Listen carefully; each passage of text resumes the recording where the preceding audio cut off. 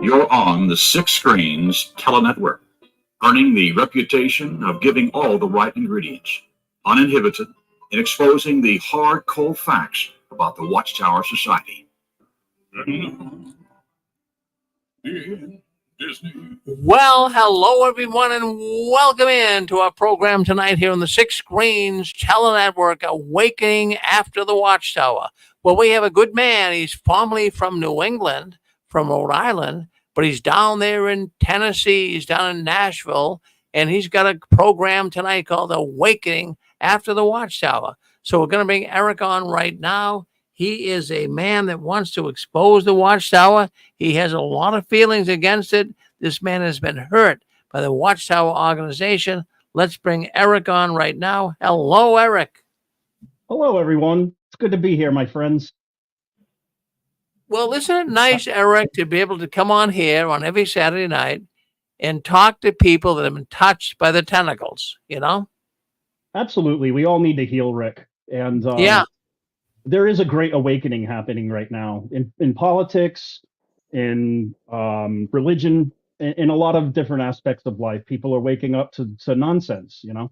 And that's what we try to focus on our show. Tonight, we're going to talk about judgmental attitudes in the organization and out of it.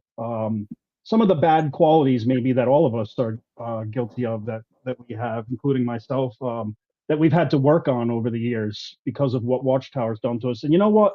To sum it up for the name of the show, Gilbert Gonzalez and I, Gigi for GB, we talked a little bit today, and I told him what I was going to talk about. And he has a great quote. He says, "You can take a J-dub out of the Kingdom Hall, but you can't take the Kingdom Hall out of the J-dub." And doesn't that sum up what I'm trying to say tonight? I thought that was clever. Wow. So we're going to get into that, Rick. Well, Gilbert's a very clever guy. Maybe he'll come on and join you. So I think that's possible. So you are acting as a co-host tonight. So we'll be able to bring people on live streaming. Do you need to restart the phone lines for people that want to just listen in? Yeah, maybe what I'll do is restart that. So just give us a second to do that right now, okay? Yeah, so, sure. Okay, so why don't you talk to the audience for a second? I'll get that done. Yeah, no problem. Well, how's everyone doing? I'm doing good tonight. Looks like people are doing Eric is the go. Oh, please don't say that from Mark Crispin. Nah, that's the only goat I am. But yeah, we're going to have a good show tonight. We're going to talk about that. We're going to talk about a few other topics, but that'll be the main one.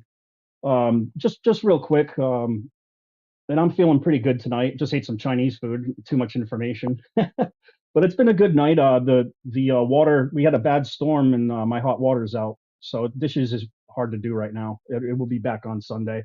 But we had massive flooding and it flooded into the basement, the crawl space, and, you know, cut everything, cut the boiler out, probably turned the flame off. I just sump pumped it all out. But anyways, that's neither here or there. We're going to have a good week or a good show tonight. I've had a good week. And yeah, let's talk about some issues in the organization. Now, this is a problem, judging one another. This is a problem that happens in a lot of Christianity, I've noticed, a lot of churches too, but I've never seen it quite as bad in Jehovah's Witnesses organization. And I think it's sad, but like it can be simple things, but sometimes we don't let that Jehovah's Witness mentality go, and it stays with us, and maybe we'll see someone how they're dressed or something we don't like, and we judge them for it, and we don't even realize it. It's taken me a long time to realize that I can just straight up say it. I was an asshole as a Jehovah's Witness. I'm a much better man now leaving the organization. I was because I'm a straight shooter and I'm to the point a lot, and I can be blunt and maybe sometimes hurtful of other people's feelings, and I've really worked on that. But don't you guys agree that the Jehovah's Witnesses as a whole, they have a very hard time with personal growth? And one thing that I thought made me an a-hole was I was in auto body, like I've told you guys, and I was telling a story to Gigi today, and I was painting a car, and the guy who wet sands and buffs it and does the detailing after I paint it, he burned through it, and I had to repaint it again. And then he burned through it again, and I had to paint it again. And this car just wouldn't go away, and I was starting to get really irritated. And they actually put another painter on it, and he painted it, and it failed again. Like the detail guy kept messing it up. So I looked at the car, and there's a cross hanging in the window, and I said to the other painter, "It's that cross." And he's like, "Are you kidding me?" He's like, "I'm Catholic." And I'm like, "Well, Jesus died on a stake. That's probably what's causing our problems." What a jerk thing for me to say, and crapping on someone's faith and crapping on Jesus, because it really, I don't know if he died on a stake now or a cross, and I don't think it matters. I think what matters is our love for him. And this isn't a Christian, well, it is kind of a Christian show, but I'm not trying to go religious or anything like that with it. But it just, there were qualities that we had that weren't always acceptable, or at least I did. um, Beardo, thank you, Bob Roberts. That's my nickname. I guess my nickname was Ricky Bobby for the longest time with my Jehovah's Witness family and my friends, because my name is Eric. Everyone called me Rick or Ricky, and then when that movie came out, it was Ricky Bobby for the longest time. But that's my little backstory. Um, but yeah, the back to judgmental attitudes. It's like, I'll give for an example. Even outside of the organization, a sister in the XJW community told me about another brother and sister that, oh, you're not quite like at par with their Christianity. And I'm just like, I don't think they feel that way. And it's just, sometimes we get lost with that straw in the rafter. And I'm guilty. I've been guilty of it a lot in my life. Something I've really worked on. But I just think it's an attitude that's destructive. And I think there's so many negative qualities that we were surrounded by. And you know what? The fact that we left shows that we are good people. We didn't fit in. We didn't fit in with the way they do things, because it's unchristian. Um, but yeah, back to you can take the J Dub out of the Kingdom Hall, but you can't take the Kingdom Hall out of the J Dub. It reminds me when Gilbert said that of the Eagles song, Hotel California. They say, you can check out anytime you like, but you can never leave. And I feel like that's something that we really have to do. We have to self-evaluate, including myself, and just take those bad qualities that Watchtower put in us and throw them away. That's what I thought of tonight, and what I wanted to go with. Um, a lot of this judgment too. I feel like the reason why Jehovah's Witnesses judge so much is the fear that they have of, and like jealousy. Say somebody does something that is off color in the congregation, or goes to school, something as simple as that, right? You look down upon. If you were disfellowshipped and you got reinstated, like myself, you never look the same. Very judgmental attitudes. They're destructive, and they don't accomplish anything. And I think it's why the Bible warns us about the rafter and the straw so much. But let me look at the comments section here. Nothing right now. Shake and bake time. I love your GG. Yeah. But anyways, the gossip is really bad in the organization, and like someone like my Jehovah's Witness Pimi mother-in-law, she told people at work not to swear around her. you know, and she judges all these people, and she thinks that they're worldly and so bad. But my mother-in-law, that's her sin, judging others, controlling them. Mom, you shouldn't be watching that movie. Is that rated R? Like, to her own mother, or is that this? It wouldn't even be rated R. It would just maybe be question, like a little violence or something in it. But when you're always in other people's business, that's a sin in itself. And I'm not really talking about. I'm not trying to get into like preachy stuff at all. Um, but these people, they wear their noses so high, or have held their noses so high, thinking that their shit doesn't stink, basically. And it's really caused some damage in the organization. And let's see what else I got here. um there was I'm also thinking, when you were a Jehovah's Witness, right? I'm guilty of this. How many times did you meet somebody, say at work, distributor or whoever, whatever, someone along the way in the coffee shop or whatever. And they were so nice, right? And you're like, man, that's got to be a Jehovah's Witness. But then they go outside and say, smoke a cigarette. Oh, no, they're not a Jehovah's Witness. But what you're really saying is not just that they're a not a Jehovah's Witness. What we're really saying is they're not a person of God. They're not good with God, and that we are, and that we have a higher status than that person. I think we could all agree that we've all done it. I have at least, and if I'm alone, I guess I'm an ass. But I didn't mean it that way. It was something. A lot of times it was out of like, oh, this guy is so good, he's got to be a witness. Like, oh, this woman is so nice, or this man is so nice. But it's a judgmental attitude that we have deep down inside of us, and yeah, it's something that I think we all need to work on and try to. I'm not trying to be preachy, but it's just to shake off like all the negative energy, get rid of it all. We become happier and better people. Dan and Angela, for an example, they both left cults and they're doing great. And Dan has a successful business and they're both happy because they don't belong. People like him and Desiree and I and Rick and Susan and Dick and Constance and many others, we are not bound to that anymore. We're free. All of us are. Every single one of us. My friend Jerry is free, but the chains are still there. Do you know what I mean? He still has his mom to where she's a believer. And sorry if I'm getting too personal, Jerry, but it just causes so many problems. This organization. And I thought it was a good topic tonight. Is there anybody that wants to come in? I don't see any guests, but if anybody does, you're welcome to come in. And let me just take a look here, okay? And chat. But let's see. Keith Silver says some can only cope with themselves by being the puppet master. Yeah, I guess so. I guess that's what the governing body have decided what they wanted to do. Let's see here. Hey, Eric, I heard one of the Jehovah's Witness actor in one of the dramas left the organization and is now openly gay. Will Jehovah's Witnesses delete his drama? Huh.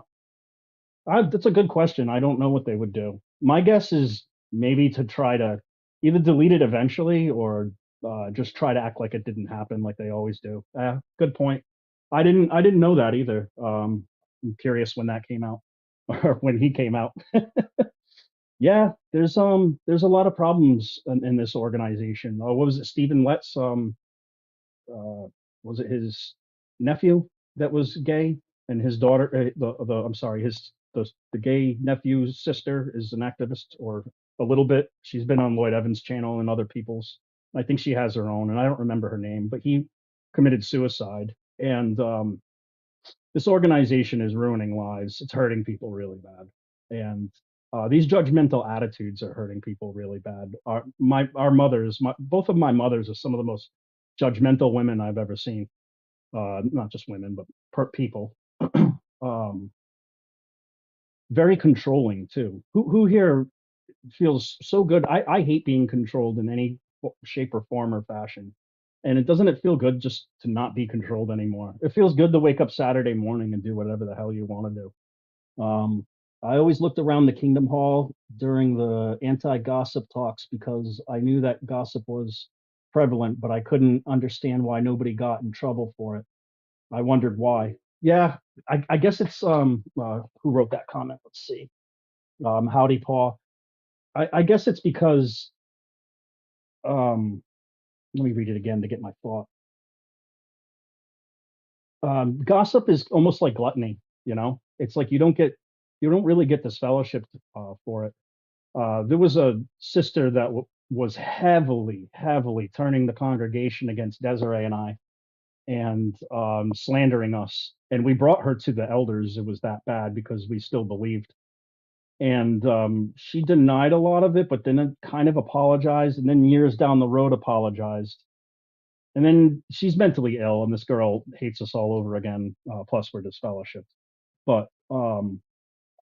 there is so much sickness in this organization, and I think judgmental attitudes is almost one of Jehovah's Witnesses' worst qualities. I mean, they they judge everybody. I mean, just to think, like, I'll give you guys for an example. I screenshotted this comment. I couldn't help but to save it. I'm on Quora all the time, and you can ask questions, and I ask questions to Jehovah's Witnesses all the time. And what I don't remember the question I asked. I should go to my phone and get it. Let me think. I asked a question. I don't remember what it was, but his answer was Jehovah's Witnesses, or he at least said in the comment, Jehovah's Witnesses are the only Christians on planet Earth. Wow. Not even Jeffrey Jackson would say that. He was on court under oath, and he said that would be presumptuous to say that. Is this the mindset of the witnesses? Have they become so judgmental that they have elevated themselves above other people? It's probably one of the most narcissistic cults out there. I know there are worse cults like Islam, the radicals, and other cults that are really bad like Scientology. But Jehovah's Witnesses are up there, aren't they? But good point, Howdy Paw, for sure. Let me see here. Nadine says, Eric, I just called the number and it's muted and it says nobody can get in through the Six Screens phone number. Yeah, Nadine, hopefully Rick put the link up there, but there should be a link. If you exit from the comment section, hit that little X, there should be a link. And if you want to call in through the StreamYard, and you don't have to show your face on the camera, there's an option. But anybody that wants to come in and talk on StreamYard, it's muted on the phone because of what the alias Wyatt Earp, Robert from Arizona. He just was torturing me, and a lot of just turning the show to a soap opera, and we didn't want that. But yeah, if anybody wants to, and I'll keep in touch with Rick to make sure that the link's there. But I haven't had any guests come on in it yet, so I wonder if people are having a hard time finding it. But anyways, yeah, that's that. Everyone's life is a story we don't know. The prologue. Good point, Cat B. Let's see here. Hey, Eric, if the governing body were to drop the whole disfellowshipping thing altogether, do you think all the witnesses who are PMO in the organization would even exist? That's a really good point. I don't know if they can get rid of the disfellowshipping arrangement altogether. I know we all have different opinions over it. Yeah. I'm not really too sure what they would do with that. That's a good point, though. The PMOs might fight it. Not the PMOs, excuse me. The PMEs might fight the disfellowshipping arrangement. I know quite a few people that in the organization that would be pretty disappointed that the disfellowshipping arrangement was abolished. Some people are sick, and oh, there's no link to call in. Okay, that Desiree's telling me that, and some people are saying that on here. I'm just getting distracted. Hey, Rick Farron, if you happen to be there, can you put that link up? Is that on your end? If it's on my end, I don't know how to do it. Thanks, Bob Roberts. He's got a good comment too. He said, saying that you're one of the only Christians on earth is a crazy, deluded thing to think. It sure is, man, for sure. Sorry. No StreamYard link. Sorry, Nadine. Well, when Rick comes back, if he comes back to check, we'll see if he can put the link up on there for me. Let me see if can you all bear with me for a second? Let me see if there's something I can do. I'm looking. Dang it, he doesn't have anything. There's healing after the Watchtower, but I don't see anything. Sorry, guys. The band, it's up there right now. It takes a little time to do that, but that's up there. If it hit that link right now, you'll come on. Yep. Okay. Thank you so much, Rick. Yep. All right. There you go, everybody. So yeah, anybody that wants to come on in and say hi, you don't have to show your face. You can mute the camera. But anyways, let me see what else is in the comment section. I think the organization knows there's a lot of PMOs in there that would leave if they dropped the disfellowshipping thing. Yeah, probably. And you know that was kind of her point too, or the other person's point too, that I didn't bring up. Good point, Bob Roberts. Yeah, they might just want to get rid of the PMOs because they know they can't control them anymore. You know, that might be a thing. I don't see anybody yet on the. Are you guys having a hard time getting on the using the link? But anyways, what else do I have to talk about? If you guys can just hang on 1 second, I got to turn the air conditioner on. All right, a little warm today. But anyways, where was I?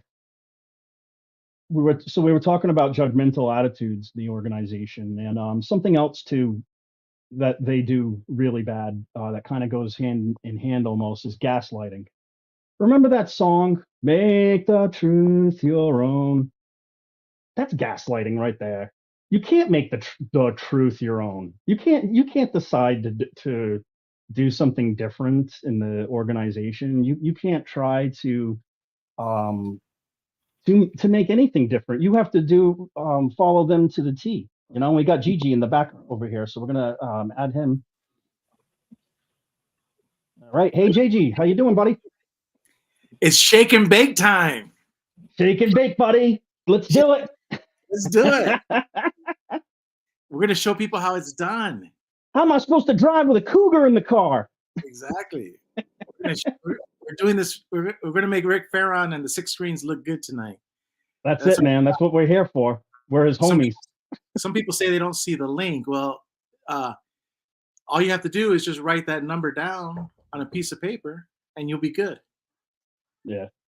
So sorry that you can't click on it. It's easy, but at least it's there. But hey, you know what? I'm totally agree with you. But this is the whole thing. Look, that picture of Cain and Abel tells 1,000 words. Pictures tell 1,000 words. So what I'm trying to say is this: in the very beginning, all of the answers are there in the stories. We forget as people, humans, to look back at history to see that the same thing is going to happen over and over again. So the reason I mentioned that about Cain and Abel is this is my problem as a Jehovah's Witness. I was always competing with everyone else. Yep. And why can't I just be happy that Eric, like with that car situation, why can't I be happy that a guy has a cross and a Virgin Mary in his car? Just be happy for him. Why can't I be happy for people? I'm always having to compete. And that's one thing I've learned about the truth. I got physically tired of competing. Yeah. And when you say, you know what, he's my brother, you know, I don't have to compete with your beard. You know, I'm not going to compete, man. You know, You surrender. You get the white flag and you just say, I give up. I give up. And I just want to enjoy life.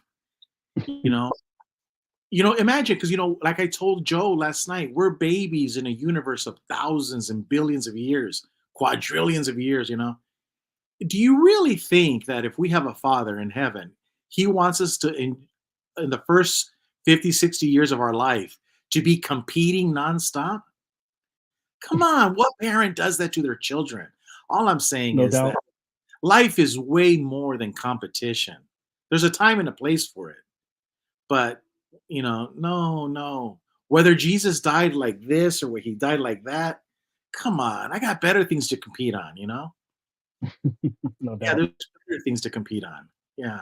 Look at what Anne-Marie says about you. Gigi, just put a suit and tie and smile, that proper theocratic smile, and you'll totally pass as a governing body member.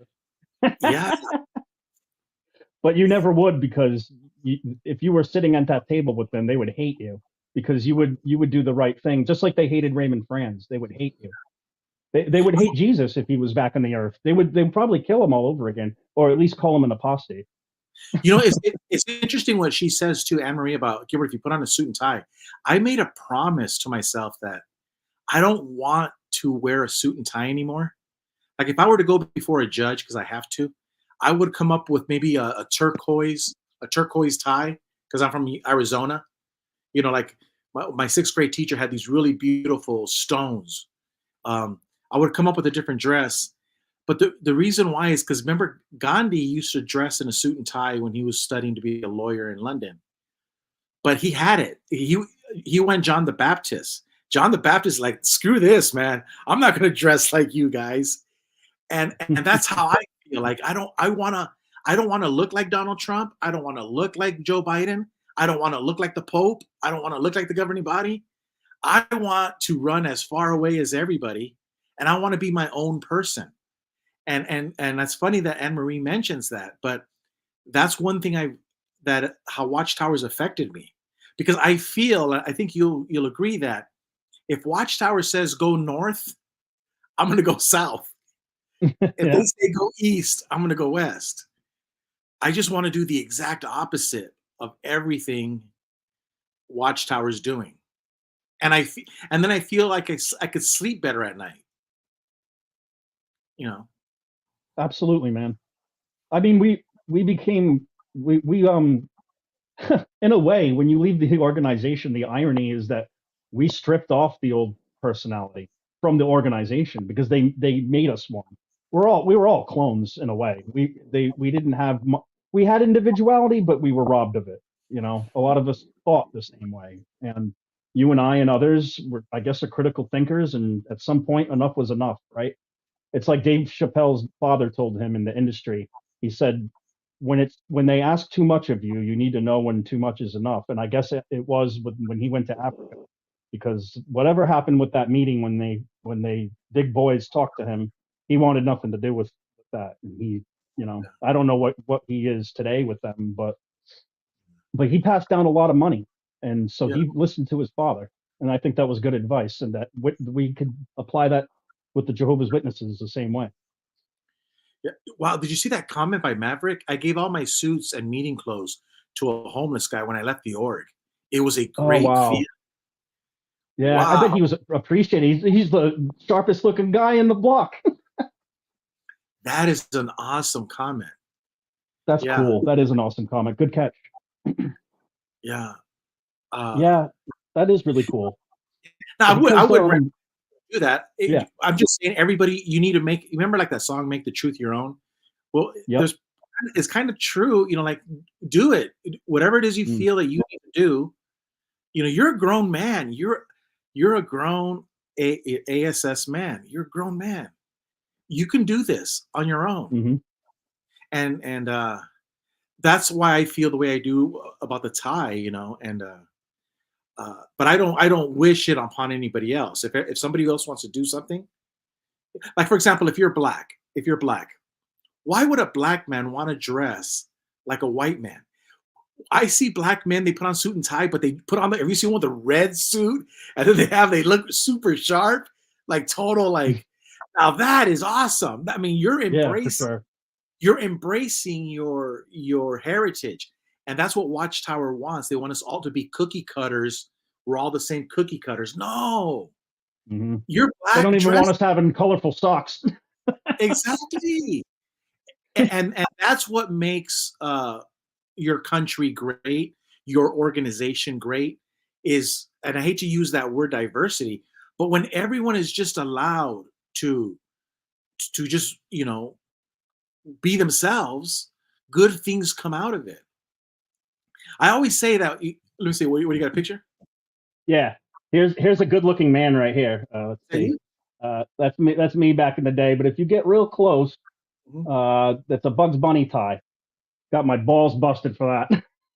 Get out. I wore it anyway, though, Gigi. I wore it anay.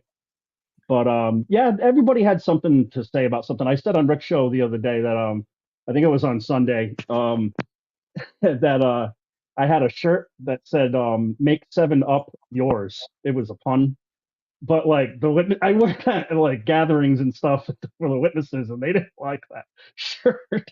But it's just that you're so controlled, and everybody judges such superficially that it gets exhausting. Because I'm just a free spirit. I'm not trying to offend anybody. I thought it was funny. But you get what I'm saying? Yeah, and I think when everyone is dressed the same, talks the same, then that does lead to, like you say, being judgmental. But when everyone is different, it's kind of hard to be judgmental when everybody is different. Because you got to now be a hater on 100 people in the hall. Pretty much, yeah. That's a good point. It It's just way too many people to hate. You know, we can hate on Yeah. one, we can hate on two, but when you're hating on 100, it's just too much. Yeah. So, Yep. uh, I mean, like, I know so many people. It's weird because Star Wars was okay in some congregations. Lord of the Rings wasn't. You know, Harry Potter was somewhere. It wasn't in other places. But I think that all has to do with people secretly not really fitting in with what Watchtower is telling them. I want to see that Harry Potter movie, or I want to see that Lord of the, or this movie that whatever it is that I'm not supposed to see, or a rated R movie. I mean, and when you think about it, I don't know. I know there are Christians here, but me personally, I don't think swearing is a sin. I don't think it's abusive speech unless I abused you with those words in a sentence. But then, so we don't get to watch all these rated R movies just because there's swears in it. I mean, you mean to tell me Jesus didn't swear when he was calling the men vipers in the temple? That's a swear word back then in the day that I researched and found out. So, I mean, I think it's real honest speech. And the thing is, Jehovah's Witnesses have created this false illusion of who they are when they're not really those people. They're different. That's not who they truly are. They put on a show. That's why we get loved bomb when the new one shows up at the congregation and fades away. now, speaking of swearing, I hope Dan and Angela are watching. I hope Dan's there. I do Dan, too, because we all cuss. Or I don't know about Gigi, but I do. he's going to throw an F-bomb every once in a while. But Yeah, do you, it's hard not to. well, do you know why? I learned this from a very intelligent person. The reason we throw F-bombs, or the reason we curse, is because we do not have command of the English language. And it's true. You know, I understand what the guy was trying to say, that if we actually read the dictionary before the internet, we just had books, and like you develop this library of adjectives, then you would not need to use curse words. However, sometimes there's no other word in the English lexicon, in the English language, that Sometimes. more accurately describes Watchtower than the certain F word. Yeah. But so I'll give you for an example, Gigi. I was with some Jehovah's Witnesses, and we were all going to throw a friend of ours in the ocean. And he goes, "Don't do it. I have my card on me and my wallet and my keys, my phone. Don't do it, guys. You'll destroy my life. Guys, don't effing throw me." And then for some reason, when the F word came out, we all threw our hands up. He means business. yeah. So to go along with what you say, that's sometimes you need it. Yeah. And to describe Watchtower, how do you, or when you're talking about them, how do you not cuss? It's frustrating what they've done to us. We all just want justice. And look, and I'm just gonna, because it's a good topic, the swear words, because it shows the difference between how religious fanatics bring people down. When you're telling people not to swear, you're bringing people down. You're making them feel bad. But when a very educated man tells you, you know, you're swearing because you don't have enough adjectives in your brain, you know, and you need to elevate your game. See, now you're building the human being up. You're making a person want to be a better person. So he stops swearing because he wants to learn. He wants to know. He wants to learn more language. I mean, he wants to expand his vocabulary. The religious people lower you down by making you feel bad because you use the curse word. That's the difference. Exactly. So we can elevate people, or we can bring people down. And the way Watchtower does things, like on sex and everything else, they make you feel worse about yourself. They bring you down. They don't elevate you.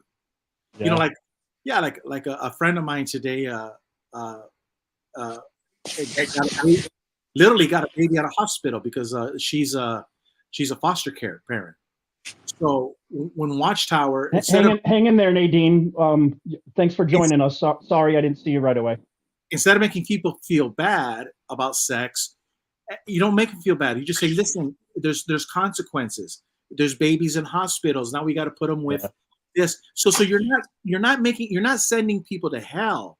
You're just saying, hey, you know, sex has real life consequences. And so by doing that, you're elevating human beings. You're helping them make better decisions. You're not telling them what to do or what not to do. You're just helping them become better people. And that's the difference between, I think, what a lot of apostates are doing and and Jehovah's Witnesses. I found myself looking back that I was always bringing people down with the Jehovah's Witness teaching. I wanted to elevate them, but I couldn't. The Jehovah's Witness teaching doesn't allow me to elevate a human being. Yeah. But then we do subconsciously with the governing body. Yeah. Is that the Nadine that we know from Yes, Southern Nadine. Hi, Nadine. Hi. You guys How you can't doing, see. hon? I'm good. You can't see me, can you? No. No, just like Okay. shadow. It's just really dark. Oh, good, good. Because I'm in my room. So, anyways, I'm just relaxing. But That's cool. at the beginning of the show, you were talking about how the witnesses are judgmental. Yeah. And that was kind of what your subject is about tonight, about being judgmental. Yeah. Okay, so now this is something that my mother used to say to me all the time. My sister-in-law, Mary, who is Catholic, she's always been Catholic, and she's really a really great, nice person, and everybody loves Mary. And so my mom would always tell me, Nadine, Mary is such a good person. But the only thing is, she doesn't love Jehovah. So, she's like beneath everybody because she doesn't love Jehovah. She's a good person, but the problem with her is she doesn't love Jehovah. And I really, my mom used to say that, it used to irritate me. I didn't like that, because she's devaluing her, putting her down. And I just hated that. I always did. Or when someone says, "Come back to Jehovah," that one irritates me too. Yeah. Right. It's like, I never left. How dare you? I never left God. Right. Yes, exactly. Or they'll say, oh, they're worldly. They're worldly, just putting everybody down. And and like we're so special, like we're above everybody else. And they're just worldly people. And they don't love Jehovah. And, I just hated that. I really did. So I just wanted to add that on, what my mom used to say about my sister-in-law all the time. Now, It Nadine, really bugged me. Huh? if you're looking at the screen, they moved it. If you're looking at the screen, we're judging you, and you got a 9.85 on that call, on that comment. What is that? Hey, where's my piece of paper?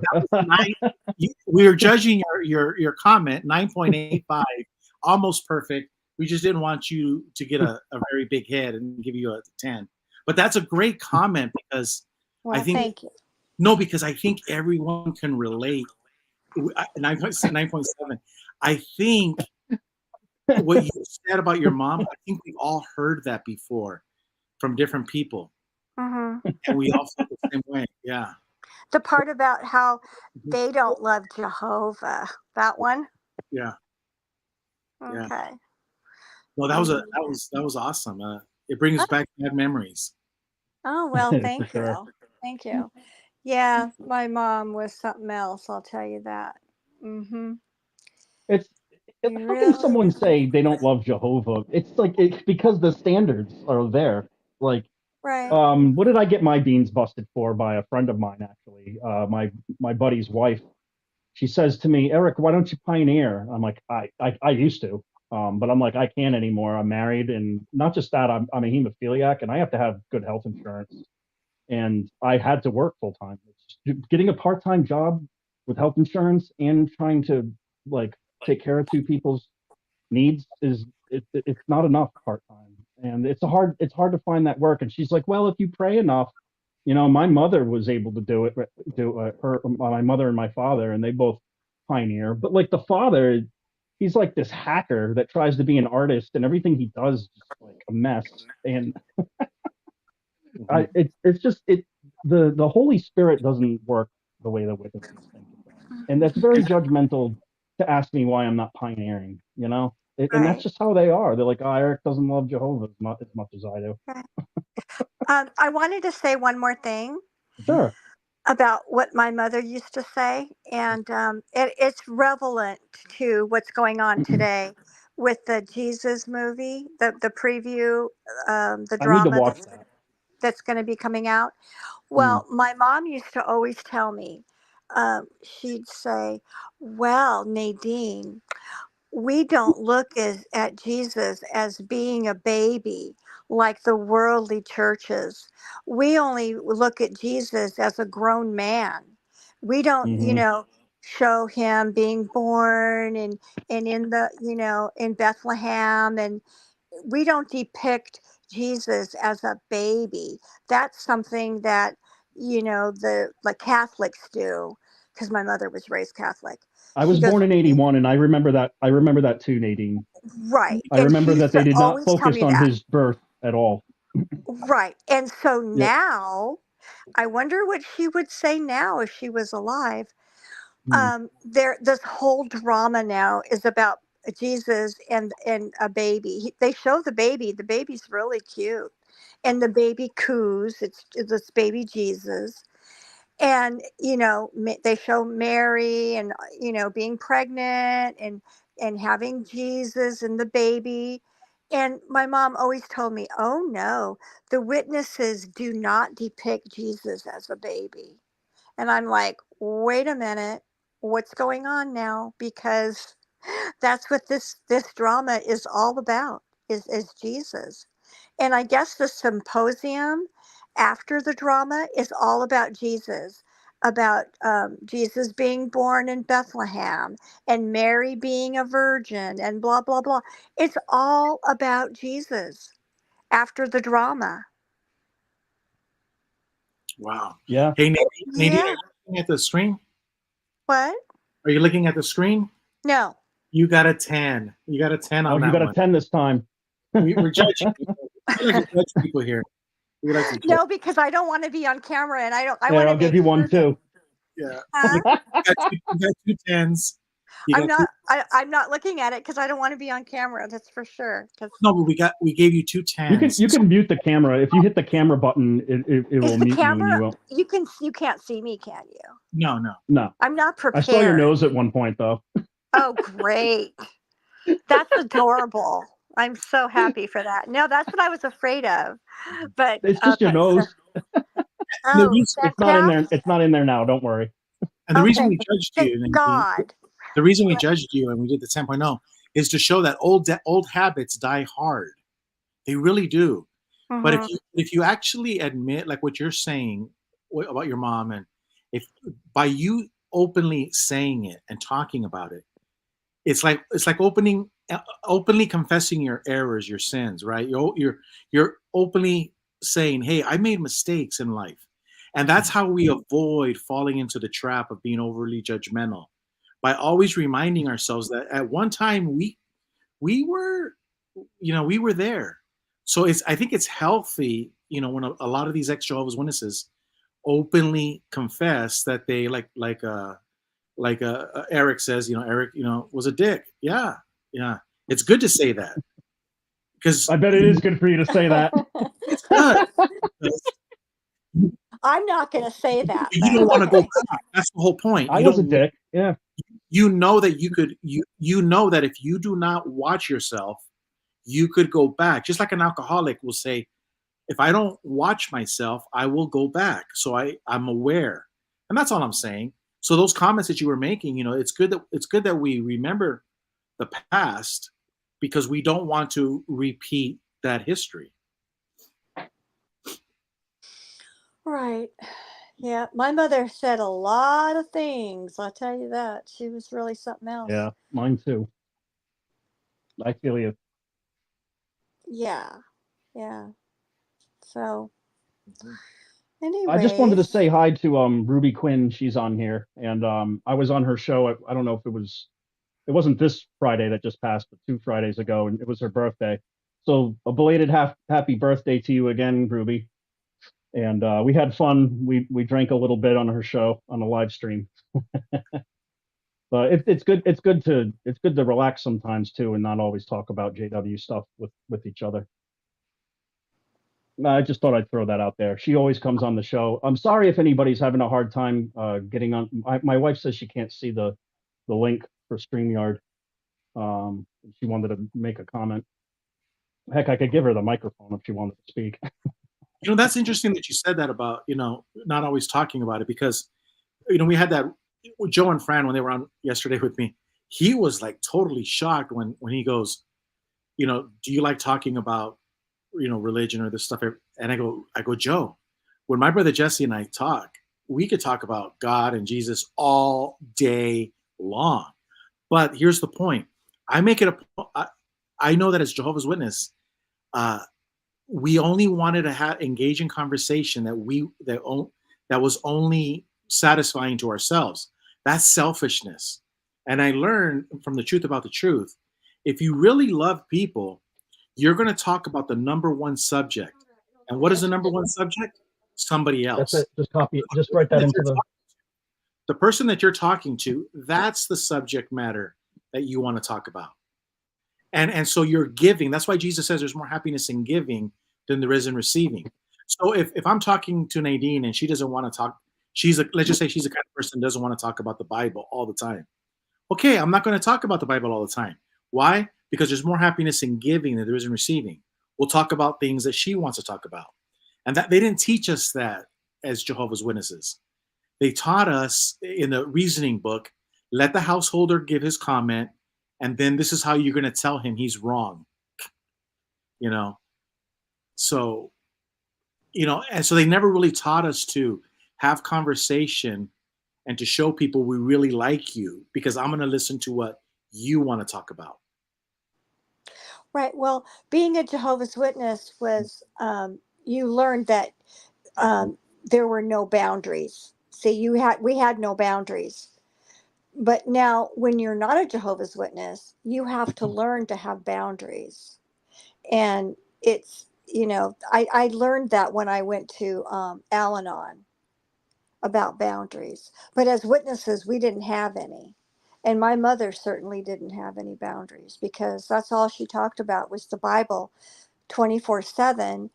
And, you know, even people that were witnesses were like, oh my gosh, you know, like, she doesn't stop. Everything was about being a witness or witnessing. So she had no boundaries. Wow. And I think that being a witness, we just didn't have any. Like, you know, going out in service and going on to people's houses. In a way, that's like, you know, crossing boundaries, you know, knocking on doors and bothering people. To me, that's like crossing boundaries. Wow, you know what? Wow, Nadine, I gotta give you another 10. Well, thank you. I'm thinking about that one too. That's really good comment, because we did cross boundaries. We're knocking on their door. Yeah, it's a 10 all day. We're knocking on their door on Saturday morning, pushing our beliefs on them, you know? Right. That was great. Exactly. And, you know, just no boundaries whatsoever. And then how do we feel when we leave the door? Oh, they don't love Jehovah. More judgment. Now, right.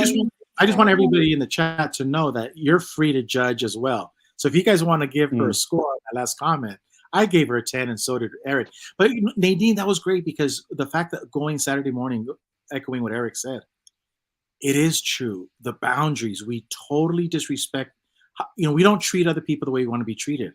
I don't want people knocking on my door selling me stuff. Right. But yeah, that I like that. Well, thank you. And you know what? The Mexican president in Mexico, it's all over the, you know, the currency, it's everywhere. They teach you that the respect for individual rights is peace. So it goes amongst men and amongst nations, the respect for individual rights is peace. So the reason human beings and nations go to war is because people are disrespecting each other. And as Jehovah's Witnesses, we were disrespecting people by going to their door unsolicited, getting involved in their personal life unsolicited. And that is a recipe for war. The recipe for peace is not to cross that boundary, like you said, and now learning the truth about the truth, it all makes sense. This is why we had the problems that we did.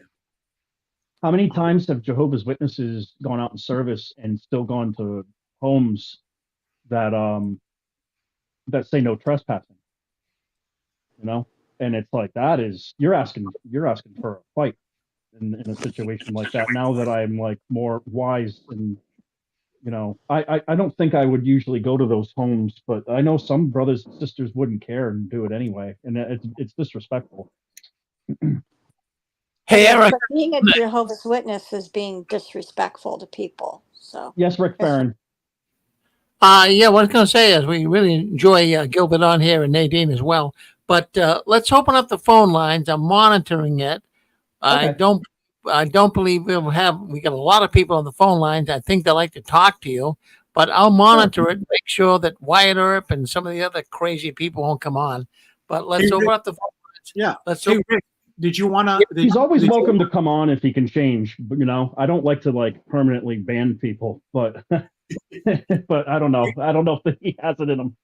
Well, let's open up the phone lines right now. Sure. Let's do that Yeah. right now. I got this in lecture mode. Okay, so we'll open mode.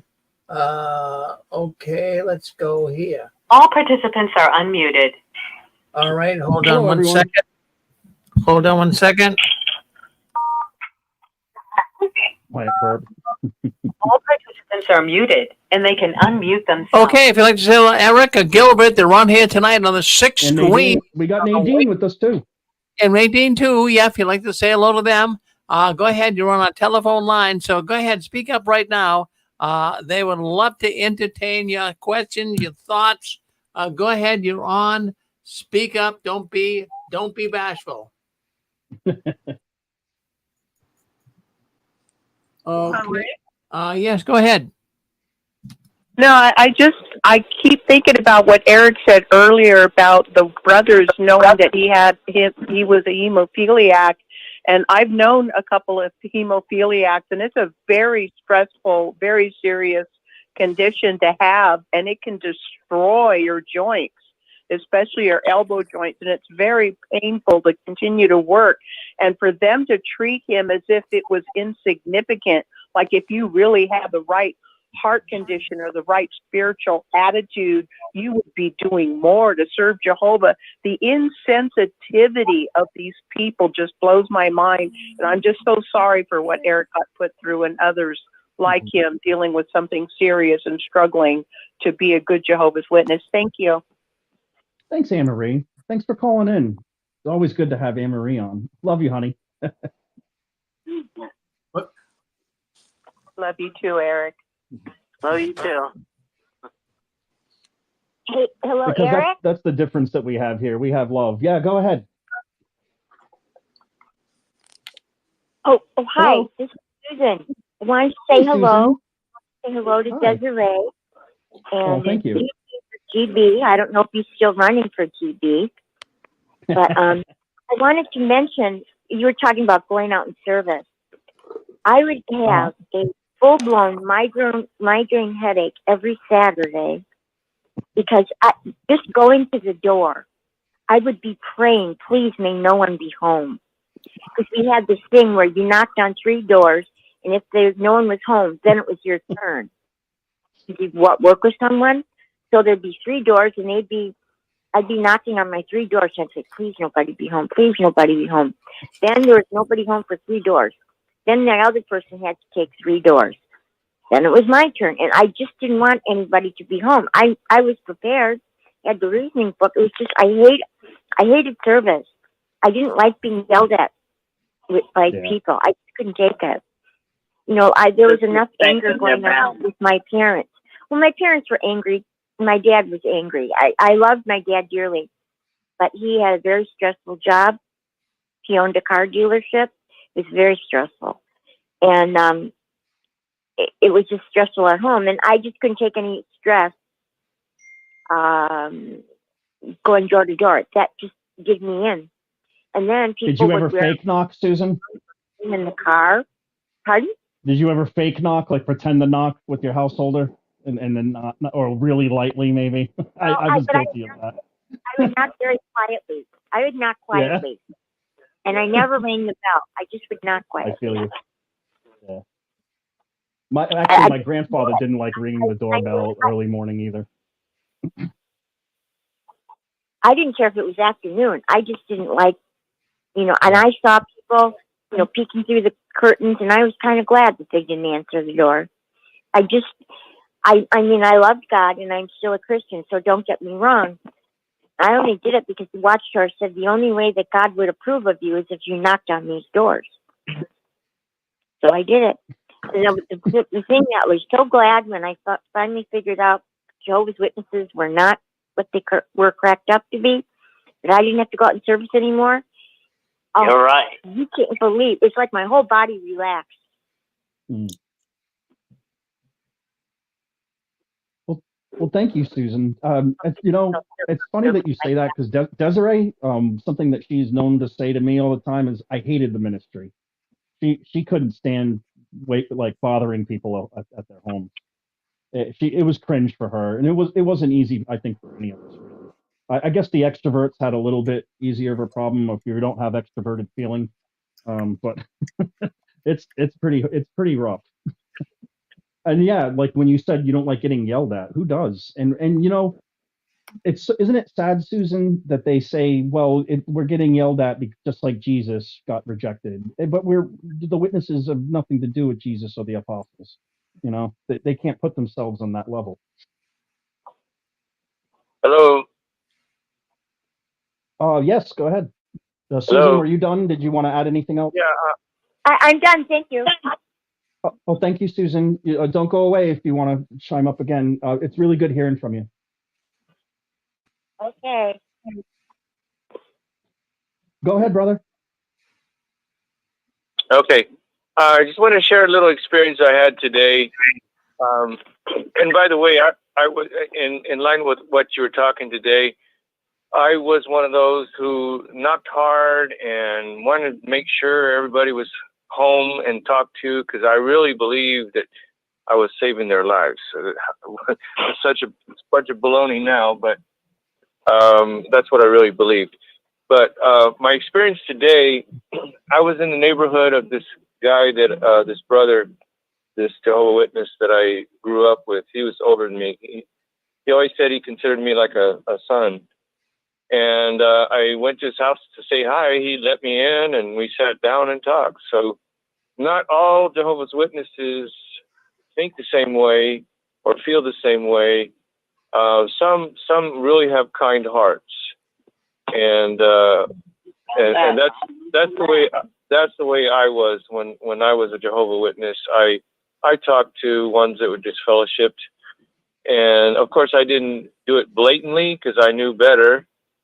But it's part of being kind, of being a kind person to talk to people, even if other people judge them. Yeah, good comment, man.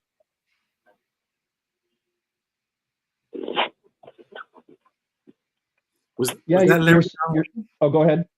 Was that Larry John Wayne? Yeah. T-Mobile or whatever jingle that is. iPhone. Oh no, that's my brother Jesse. Oh yeah, can your brother come on too? No, I think is he working tonight? Yeah, he works the weekends, huh? Yeah, he's an AC tech in the Arizona. Oh, they never stop.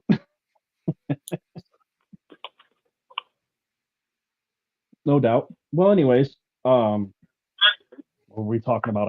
I got sidetracked.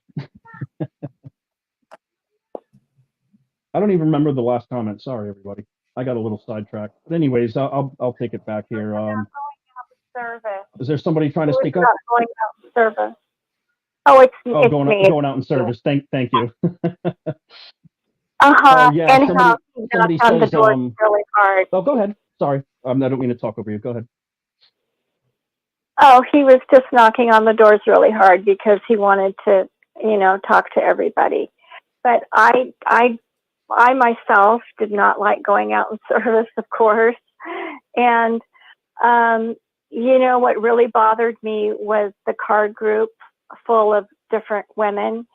And it was so much gossiping going on in the card group about so-and-so, and they didn't like, you know, somebody and this and that. And I just hated it. I really did. And I didn't want to go out in service with those women. I really didn't. I just didn't like the whole thing. There was so much about being a Jehovah's Witness that I didn't like. And I don't know, it's when I look back on it, it's like, oh my gosh, why did I hang in there so long? I was there. Sorry, everybody. I got to plug my phone in. I didn't realize it was about to die. I'll be right back. Yeah, this is professional, right?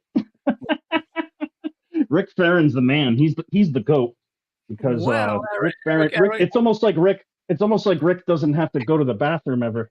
He'll be on there for hours. Well, let's, Rick's the professional. Go ahead, buddy. well, Eric, I mean, thank you for saying that. But we've got. I want to bring. This woman on, Ruby. We're going to add her to the stage. Oh, I see her right now. Yep, I got her. Ruby is doing a fantastic job. I mean, really, she's exposing the witnesses. She's somewhat new to YouTube, and I want to let her know she's doing a great job. Thank you, Ruby. What do you have to say, Ruby? Thank you. Yes, I'm so Hey, happy Ruby. to catch you guys again. Yeah, for sure. It's good to have you on. Yeah, I've been listening to your conversation and it's so right on. I really appreciate everybody continuing to keep the conversation going. Welcome. Yeah. And you are doing a great job on. I just joined you on your channel, and you do. I appreciate anybody that, even if you just tell strangers about Jehovah's Witness, that's activism, and I appreciate all of us.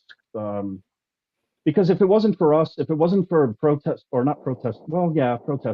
whistleblowers, if you will, things wouldn't change. Watchtower is making a lot of changes, and I feel like Norway is a part of it. But I feel like us, people like Rick that's been doing it for 20 years, and everybody else that's been doing it, like Mikey and Kim, and you guys, we're all in it together to just expose, and it's not malicious. We just want better for them too. It's almost like the Jehovah's Witnesses are what is it called when you please your captors? I can't think of the word. They have Stockholm syndrome. Yeah. They're in spiritual enslavement, and they're so worried about pleasing their captors. But anyways, did you have something to say, Ruby? Ruby Quinn sounds like a rock star band member. I'm Ruby Quinn. Well, Ruby, having said that, I don't want to waste more time. We're talking about ourselves. I want to ask you, what do you think about us? I don't want you to. So, go ahead. The floor is yours. That was a joke. Oh, okay. No, I just appreciate the whole community on every platform because like I say this all the time, we are the only ones that can actually really speak from experience because we were in that position. So we are the most important people to, expose everything. And if it wasn't for us, then everybody else wouldn't know anything. So that's why even though it's hard for us to talk about it, I'm happy that we still do it. Like that's why I did my channel. That's why I try to join everybody else as much as I can.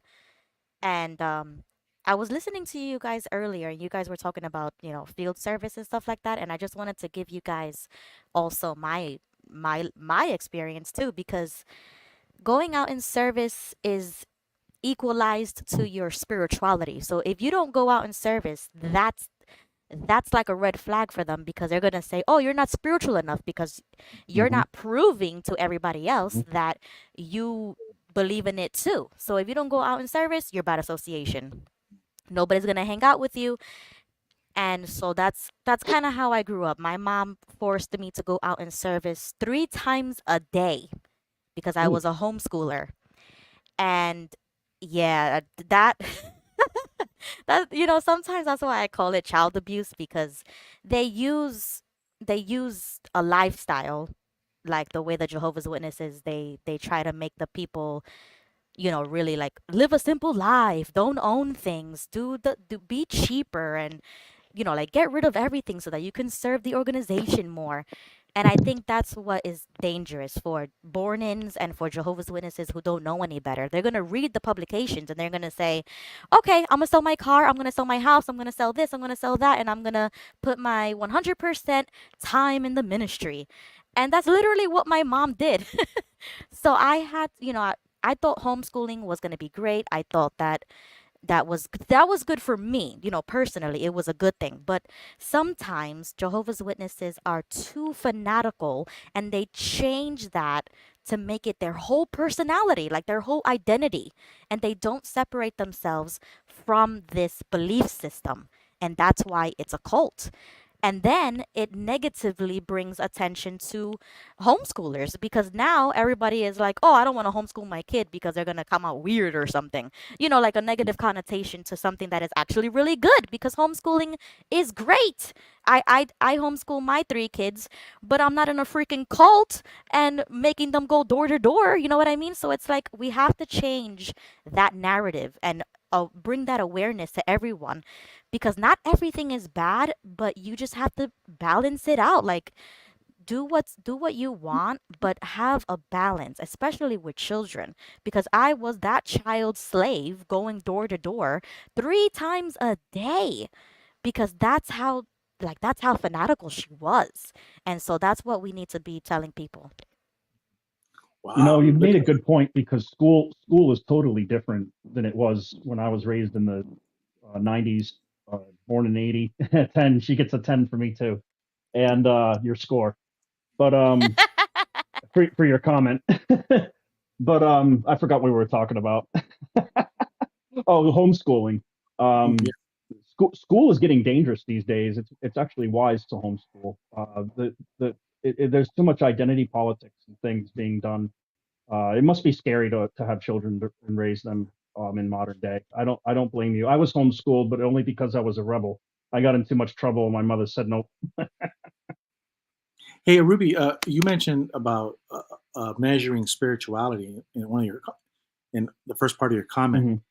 And my brother Jesse and I, we talk about that because in today's world, with the Geiger counters, the sophisticated uranium detector machines, you can actually go to like Fukushima, you could go to Chernobyl, and they could tell you, by the math and the Geiger counters, they can tell you when it exploded, because they do the math backwards.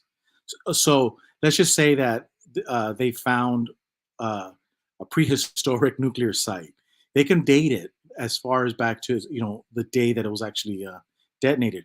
Here's the thing. Also with the nuclear devices, they can actually tell this came from Iran, this came from Russia, because they all have like identifying signatures from my understanding. The point is this.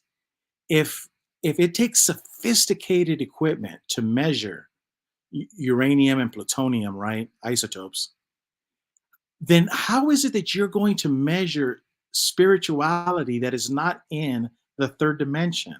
Spirituality is not something that the third dimension of the earth that we live in exists. Spirituality, it goes beyond the cosmos. It's spirituality. And yet Watchtower is going to say that they have a method of measuring your spirituality. Just that in itself, whether you're a believer in God or Christ, just that in itself is so stupid. How could you measure spirituality by a time card? It's just the nonsense of it all. Because we do measure carbon-14 dating and stuff like that. And that takes expensive machinery. I like collecting gold and silver, and it costs like $10,000 for a good machine to be able to be a detector, where it'll give you the percentages of the the metals, the purity. Yeah, the purities of it. And so that's $10,000. But Watchtower is going to tell you that they can measure, according to what Ruby said, your spirituality by a time card. Yep. And it also can measure whether or not you're going to have a social life, because if you don't go out in service, then you're not going to have any friends. And Right. you know what's crazy? It is so clicky that even if you do go out, if you know, for the field groups and stuff like that, when I was a teenager, everybody already had their plans, and you were the only one who didn't have plans if you weren't in the clique. And that's how you knew whether or not you were popular enough to be included in those car groups. And it was so hard to even like get into the cool guy's car, or you know, whatever. And it sucks because you're growing up as a teenager and you want to be included, and you're thinking that, oh, I'll meet the group and I'll see who they pair me up with, you know, thinking that you could widen out and make friends with different age groups and stuff like that. And it's just not true. So these publications, they paint this picture of such a best life ever, utopia lifestyle, and that you're going to have friends and you're going to, you know, be invited everywhere. And that's the thing. It doesn't really happen for some of us. And then we're going to be blamed for it. Like, oh, you're not going out in service more. You're probably not studying. You're probably not inviting people. You're the problem because you're not the one who's widening out enough. But why am I going to waste my time trying to make friends with people who don't even care about you? Like, I'm sorry to say it, but they don't care. They don't care about what you got to say. They don't care about what you're doing. They only care about whether or not how dedicated you are to this organization, and based on that dedication, then they're going to befriend you or do whatever. And that's why all of these people are in this rat race to get to the top, because they want everything that comes along with it. And I'm sorry, I'm not going to do it. Like, I'm just not going to pretend like I want to kiss everybody's butt just to get to the high social ladder, because I just don't care enough. And so they just throw you away like, okay, well, you don't care, well, then you can go your own way. And it's like, okay, fine. I'm not Completely fighting not for it. wrong. Remember the car that was that you would get judged for and looked down upon? Everyone, Yeah. two-door car, right?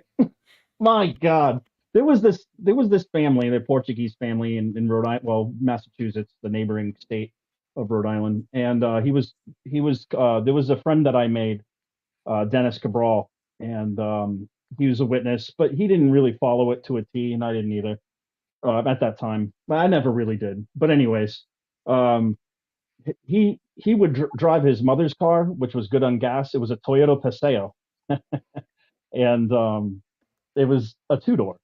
And he'd get his balls busted. The guy's coming to our congregation so he can make the meetings because his school, where he's trying to be an electrician. So he's literally using his mom's car. He actually owns a four-door Explorer at that time.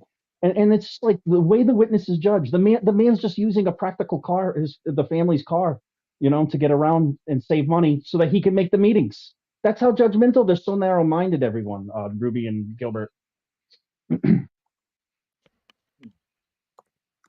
They're just so narrow-minded, they pick on every little thing. It's like what really should have been done, instead of Dennis driving a car that they didn't like, they should have said, well, hey, he's making the meetings because he's going to school and it's easier for him to make the meeting on that night. Anyways, Yep, sorry, I exactly. digress. No, yeah, you're totally right. I had a two-door car for my first car too, because I was like, what, 16? Because you could start driving in So did my Florida wife. around Her 15. second car was a two-door. Yep. Yeah, like, I mean, it also depends on where you're from, because down south, it's okay to have those kind of cars, you know? So when Yeah, I she got my didn't she first didn't car, get her it was beans cool. busted, and she's from Florida. Yeah, My wife exactly. wanted to know what part of if you knew a certain Kingdom Hall. Do you mind if I ask her real quick? Yeah, so yeah. Hey, Desiree, what's the name of the Kingdom Hall that you wanted to ask Ruby? Sethner? The Oh, Sethner yeah. congregation? I actually haven't been there physically, but that's right up the block from where I live. I live Oh, literally right next to you that might know the hall. same people then. Weird. Yeah, because they came door to door, and I've been speaking to this It's a elder, neighboring and he congregation of hers. No, go ahead. What do you want to ask her? Well, sorry, Des was trying to come in, but sorry about that. Hey, so is Desiree going to say something? Or? Hold on. Do you know Ken and Linda Wallace? My wife wants to know. No, I don't know anybody except Okay. the elder that came to my door. His name is Brother Lehman. Brother Lehman. I don't know if she knows them. No, she doesn't know. He's an But elder. it's just Okay. coincidence that you all are from the same neighborhood. Yeah, I moved here like 2 years ago, but I'm from Bradenton, so that's kind of where I grew up. It's the congregation in Bradenton. Okay, gotcha. Sorry to interrupt everybody. No, no. So Ruby, you know, when you're talking about, you know, how everybody is trying to kiss butt and everything, what happens with the Jehovah's Witnesses, it's real simple because there's nothing new under the sun. It's all the same everywhere. And this is not trying to go into a religious thing, but what the problem is the Jehovah's Witnesses, they profess faith in Jesus, but they forget at the very end of John where Jesus is cooking fish. Jesus was always cooking. He was always cooking fish and making bread. And and he told Peter, "Do you love me more than these fish?" And see, the problem is he was reminding him that we as humans tend to love other things more than the more important things. So sometimes a husband will love his job and his money more than his wife, more than his kids. And so that's why you have divorce, right? The same thing with women. Women love money more, and then they go become a gold digger, and they leave their poor husband because they forget. And you know, and it's the same thing everywhere. You know, the Republicans have this problem with the rhinos. They don't love the United States Constitution. They just give lip service to it. So what happens is we have these people who want to have a set. They want to pretend that they are God fearing. They want to pretend they're religious. They want to have this illusion, right, that they are, you know, Jehovah's people, whatever. But at the end of the day, what they have, and I've learned this, they have a love problem. They don't know how to love. And I'm not saying you got to love God or Jesus, but it's if you love your children, you won't shun your children.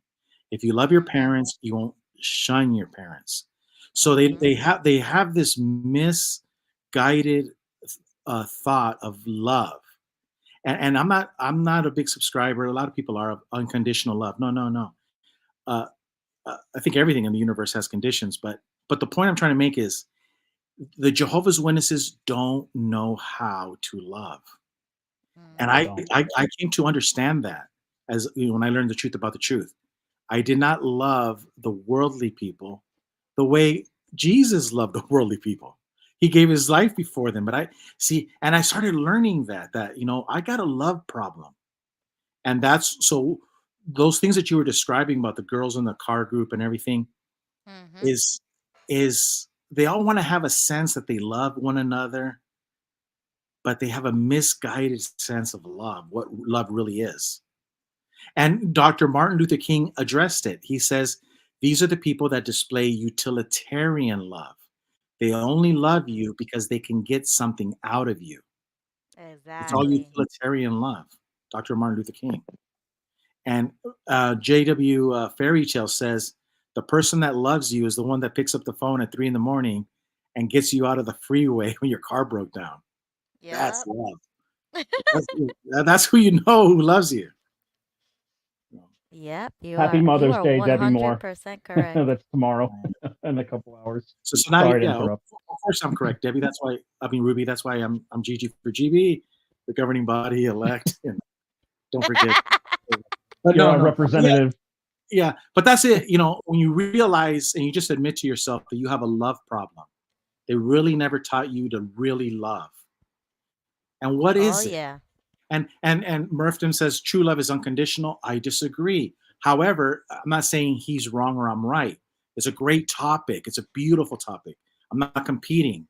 But I do know that whatever I was taught as a Jehovah's Witness was not right because I hurt the people that I love. And what do the Mills Brothers say in the song? You always hurt the one you love, the one you shouldn't hurt at all. And that's just the truth.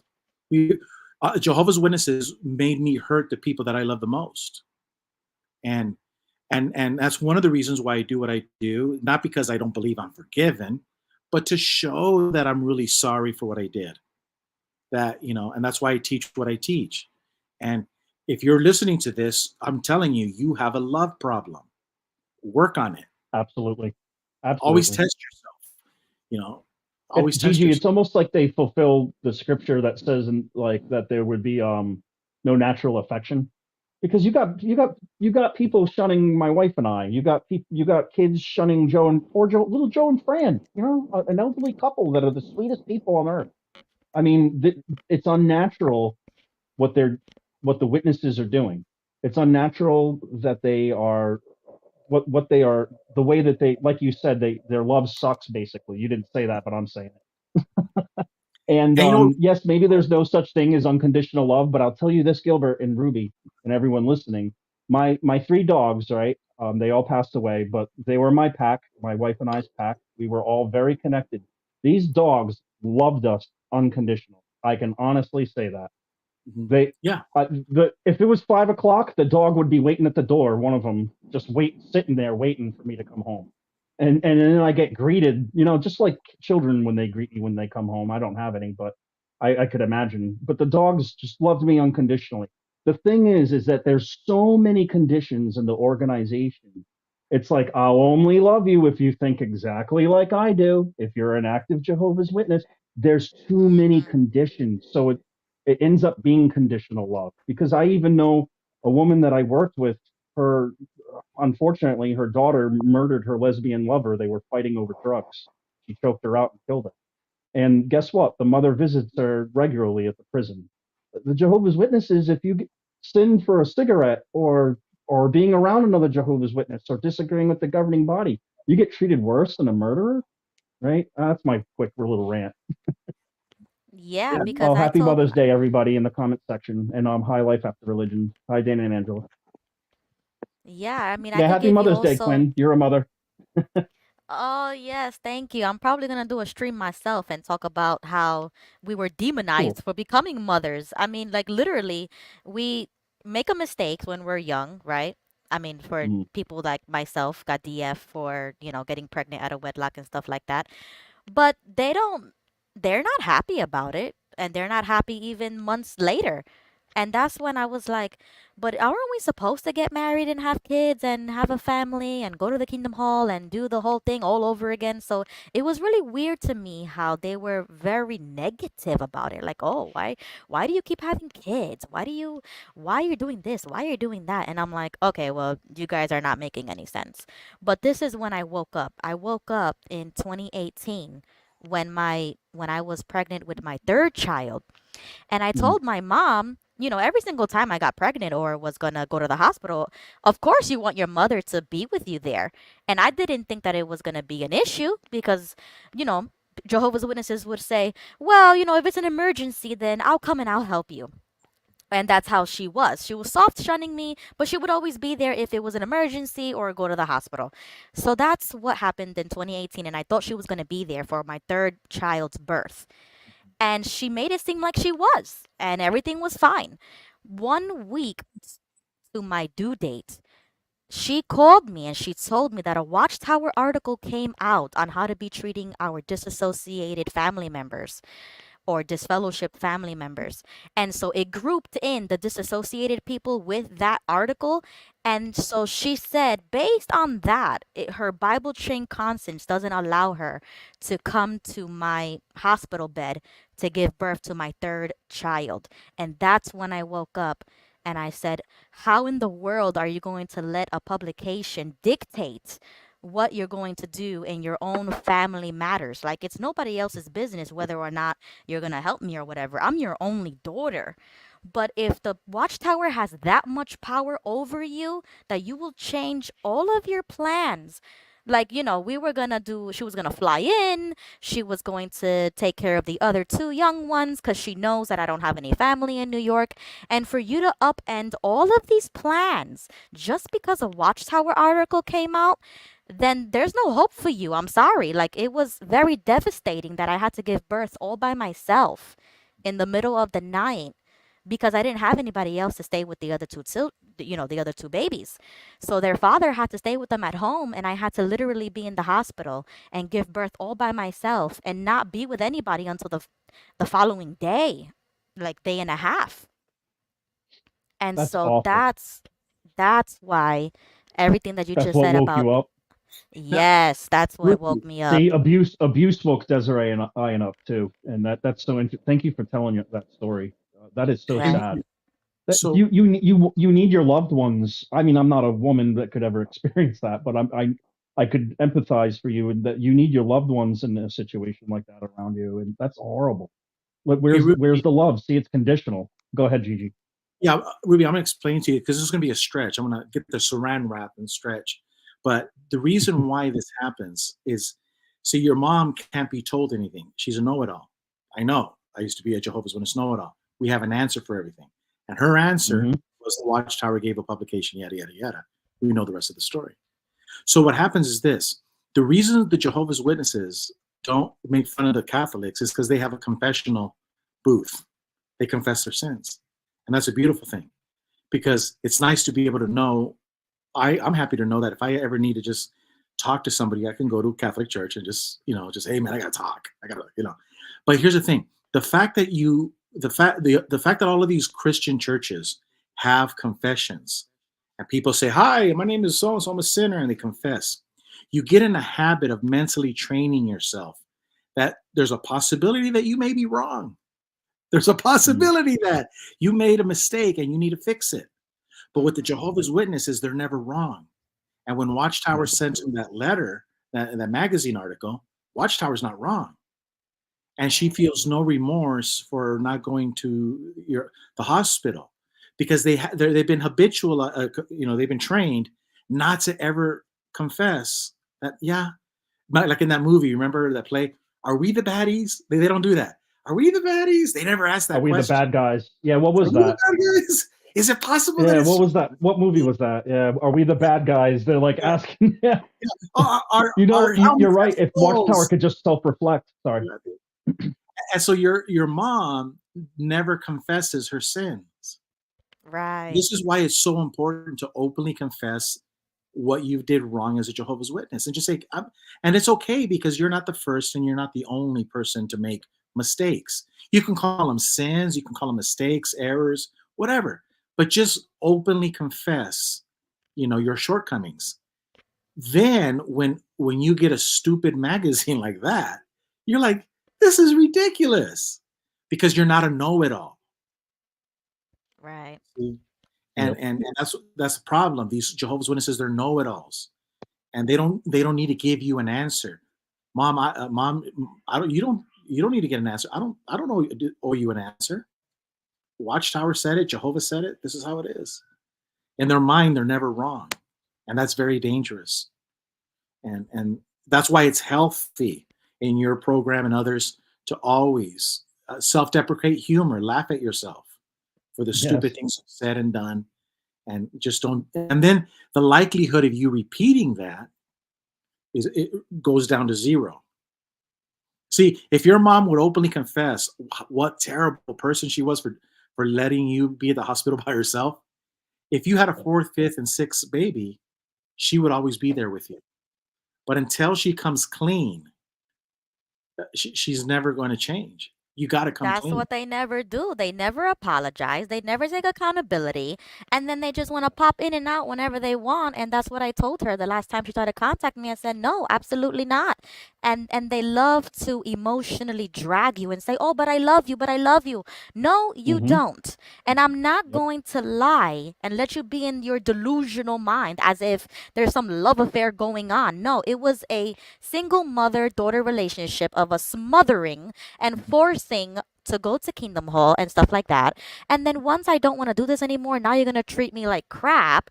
But then when there is an emergency and I'm in the hospital or whatever, you only come and then you're verbally abusive saying, oh, I can't be here. Oh, I can't do this. And why you keep calling me when you're having problems with the baby or whatever. And it's like, hello, I'm in this world all by myself. But just because I don't want to be a Jehovah's Witness, you're going to isolate me and literally put me in the corner when I don't even know what to do. And if your religion allows you to do that, then that's not a good religion. That's not Christianity. You are not a Christian if you treat your own children that way. And I was angry and I was bitter for years because I said if it wasn't for what she did, I would not be in this predicament. And I was always blaming other people. But now I finally said I'm done with it. I don't care. I'm done with it. I'm just gonna live my life and do what I gotta do, and I'm not gonna worry about what she's doing over here, making all this noise is distracting me from living my life. And I'm not going to be angry and be bitter because of something she did years ago because I know I'm never going to get an apology. So why am I going to be here dragging myself emotionally? Absolutely not. And I told her, I'm not going to talk to you until you apologize. And she hasn't spoken to me since. So it solves itself. Don't you remember a couple of months ago with the governing body member when he spoke? Well, he goes, we don't always have to get it just right. He said that. Who said that? The metrosexual new guy.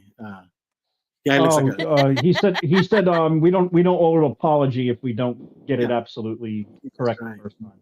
Yep. Yeah. Nor too is an apology needed. Why do some of these guys act so homosexual, or like, I'm not saying it's a problem, but for people who say that like it's a that homosexuality is so evil, this organization, why is it so many of these men are so feminine? Yeah. There was an elder that I grew up with, and we called him Peter Pan because he always hung around the teenagers or the young 20-year-olds. Like that was his crew. And this guy didn't like black people. He was rude to fat people. He was rude to handicapped people, and he just got away with it. And he was always just really mean to people. But he would. It's almost like Jim Carrey does it. It's like if you're trying to like say something to someone, and it's like, "Hey, you're really fat," and you like laugh, and it's like it kind of breaks it a little bit. But then the person's like, "Did he just call me fat?" But these are the type of these are who some of the elders are, and I'm not saying Gigi was. Some of these guys they judge so harshly, and they look at people so harshly, and it came out that this guy was actually kind of a cool elder in a way, but not. He was very judgmental. But we went to a trip together in South America, and there were other Jehovah's Witnesses living there doing preaching work, and they were living like kings. They were working hard in America for 6 months, and then 6 months vacation, pretending to be, what do you call it? Not Bethelites, people who travel where the need is great, but they weren't even directed from the branch. But we went down there, and it was pretty cool. They did live like kings with American money, and it was funny to see the elder break his character. He picked up a truck magazine and handed it to me, and he said, "Hey, Eric, what do you think of this car or this truck?" And it's a Playboy with a woman spread wide open. And I'm like, from an elder? I'm like, I couldn't believe it. And he was like, he wanted a reaction out of me and laugh. But see, these people, the point I'm trying to make is we all think that the elders are these like appointed men from God, and they're just regular dudes. They're just regular guys. They're window cleaners. This guy was a copper worker. They're laborers. They're just regular men, and to give them that kind of power is just crazy. I'm really grateful for people like Gilbert and Jesse that said, you know what, I'm not going to do this. This isn't. After a while, that shepherd book must have got you. Like this isn't right. And the good Jehovah's Witnesses are leaving, and they're being left with the not good ones. The people who have less morality. I don't know. That's my rant. Sorry. So Ruby, so how old are your kids now? Everybody's birthday is coming up, so I'm gonna have a 10-year-old. Wow, you're all born around the same time. Yep, literally all of my children are born in the same month, just a few, like 1 week apart from each other and a few days. So I got a 10-year-old. Even your birthday just passed, so that's crazy. Oh yeah, I'm 28. A lot of birthdays in the next few months. Yep, that's the only time we eat cake because there's too many birthdays in one, in one shot. So we only eat cake once a year in the summertime. So 10? Oh yes, so I got a 10-year-old, 7, and a 6-year-old. And your mom doesn't know them?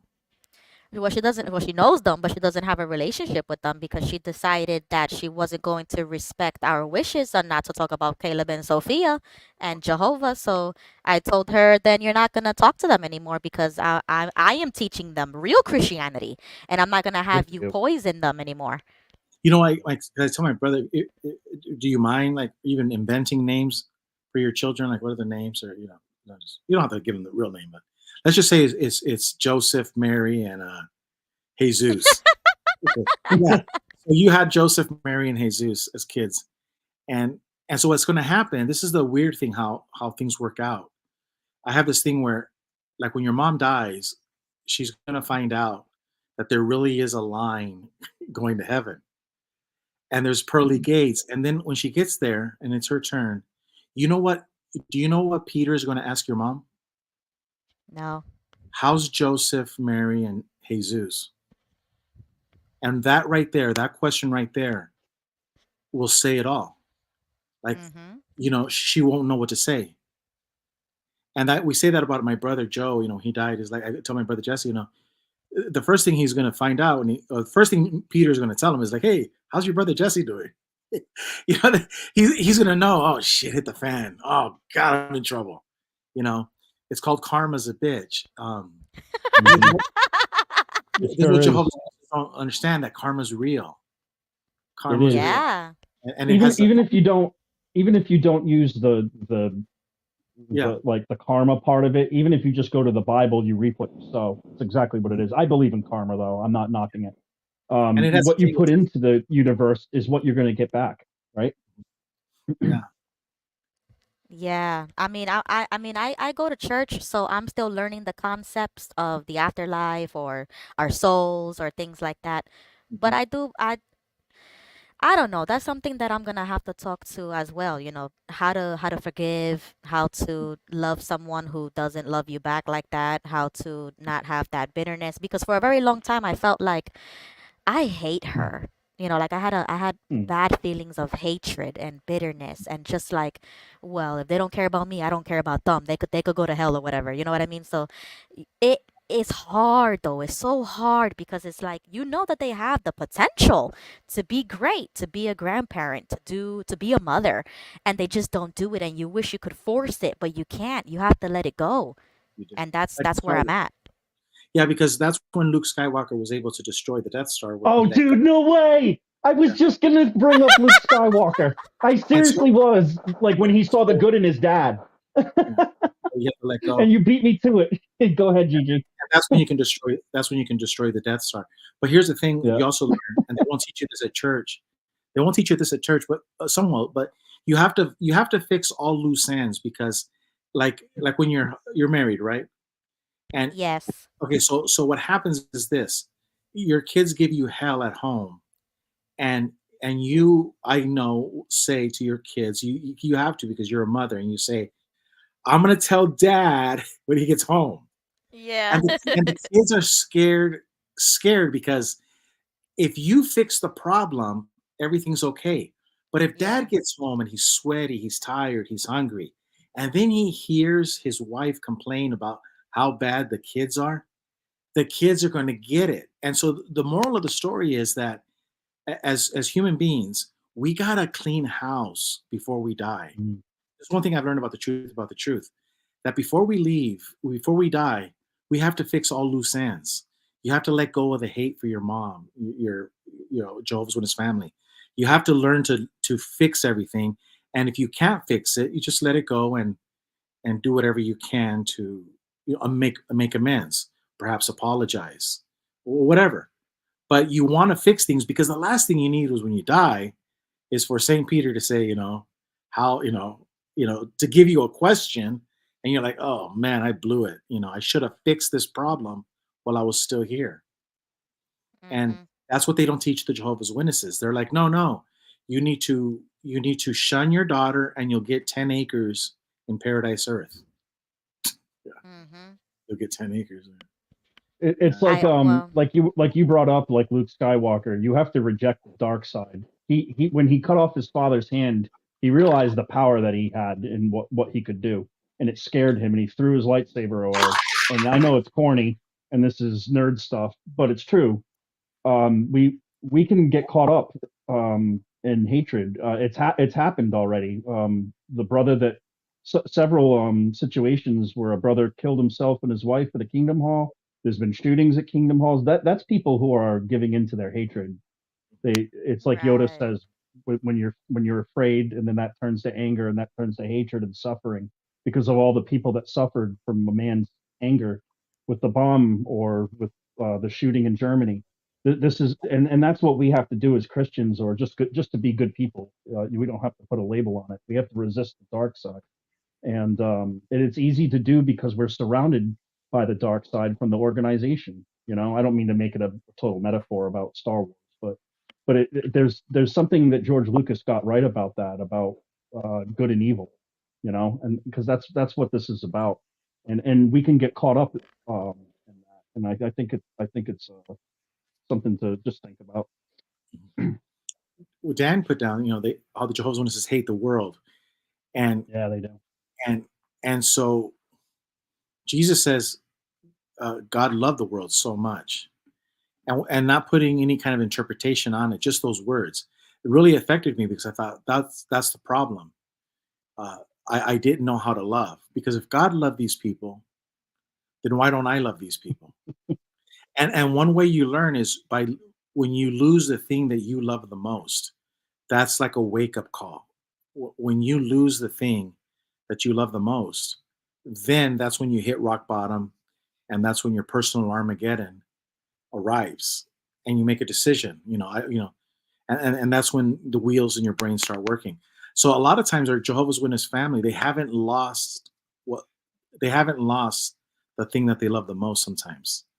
And until they lose it, you know, a lot of them are still going to be in. But a lot of people, you know, in their experiences, they say it in different ways.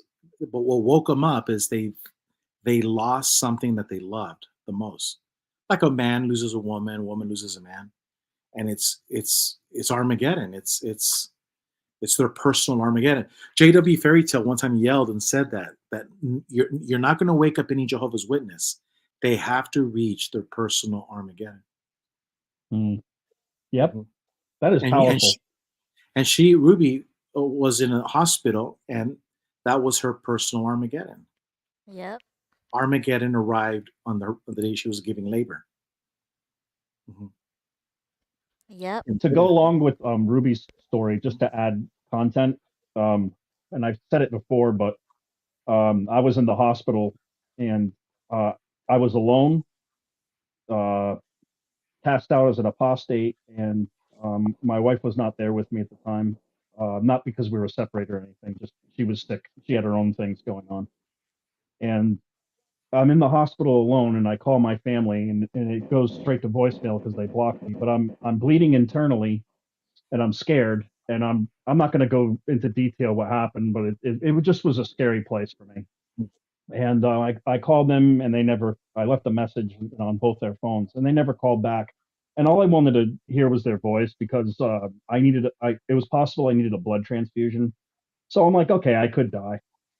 And I just didn't want to die alone and like isolated from everybody I ever knew, like without saying some words. And they never called me back, and I'm still here, obviously.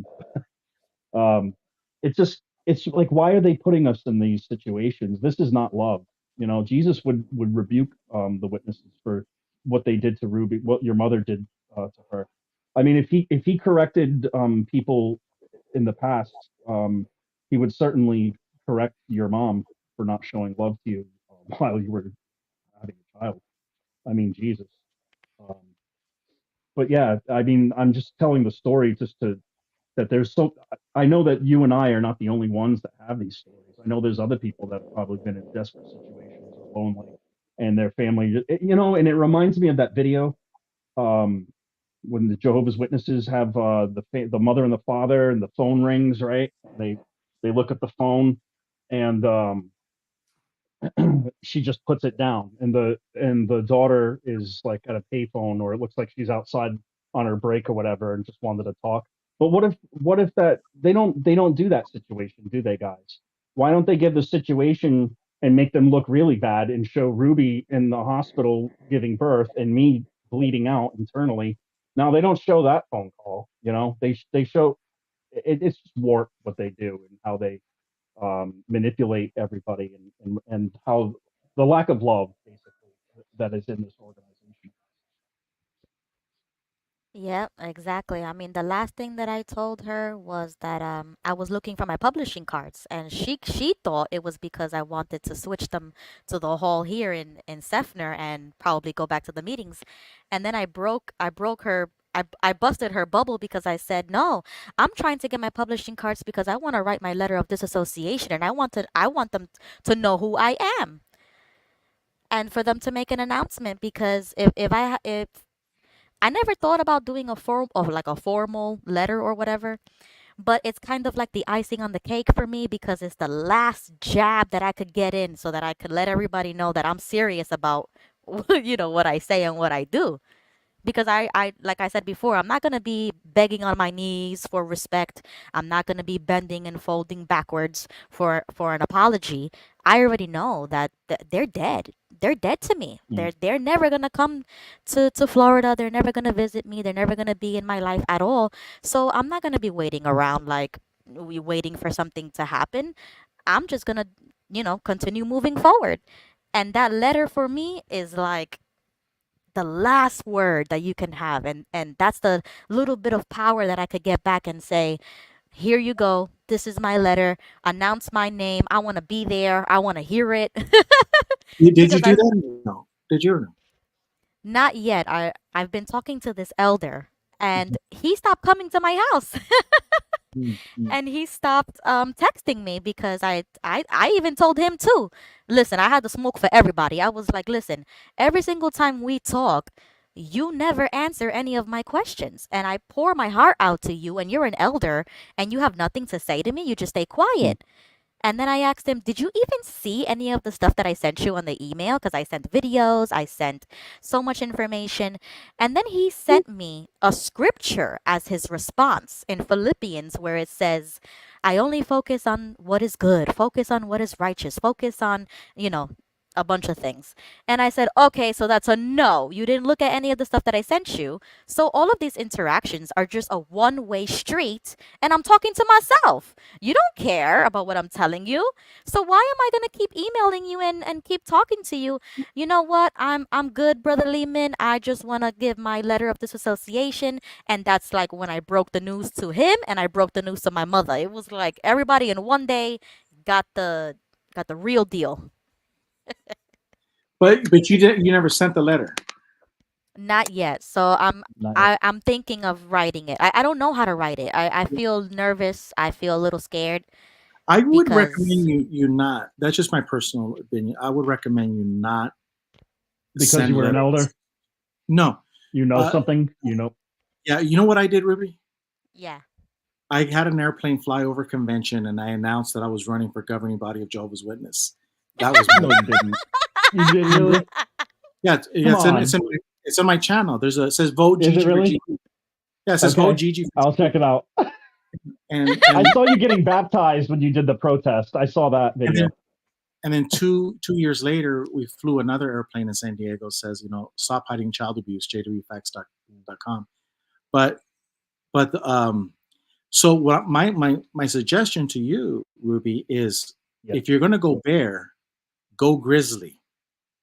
So I think it's just my personal opinion, and I maybe, and I'm not wrong, but in America, you have every right to be wrong and disagree with me. But if you're going to go out of the Jehovah's Witness, man, you got to go out with a bang. It has to be memorable, and that's where your imagination kicks in, and you got to be badass. You Well, gotta. I'll tell you what, Gilbert. Mhm. Desiree and I went out with a motherfucking bang. No, I'm serious. Because of what we told them, what was going on, I won't get into it, but we caused such a stir up, challenging the witnesses' beliefs, and we thought we were in good company because it was our family and friends. But they all turned on us, and we were the freaks of the world. The people were talking about us. I got my mother's cell phone, and I opened it up and looked through all her text messages. I know that's bad, but I found gossip everywhere about us, everywhere. And I went in my father's phone, same thing. Everybody's talking about us. I'm hearing things from everybody. Just because we stirred up a hornet's nest. We basically peed in the Kool-Aid, and everybody or peed in the pool. and now it has to be drained, and everyone's mad. But we left with a bang, and I don't always suggest that. I don't know. You do what you got to do. Looking back, I wish I didn't. I wish we would have been a little more No, no, graceful, and but it we is. I suddenly just said, felt a certain way, and we had to tell the elders. It was all over reinstatement, and they were ready to reinstate us for our sins. It was our new beliefs that they wouldn't want us in for, that we didn't believe the governing body were with Jehovah, and we became apostates. But they never told us personally we're apostates, but they told everybody else. It's weird. Oh, I'm sorry. Let me put the link back up. I have a comment stuck here. no, Thanks, Desiree. Here's the link, everyone. all I said to her is, if you're going to go bear, go grizzly.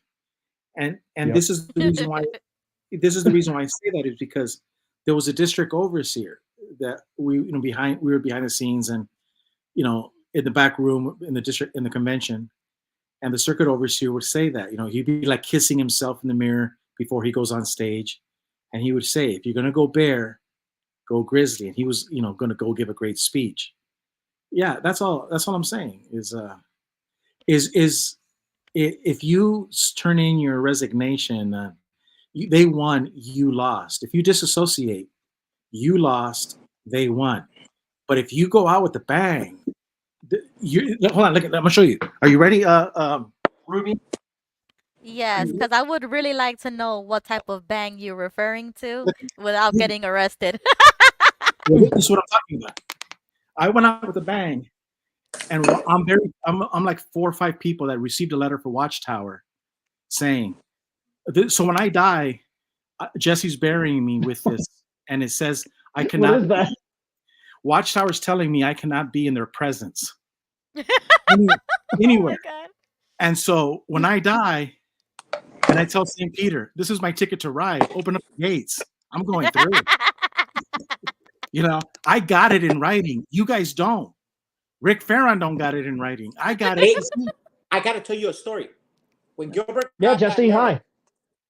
Hey, Eric, I got to tell you the story about that Hey, buddy. letter. We were at the San Diego convention, and everybody was waiting for Gilbert. It was going to be they're going to fly over, and I, all my life since we were babies, I never seen Gilbert afraid of anything. And all my life, I could control him. I could tell him what to do: go left, go right, be here, be there. I'm his big brother. But when he makes up his mind, there's nothing I can do to control him. Nothing. So we get to San Diego. He does not go into the Qualcomm parking lot. He is scared. That letter, he jokes about it now, but that letter had him scared. This is the first time I've ever mentioned that to anybody. Gilbert was scared. I never seen him afraid of anything in my life. And but he was afraid to go into the Qualcomm parking lot. That's where they were having the district convention in San Diego, where the San Diego Padres used to play. So, but when you went there, they were looking for me. All of the Yuma brothers were in security. Yeah, and everybody was working security. And here's the thing: all the brothers in our congregation, they're all like metrosexuals. You know what metrosexuals are? Like pretty boys. They wear tight pants and maybe they look pretty. They look like if they're from California, but they're really from Arizona. Anyways, so they're all working, and they don't work. They're pretty boys. They don't work. They don't pick up literature boxes. They don't clean the seats. They don't do anything.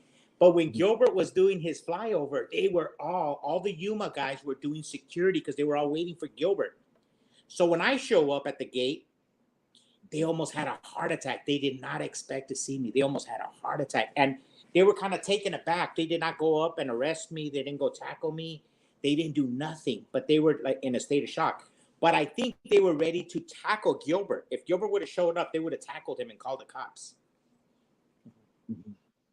Yeah. And I didn't get the letter. Gilbert got the letter. And it scared him straight. He acts all funny now, but he was scared when he got that letter. He was scared.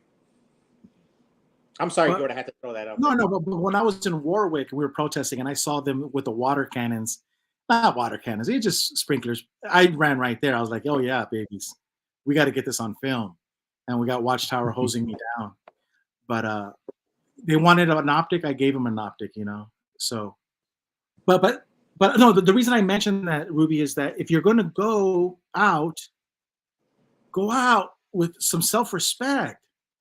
You make the Okay, rules. so then You don't follow okay, their so then rules. suggest You okay, make so then your what is rules. the Hey, suggestion? You I just tell want to me. I want to interrupt everyone. I want to interrupt everyone for 1 second. Bobby Woodruff, I'm so sorry that the link is not available to click on, but if you look at the bottom of the video, just write it down and write it into the search engine, and you'll be right in. Sorry, buddy. I'm not telling you to do Gilbert, this. Archie, they want you to read the letter. Okay. Well, okay, but let me say Keep going, guys. Sorry. Let me tell you this real quick. Ruby wants to know what you do. I won't say for you to do this, but I was hoping one day a woman. Yes, the phone lines are open as well. Sorry. I hope go a ahead. woman one day would one day record the elders, and she goes and wants to return to Jehovah, and she goes and tells them all the X-rated details, with like all of it, and get them asking questions, salivating at the mouth. That would be like she can get an award, like an Oscar award, you know. Like just I wish I could do that, but in Florida it's illegal. Oh, I don't know. Oh, Son of Thunder recorded it, but that is funny though. You know, if one day a woman can just do that, you know. What part of Florida are you from? Yeah, what part of Florida? I'm currently living in Tampa, but I'm from Bradenton. It's not called Brandon, Texas? Braden. Oh, Braden. Well, yeah, that's in Tampa. Brandon is in Tampa. My neighbor, Brandon, my neighbor no. went on vacation. My neighbor went on vacation. He took his wife to Tampa. He took Tampa with her. And that's an old joke. I'm sorry. Hey, Gilbert, read it. Read it. Everybody wants to read it.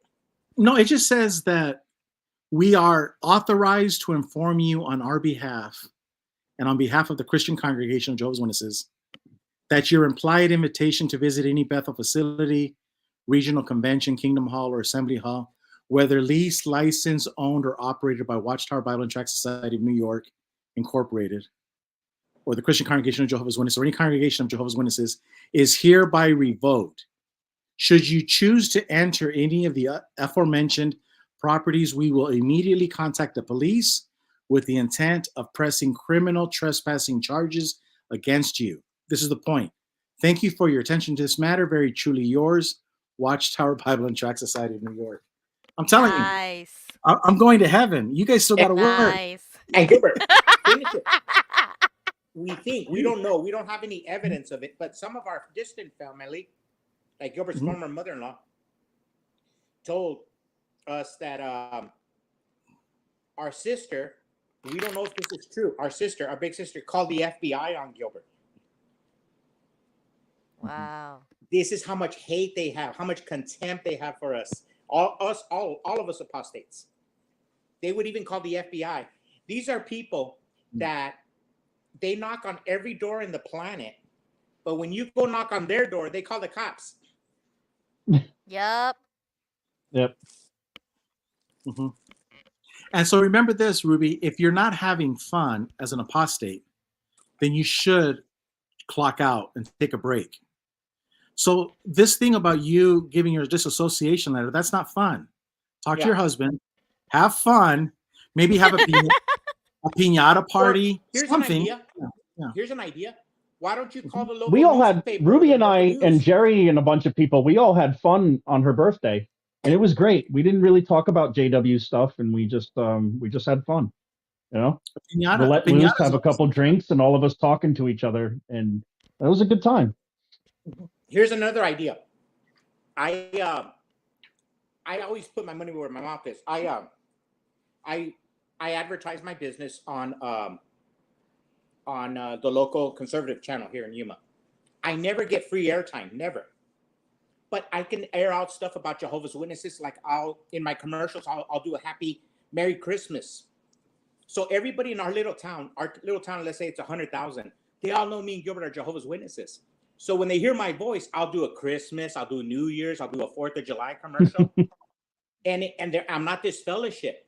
So I'm in your face. So one of the things you could do, why don't you buy some airtime and do a Christmas or a 4th of July or do something, you know, be creative, do something, because you're not this fellowship. And that's what Gilbert says, go out with the bang. It might take a few dollars, but it'll feel very good. Yeah, Mhm. no, that's a good idea because I was thinking if there's a protest in front of the special assemblies, because I heard of some talk about that, I would go to one because that's the assembly hall where, where I grew up. Those people know me, So I was thinking either do a protest or maybe in the future talk to my representative and try to see if I could help in the arena of, getting the Jehovah's Witnesses tax exempt off or something like do something political. And if you go to a protest, dress up like Mary Magdalene, have fun, Mhm. or dress up like Eve, or dress up like Jezebel, but go as a Bible character.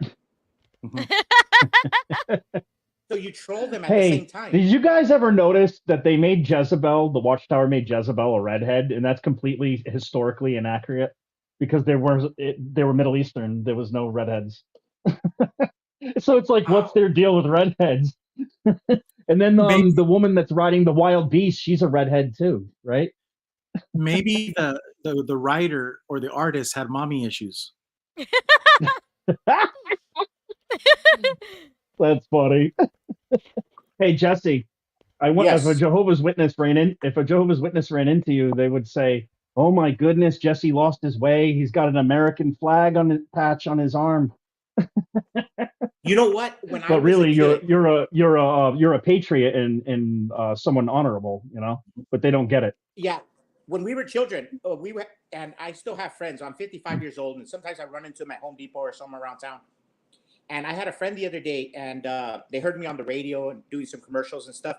And his wife told him, "Hey, everything Jesse says," and they're Catholic. They're Catholic. He goes, "I want you to know, Ruben, everything that Jesse says," it's a girl I grew up since the first grade with her, is true. And he told me, "My wife remembers you, Jesse, in the hallway when we were in the 5th grade and Christmas. They were all having fun, and they would see you." And this is maybe 50 years later, and it brings tears to her eyes when she remembers that. And so I remember when all the kids were saluting the flag and doing the Pledge of Allegiance, and I couldn't do the Pledge of Allegiance, but I wanted to do the pledge. I love America, and I couldn't do the Pledge of Allegiance. And I I was know. I watching don't know why. my friends No. were all smoking weed and backstabbing America and doing things against America, but they would do the pledge. There's irony everywhere in the world. Everybody does the pledge, but they don't love it. Mhm. That was just something. Yeah. I think that's why I'm a patriot, because I was never allowed to be a patriot. And in 1972, I voted for Nixon. In school. Oh yeah. No. Mhm. Oh, in school, yeah. Yeah. In school. But Are you slapping? Are you using the force, Eric? Nah, I'm trying. People are having a hard time getting into our program tonight. I was trying to Yeah, you find have the to phone type it number. in. I thought you were using the force Yeah. or something. some people don't know how to type. Yeah, all you have to do is write it down and then type it into your Google search. Or you can call the phone number, and that's what I was looking for. I was looking for the phone number of the program. It's in my phone though. I do everything from it. But the lines are open if you just want to call the phone Bobby Woodruff. Hey, Eric, It's the person who disagrees. if anybody in the comment section has the phone number, do you mind giving it to Bobby? Yeah, go ahead, Jesse. There's this person named Abundance Create. There are redheads in some Middle Eastern regions. Yeah, 727. So I think there's redheads somewhere, maybe in 67 Libya. what? Okay. Sorry, go ahead, Jesse. No, there's a comment that says that there are in the Middle Eastern countries some redheads. Mm-hmm. Okay, so I'm a little off. Hey, Ruby, is your husband a J-Dub? Is he a redhead? He used to be. No. So he knows about it. Oh yeah. He was also a Jehovah's Witness. We were both witnesses when we met, and we were childhood friends as well. And then when we got together, that's when the whole world came crashing down, even though he was a witness. So it didn't really matter if he was worldly or not. That didn't matter. And so we got this fellowship. But the catch was the elders told me, does he plan on being a father? And if he plans on being a father, is he willing to marry you? And I said, I don't know. Like, all I know is, I was 17. I just found out that I'm pregnant. Like, my whole world is shattering, and you're asking me whether or not this guy is gonna marry me. So that's what changed my perspective on everything, because the elders coerced me to make this man marry me. And if we got married, they promised us that we would get reinstated within 6 months. So And so that's what happened. you were in the English, right? Yep. See, because That's in the the problem. Spanish congregation, this happened when I was an elder, and we wouldn't disfellowship people for this. Not a pregnant girl. I don't think we've ever disfellowship pregnant girls, and we would recommend the guy, hey, you got to marry this girl. It's the right thing to do. But I've noticed it in the English congregation, especially when I was growing up in the 90s. They would do crazy shit like this, but the Spanish, we still had a sense of, Catholicism, Mexican heritage, and that gave us liberties that you never received in the English congregation. Right. Hey, Right. Gilbert, tell them about that. We were both elders, and we were both elders, real young, and we had Phoenix Sun season tickets. Oh, yeah. And one Saturday, his wife and my wife, us four, we were going to go to Phoenix to watch seasons. Phoenix, and I told Gilbert, let's stop at my shop. I gotta pick up something before we go to Phoenix. Oh yeah. And so we stopped, all four of us, his wife, my wife, and me and Gilbert. And I walked in, there was a car in there, and it was Gilbert's Bible study, and he was banging his girlfriend in my in my shop. office. They were using my shop as their hotel. I walked in there, I got what I had to get because we're gonna go watch Phoenix Suns, and I think this is during the Charles Barkley era, so we weren't gonna be late for no game. So we got what we got. I got in the car, and then Gilbert and his wife and my wife, what happened, Jesse? What happened? Who was there? They go, I can't talk about it. We never talked about it. And me and Gilbert were elders out there. So I told Gilbert in private, hey, Gilbert, your Bible study's banging, using my shop for his. And so Gilbert took care of it. But we never, we didn't start no committee on it. We just took care of it ourselves. And to this day, I don't know what he did. No, I yelled at him, and because he's disrespecting her dad, he's disrespecting her mom, he's disrespecting the girl. It's just total disrespect to everybody, and I just ripped in on him. And that, my shop too. He needs to man up. He needs to man up. But I talked to him more like a man will talk to another man. That. Yeah, with all that moisture, he was going to rust my sheet metal tools. Well, but that's that. But we say that because the Spanish congregation has now is merged with the English in the craziness. Yeah, is what we've noticed. We used to call it California. We used to call it California way back before Gavin Newsom, way before transgenderism. California, we already knew was like that. It was, you come to Arizona, it was a whole different planet. And in the witnesses, when you met the Spanish witnesses, they were all pretty boys. I mean, these guys did their nails. Yeah, and they did their eyes, and they didn't go to barbershops. They went to beauty salons. I think they're called beauty salons, huh? And you just didn't do that as a man, But that's what the Kingdom Hall was. Now, I think the English and the Spanish are all that way now. Yeah. And a lot of American brothers wanted to be in the Spanish because they wanted that. They had a little bit of freedom, a little bit more freedom. The parties, like I remember one time I went to a wedding in the English congregation. I got there at 8, and they were folding up the chairs. It was already over. I'm like, who closes a wedding at 8 o'clock on a Saturday? Wow. Yeah, that's insane. 8 o'clock. The Mexican brothers are getting there at 8 o'clock. So Gilbert moved to the English.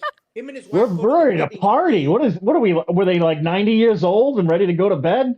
Well, in the Spanish congregation, no joke, in the Spanish congregation, when there was a party like a wedding or something, it was so great because you knew you were going to have menudo at like 10 o'clock, 11 o'clock. Oh, my dad loves that. It's so gross. You guys like that, menudo? Like at 9 o'clock Sunday morning. It was a whole event, all Saturday, all the way to Sunday morning, and the party got good at like 9 o'clock on Sunday. And it was like, it happened all the time in the Spanish congregation. But then the English starts infiltrating, and then that culture, Watchtower destroys culture. Right, So exactly. Mhm. But we grew up in the They Spanish, so certainly we do. knew each other. We knew each other since we were little in the Spanish. We all started out in the Spanish, and it was like a What kind? family. But What kind of Spanish? Puerto um, Rican or Cuban? well, this was in the Bronx, so it was a lot of Oh, Dominicans and Puerto Ricans. oh, so you guys don't speak proper Spanish, huh? Yeah, Yeah, Only us no, I don't us speak only Spanish us at Mexicans. all. Oh, you don't? Because it's only Spanglish. us Mexicans. We're the only people in the Spanish world that speak Spanish correctly. You guys speak Yeah, okay. Spanglish. No, that's the Why do you Dominican. guys? Why do you guys speak it correctly, and not other people? Yeah. Well, we don't speak like Jennifer Lopez type. Yeah. No, I totally get I it. But we grew up, and the Watchtower said, oh, if your kids have a predominantly English speaking going to school and stuff like that, then as parents, as Spanish speaking parents, you have to switch congregations, and that's what my mother did. So if Watchtower told her to switch, she switched, and then that's when I went into English. Wow. Hey, Yeah. you guys were in Spanish congregations, though. At least Jesse and Gilbert, right? Correct.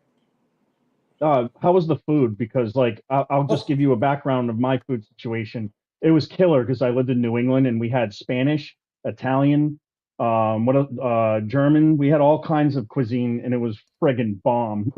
Awesome. Portuguese food. Oh my goodness, great. But how was your food? Like you must have had killer Spanish food at some of the events, right? To quote Lavelle Crawford, the comedian, this is one thing you don't understand about Mexican food. Mexican food is not really good. They're not real smart. See, we're not real smart people. Yeah, it is. It's simple, but it's awesome. Us Mexicans, we get a tortilla and we put meat, beans, and cheese in it, and we call it a burrito. And then we get another tortilla, we put meat, beans, and cheese in it, and we call it a tostada. And another guy gets a tortilla. I make tostadas all the time, but I use potato.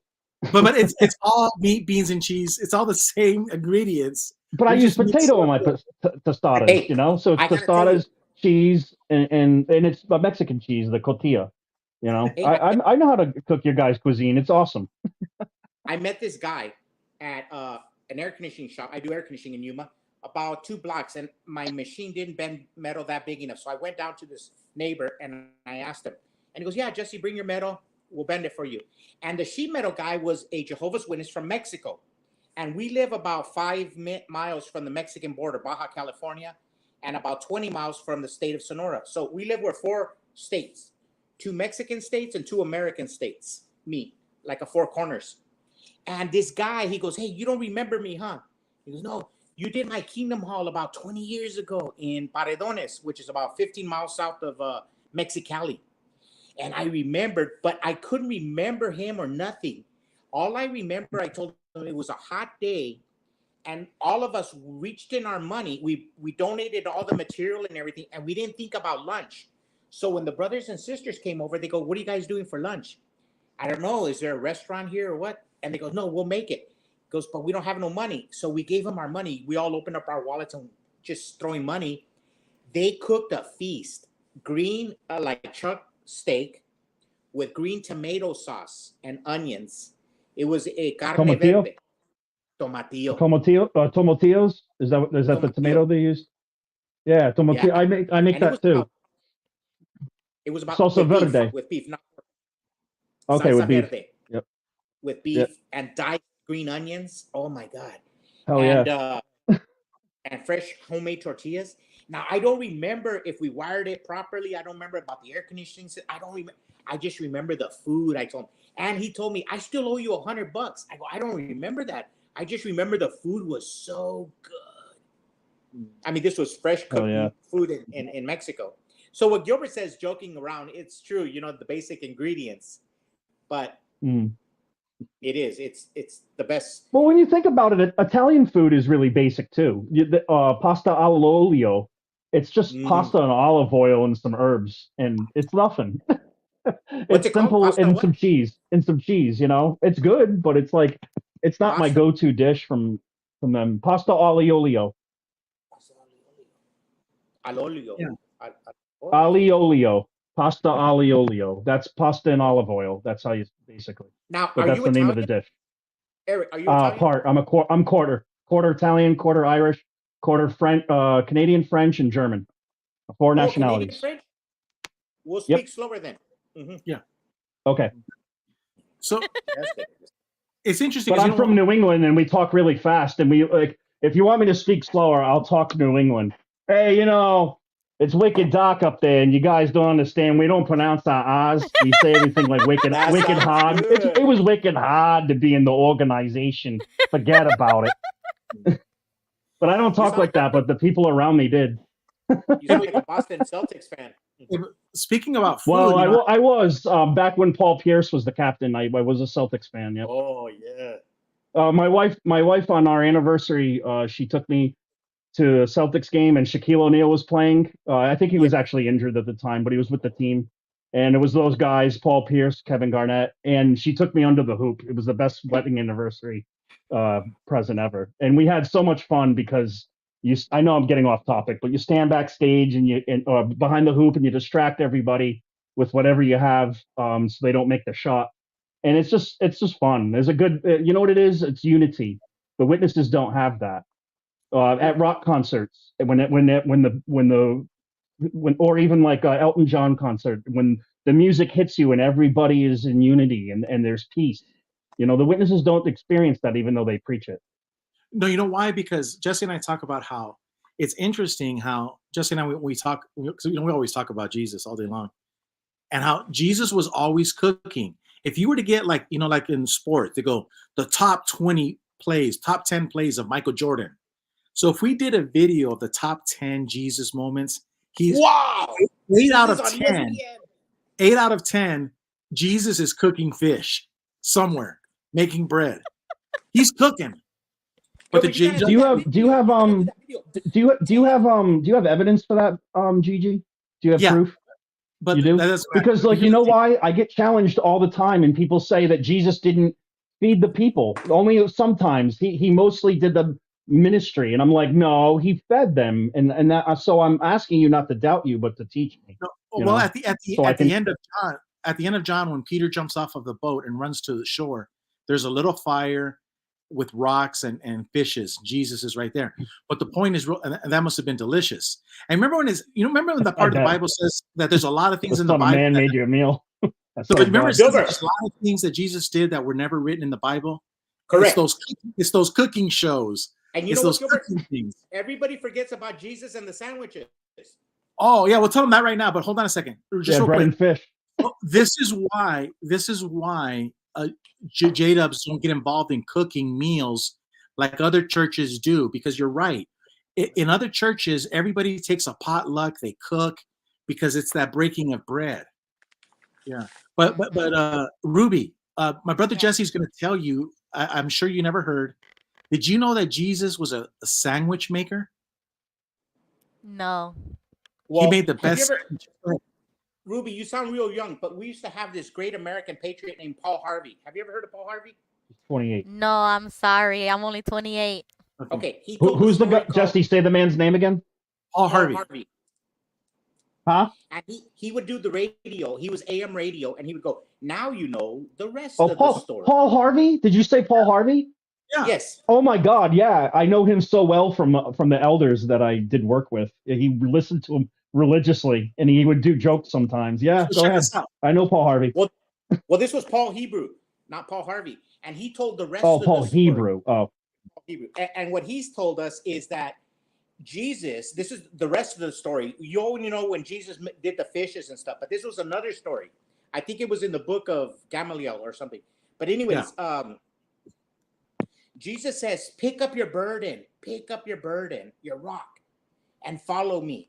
And all the apostles and all the disciples wanted to follow Jesus faithfully. So they carried these huge boulders. But Judas Iscariot, being the smartass that he was, he picked up this little BB. And they walked through the valley of the shadow, and they walked through Nazareth, and they walked through Palestine, and they walked through Jericho, Bethlehem, like the new song, everywhere. And they got to nighttime and evening, and Jesus says, put down your burden. And as the size of your burden, let your meal be. And they all had like 4-course, 10-course meals, big giant. And all Judas Iscariot had this little So their rocks became what they were carrying Food. became their meal. But Judas was carrying this BB, so he got like a pea. That's all he had to eat for that whole day. And so they were all satisfied. And he goes, let's go forward. And they start walking through the desert again. And Jesus goes, pick up your burden and follow me. And they go again all through the Sea of Galilee. And they go through Bethlehem and Nazareth and all that, Tel Aviv and Gaza Strip. They go through everywhere. But this time they didn't pick up rocks that big. They didn't pick up rocks. All the disciples, they were all full from last night, the 3-course meal. So they all picked up medium-sized rocks. But not Judas Iscariot. He picked up the biggest boulder. And he crossed through the Sea of Galilee and through Bethlehem and through the Gaza Strip and through Palestine and Tel Aviv and everywhere, And so they get nightfall and Jesus says, it's time to rest. He goes, sit down upon the burden, because I made you sandwiches. Today I made you sandwiches. You get it? Were they roast beef and Italian? You didn't get it? What was the other one that we would get from? Judas could never win from Judas had the big boulder, and he goes, "No, today we make sandwiches." You didn't get it, Ruby? I'm sorry. I don't know. I'm not a good storyteller. The first time Judas had a little rock, and it turned into food. So the second time, Judas thought he's going to get a lot of food, so he has his big boulder. Yes. But Jesus finishes saying, "Today I made sandwiches." You know what? You had to be there. So we saw. Yeah, exactly. You had to be there. Yeah. You had to be there. Yeah. I'm glad I'm not the only one that didn't get it. When you feel stupid, Ruby, but it's like, oh well, she don't get it either, or he don't get it either. No, yeah, that's it. That's why I tell people, sorry, I grew up in a cult. I don't know what you're talking about. Yeah. There's nothing worse than being like feeling embarrassed, right? And well, there's worse things. But like I don't know, like for example, when Tony Morris was my pioneer instructor 22 years ago, he was a district overseer, and I lived in Rhode Island. He was in Massachusetts, but he's from Rhode Island, and he embarrassed the shit out of me.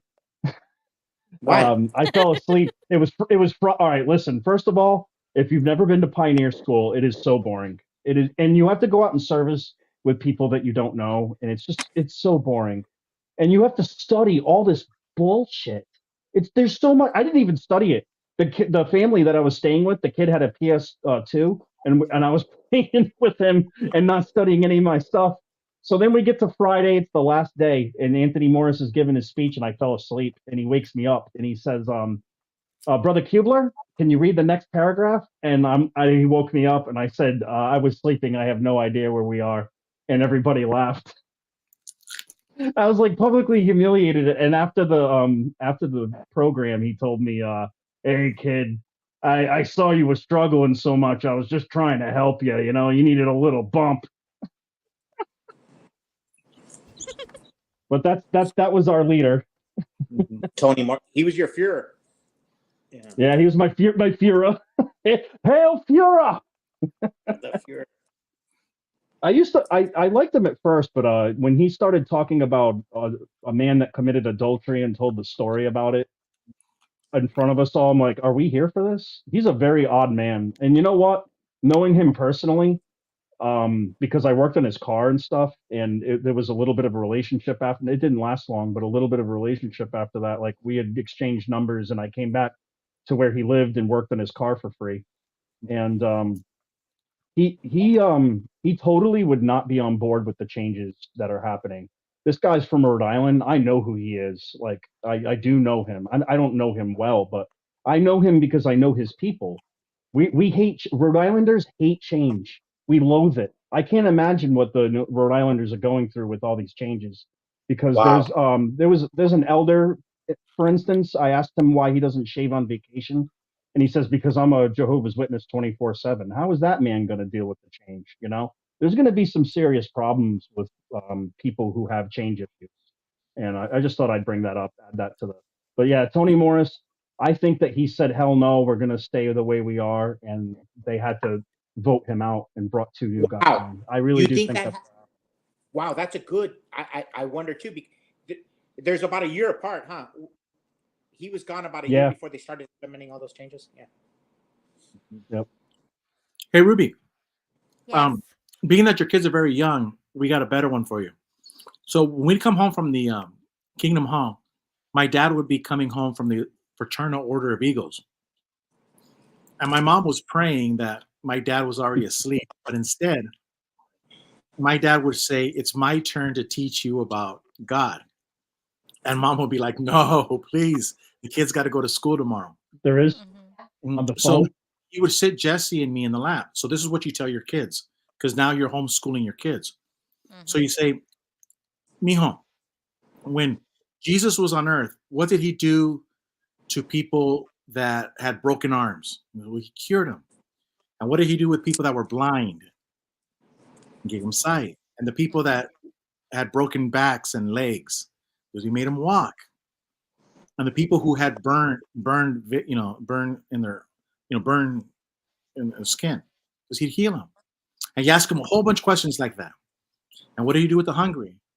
And then finally you ask them, and what did Jesus do with the stupid people? And they go, No. "I don't know." He Well, said, and in Spanish, it's en pendejos. In y los Spanish. pendejos. Los pendejos, And what he do you would do? say, nada, papi, nada, papi. Nothing, daddy. Nothing, papi. And he goes, "That's right. right. Because not You're even pendejo, Jesus you can cure it." Mhm. Yeah, if you're And that was my born, dad's Bible study. if That's you're how my born dad studied the stupid, Bible. you'll always be stupid. Not Oh even man, that's Jesus can messed help you. up. So don't be stupid. And then he'd hit us and tell us to go to bed. And But that's how he studied the Bible, and it would Mm-hmm. anger our older siblings because they're so sanctimonious, Jehovah's Witness. Mhm. They couldn't take a joke. They had couldn't no take a sense joke. of humor. Mhm. You know, my dad would do Catholic jokes and Jehovah's Witness jokes, and they would get mad. Like my dad, he was a psycho. He used to get drunk, and he would talk to my Jehovah's Witness brother and my circuit overseer brother-in-law, and he goes, hey, you know why everybody's getting tattooed? And, Oh, yeah. And so we would go, Dad. I would egg him on. Tell them why everybody's getting tattooed. And my dad was all drunk, and he would go, that way when the angel of death comes, they're already marked out, making their job easier. And our brothers would freak out. And so that's how my dad interpreted the Bible, and they would get mad and argue with him. They couldn't let the old man just ramble on. Yeah, because look, if you were in Mexico, born in the 30s, and you were a teenager in the 50s in Mexico, agrees. The only people that had tattoos were badass. Can I interrupt for 1 second? Navy people. Just because Desiree told me that there seems like there's somebody on the phone line trying to get through. If there is someone trying to get through, you can pipe in at any time. Yes. Yeah. But anyway, sorry guys. So what was it about the? I'm sorry. Oh, I just they don't had like being tattoos. Oh, the tattoos. You were talking about tattoos. So when you come from a culture in the 50s and the Americans in the 40s, only military people, CIA murderers, those kinds of people, they were tattooed out. They were like the badasses of the badasses. It's not like today. But that was the whole thing. The Jehovah's Witnesses didn't know how to laugh and roll, like that song, Roll With It, Baby, Roll With It, Baby. And that's one thing, they were sanctimonious. So what if somebody says something that's offensive? Roll with it. I mean, if it's not like done with evil intent, just chill.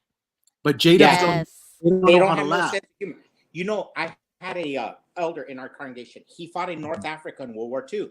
Wilfred Ponce. All the Americans, they fought in World War II. All the old timers, the first Jehovah's Witnesses in our congregation in Yuma. And this guy was so old that he came in through to Yuma, Arizona, in a boat. Back when the Colorado River was you could navigate it. That's how old he was. Anyway, so he came over in probably one of them paddle boats in the early 1900s. Anyways, this old man, he was probably like 95, 96 years old. And the circuit overseer was in town. And he goes, oh, I'm tired. And the old man, Ponce, told him, what are you tired about? When I was your age, I used to walk 20 miles. He did. Now, this guy was an old elder, World War II veteran. Mm-hmm. And the circuit overseer wanted to crucify him, wanted to start a judicial case on him. And I had to intervene and tell him, hey, brother, chill out. The guy's like I don't want 94 them on years the old. screen. Yeah. You know, why are you picking on him? Isn't that interesting how they can't even take a joke like that? Yeah. Yeah, Yeah, that's horrible. Yeah, the circuit overseer wanted it. He goes, where did you walk 20 miles to school? Prove it. And I go, hey, brother, chill out. The guy's 90 years old. He's an ex-elder forever since the 50s here. He fought in World War II. You know, he's just an old man. He rambles. Just let it go in 1 year. And he was a circuit overseer. Couldn't take a little joke. And you know, one thing that'll help you, Ruby, is I tell everybody, Frank Sinatra and Elvis Presley are God's gift to America, because Ruby, you like Elvis Presley, right? You like Elvis. Who doesn't like Elvis Presley? Like, come on, say yes, say yes. No, I can't hear you, Des. If you ever meet anybody that doesn't like Elvis Presley, you don't want to be friends with those people. And I'm telling you, man, if you ever meet somebody that don't like Frank Sinatra, you don't want to be friends with those people. They're party poopers. And that's what I'm saying. Everybody has to have that measurement, that ruler that you use personally to find out, I can be friends with this guy, I can't be friends with that guy. Because if he doesn't like so-and-so, like if you hate the Beatles, well, no, the problem is you, not me. Right. You have to have your own little ruler that you could judge people by. Like, yeah, you know, we can't be friends. No, I definitely have that. I was blessed with a very Hispanic comedian uncle who laughed at everything and made jokes of everybody. Like he was such a clown. He never took anything serious. And that was the only comedic relief we had in the family. Like everybody was always serious and so strict, and that was the only escape that I would get. So I would go to grandma's house, and he was the type of uncle that never moved out the house. You know, he was 50 years old, still living with his mother, and he was just hilarious. And that's really where I got my personality and my humor from, is from him. And also, he was very political, and that was weird because I was like, but you know, you're a witness. Why you have such political, like such strong opinions about politics? And so that was the conversations that we used to have at home. And if it wasn't for my uncle being that open and just being himself around us, I don't know who I would be today, because if it wasn't for his jokes, if it wasn't for his politics and everything, he's the one who showed me, you know, how to watch Congress on TV, how to look up stuff, how to go on the internet and search things that are not on YouTube, and how to know what fake news is, what real news is. And he would make so many jokes that I was like, man, Jerry, you're crazy. You know, he was just crazy, but I loved it. And that's why I always credit him and my grandmother, because my grandmother, she wasn't a witness, and the only reason why she didn't get baptized was because she smoked cigarettes since she was 15 years old, and she was never gonna quit it. And so they were the only two people that were in my life like that. Yeah. Now, Eric, in all fairness, Eric has a measuring hold on 1 stick. second, guys. I'm trying to fix our problem here. Hey, Rick Farron, if you're awake at all, you have the phone lines blocked, and for some reason the link isn't working either for some people. But there are a lot of people that wanted to talk and chime in, and they can't get in. So if Rick can hear this at all, for some reason the phone line is locked. My wife is talking on the line, and she can talk to the other people, but I can't hear it. You can't hear it. None of us can hear it. They're blocked. But there's a lot of people on the phone line, so I just thought I'd throw that out there. I'm not trying to disrupt the vibe, because we do have a good vibe going.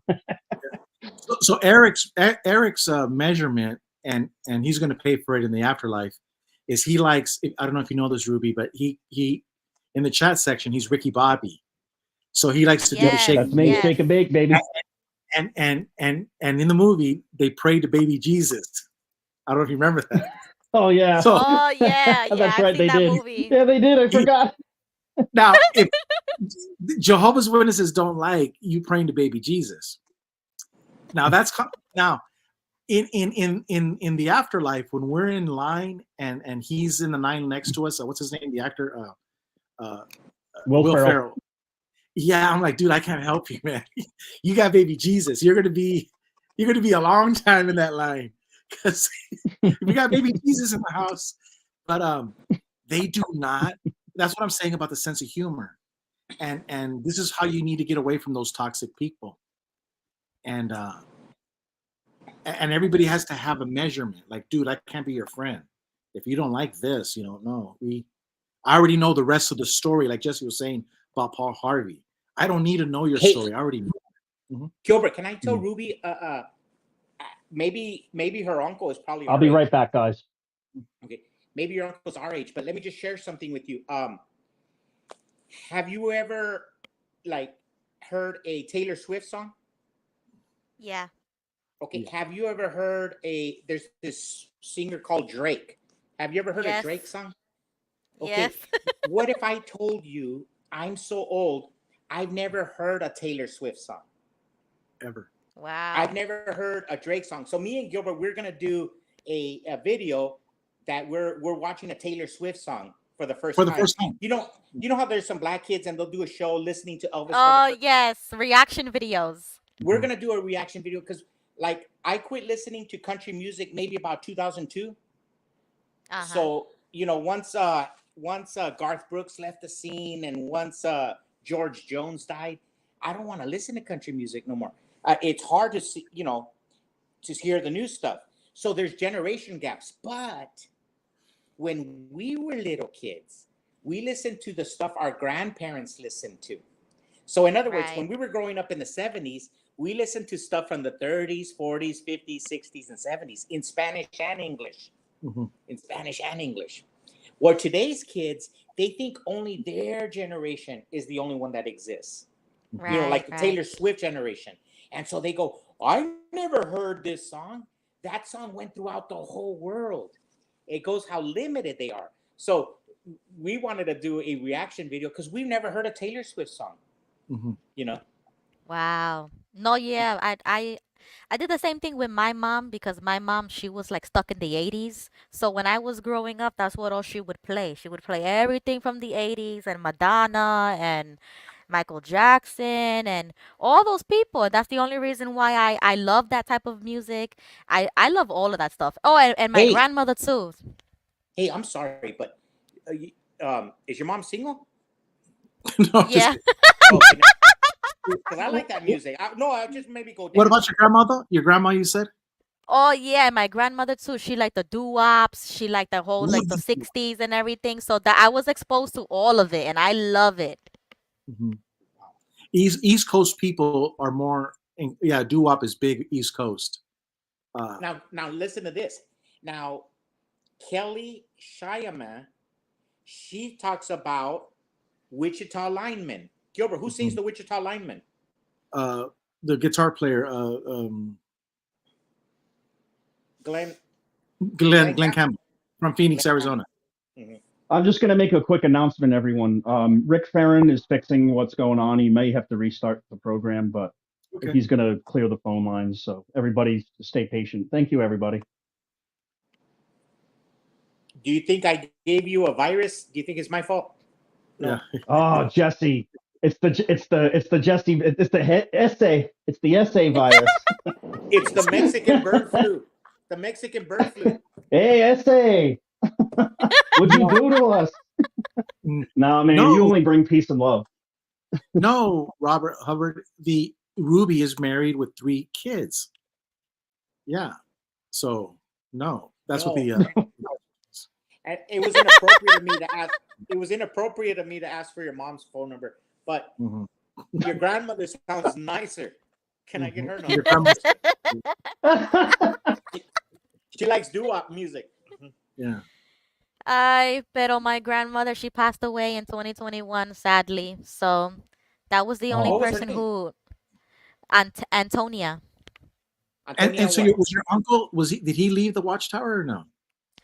No, he didn't. They both died a day apart from each other from COVID in 2021. So when I lost them, that's when I decided to start my channel because they were the only ones that I respected enough not to talk about the religion. So once they were gone, I went full blown apostate. I'm so sorry to hear that they passed away one day. Were they in the same hospital or? Yeah, they lived together. He lived with his mother his entire life. They were always together every single day. That is so sad. So they caught it off each other, or one of them caught it off.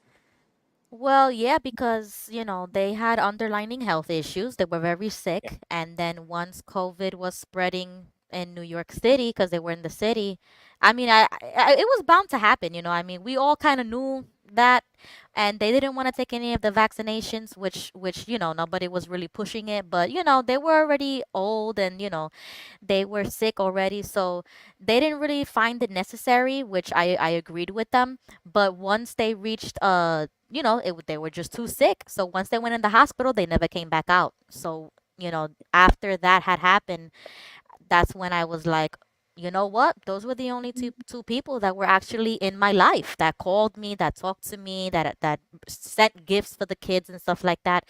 Not even my own mother would do that. So those were the only ones that I truly respected enough not to talk bad about the religion. And so once they were gone, that's when I went full blown apostate.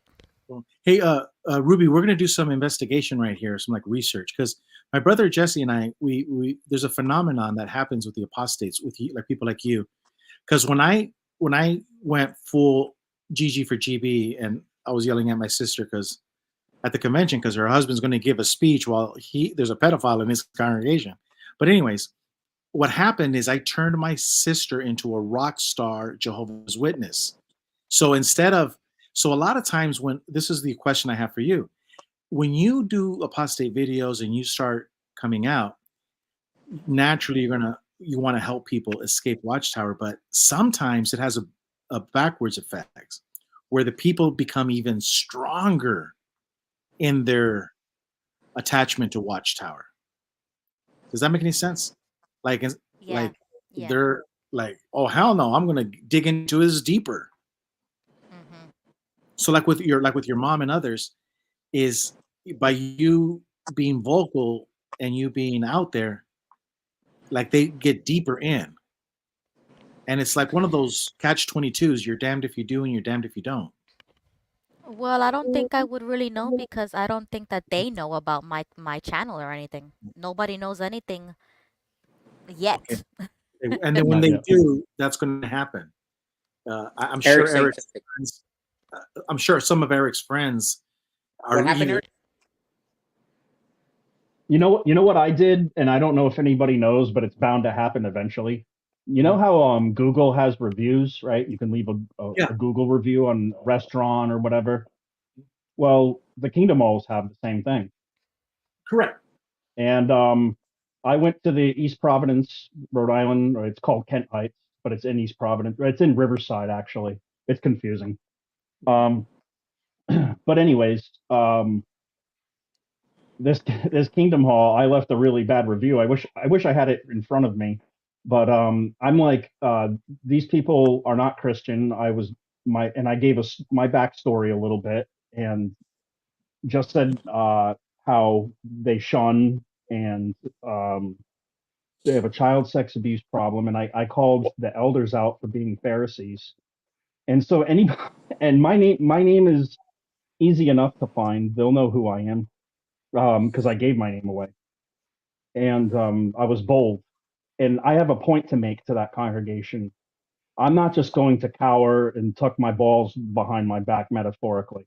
This is ridiculous what they're doing to us all. And it was my way of fighting and exposing my parents. They were abusive. I mean, I kind of laid the cards out on the table, because you know what pissed me off about the comment section? I'll go ahead. If we got someone on here, I can shut up. Yeah. This is Jerry JP. Hey, Jerry, I'm so glad the phone line got fixed. What's up, buddy? No, I just wanted to see if Rick got the phone line open. That was all. I'm really enjoying the show tonight. I really don't have too much to add, I don't think. Oh, you're stuck with us now. JP, you're from California. Give us some headlines. Give us some the latest news coming out of California. The latest headlines coming out of California are not good, my brother. Wow. I'm Yeah. sorry to hear that. I don't even want to discuss migration. What is it? Violence. Hey, can I throw something? Can I throw something out of California that me and Gilbert were discussing? Eric, do you remember back in the 70s? I don't know if you remember, the Watchtower every year would publish all the district conventions we were going to have. So around Yeah. December, we would get the Watchtower, and all throughout the United States. And in parentheses, let's say in Los Angeles, for example, Coliseum, they would have 3 or 4 conventions, and one of them would be in Spanish. But if the Watchtower, they can't do that no more, because all of the conventions would be in Spanish. In the 70s, let's say they published 50 conventions they're going to have throughout the United States in different cities, different states, or 100 conventions. Let's say 3 or 4 of them were going to be in Spanish. Now it's flipped. The white people have been replaced in the Watchtower. Right. We're seeing a replacement. For example, in our town, everybody's saying, well, the Jehovah's Witnesses are going to go down. No. What we're seeing in Yuma, in our town, that the Jehovah's Witnesses are growing, but it's in the Spanish congregation. When we were kids, there was 4 English and 1 Spanish, or 2 English, 1 Spanish. Now there's 8 Spanish and 2 English. They've been replaced. No, I think you're onto something, Jesse, because my mother lives with me, so I get the first hand on like all the things that are going on in the Kingdom Hall and the congregations, like locally here. And what she was telling me was like they had like a number of brothers from the Spanish like transfer from the English, like not just brothers, just elders, you know, and their whole families, because they're like lacking elders and other stuff in the English congregation. I thought that was pretty interesting. Yeah, for example. Hey, I'm just gonna read Keith Silver's comment and pose it to the 5 of us. A question to you all: if Watchtower changed all their mistakes and apologized and changed many corrections in their attitude, would you go back? If I could, well, Gigi already went first, and he said no, or something like that, or he'd go to Christmas party instead. My response to them is this: I would not go back. In fact, you will abolish your religion, and I forgive you. You have to repent, and then I'll forgive you. And it's not you have to repent to me. You have to repent to Jesus and to God, because you guys have done the wrong thing. And I will let you into my circle, but you have to change. I can't let the toxicity. I can't let my mother-in-law and my mother in our lives. They're too toxic. You know, it's best that we're disfellowshipped, because they won't change. And just to give a quick like mindset of the witnesses, my mother, she's done a lot of nasty things trying to break up my marriage, and I got so frustrated with her, but she would always give the scripture where I have to forgive, right? So I said, okay. So one day I had it with my mother, and I did this to her, if anyone can see in the camera. I kept poking her on the shoulder, right? And I said, forgive me, Mom. You got to forgive me. And she said, stop. And I said, no, it's okay. You got to forgive me. And I poked her a little harder. And she said, okay, I get it. Stop. I understand what you're trying to say. Because she wanted forgiveness when she was never sorry. And that was the point. And I thought it was a powerful metaphor, because even my mother was like a child. Like, stop. I'm being the parent teaching. It's weird. But what do you guys think? Will you go back to the organization? I think what's her name said hell no. Ruby, sorry, I had a brain fart. Yeah, never, absolutely never. Absolutely not. And ditto. There you go, Jerry. Both of you said. The reason why I would never go back, Eric, is because they have too much blood on their hands.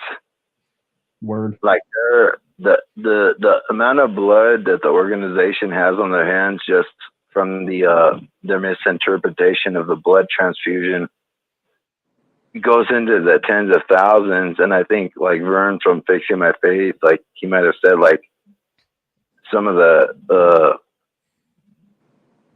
information or the statistics that he may have gotten, which I think are pretty accurate, is like upwards of 80,000 people. And if you consider that how many Jehovah's Witnesses have died over the last 60 years or so, and it really amounts to that much. I mean, there's more witnesses that died from this organization than have died like in the Vietnam War, like American casualties, and probably all the American casualties, like combined through all the wars since Vietnam that have been sacrificed to this organization is very sickening. And I don't know how they keep going on, because quite truthfully, there's probably over 1,000 people that die every year due to this blood thing. And if you take, for example, like the Jonestown cult with James Jones, he convinced like almost 1,000 people to die in one day. And the world will never forget about that.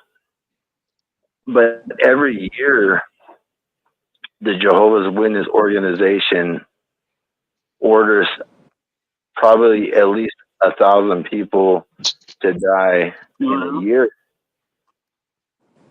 So why doesn't the government recognize that? It's just quite. This is truly the death cult.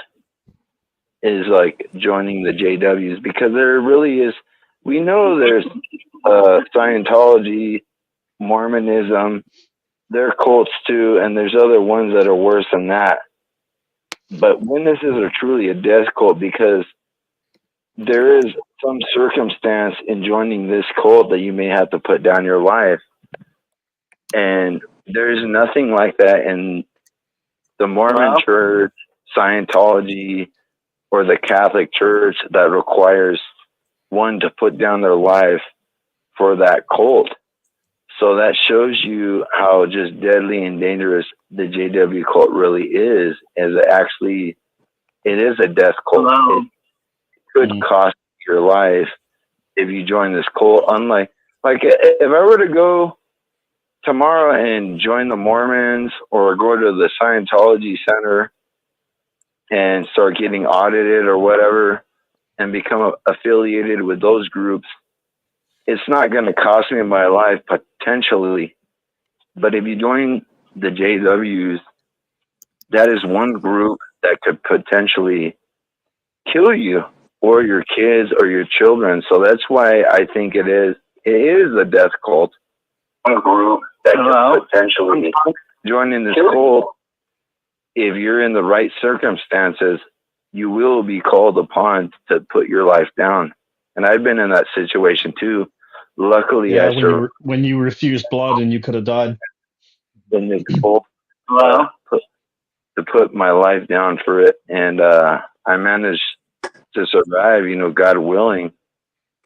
But I can see now, there's a lot of people that weren't as lucky as me. That's all I had to say. Hey, is someone trying to call in? Yeah, I'm right here. Hello.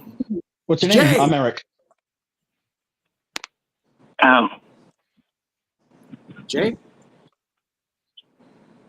This is Bobby. Bonnie? Hi, Bonnie. No, Bobby. Remember Bobby, sorry. I hear you better now. It came in more clear. No problem. No, everybody, when I talk, they sound like a lady. I'm a guy. I have a high-pitched voice, so. Well, got a lot of things to talk about Jehovah's Witnesses. I could write a whole book about conventions, I tell you that much. I hated conventions. You hated the conventions? Yeah, my first ever one, it was in New York. I went to Belmont Racetrack. And I was like, at the time, 16. And this is my first ever convention.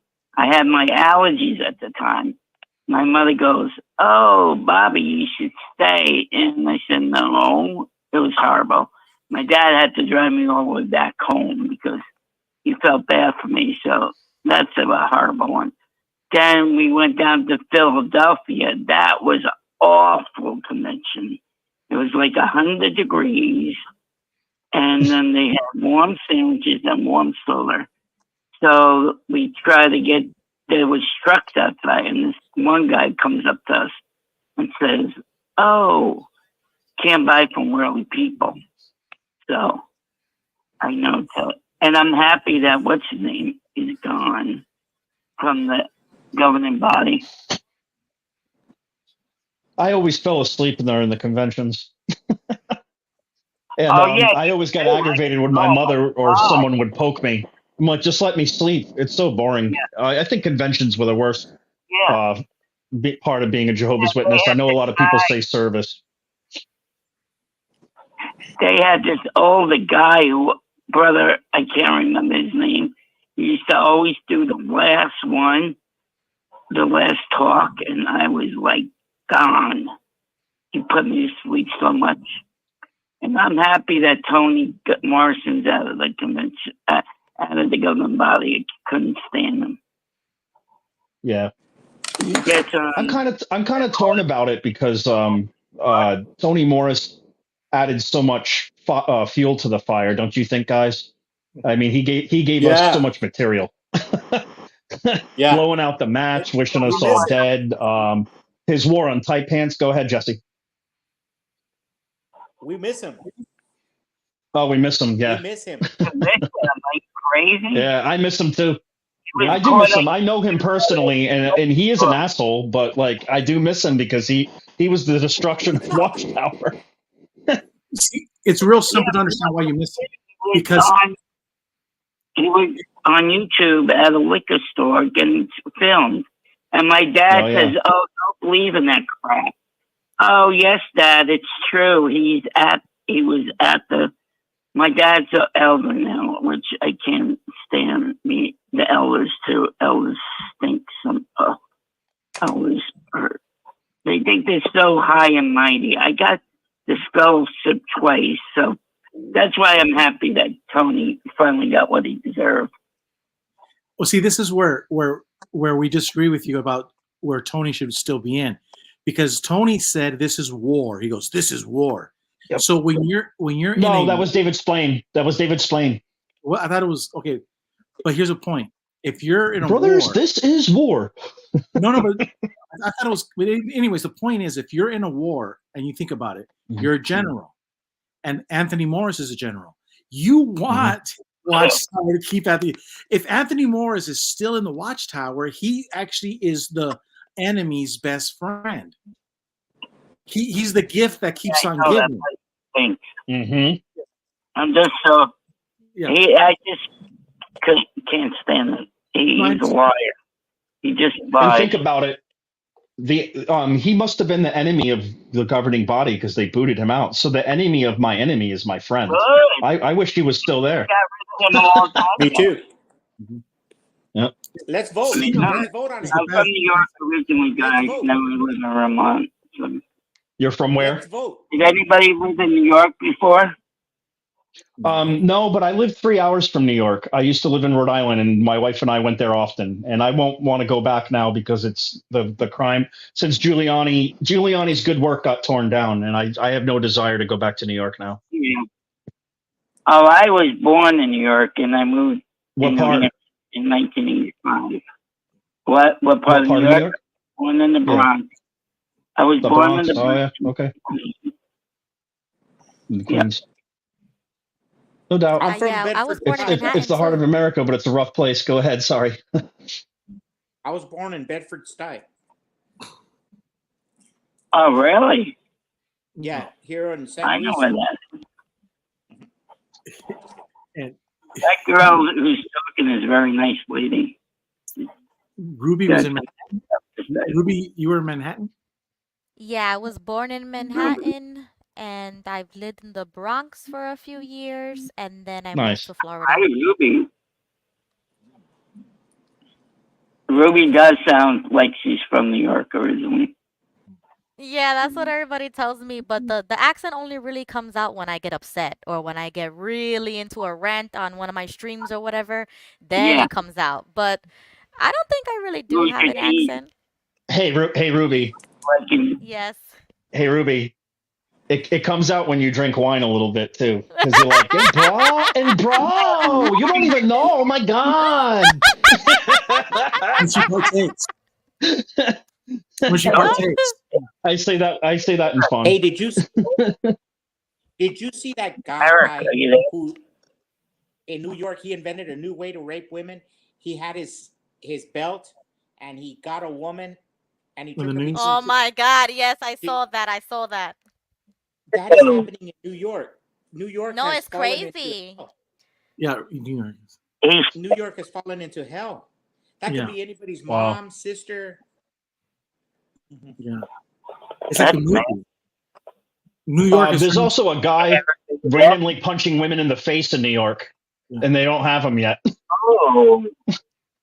I hope they get him. Is I think Eric they there? did get. I think the latest news says they got him. They got the guy that Oh, raped they the woman. did?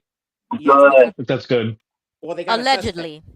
Allegedly. Yeah, exactly. Yeah, right. Allegedly. That's the greatest one. Yeah. Yeah, that was crazy. That's why I had to leave New York. He was Yeah. wearing tight pants. How long did you live there, Ruby? Maybe Like, how old were you when you left? I was 20 or 21. Oh, so you knew the city life. Do you miss it? Do you miss the culture, the good food and everything? Not really. No. Nah, man, I missed Do you Rhode miss Island. Derek Jeter? But it's different than New York. It's not fast paced. It's fast paced, but it's not like you guys.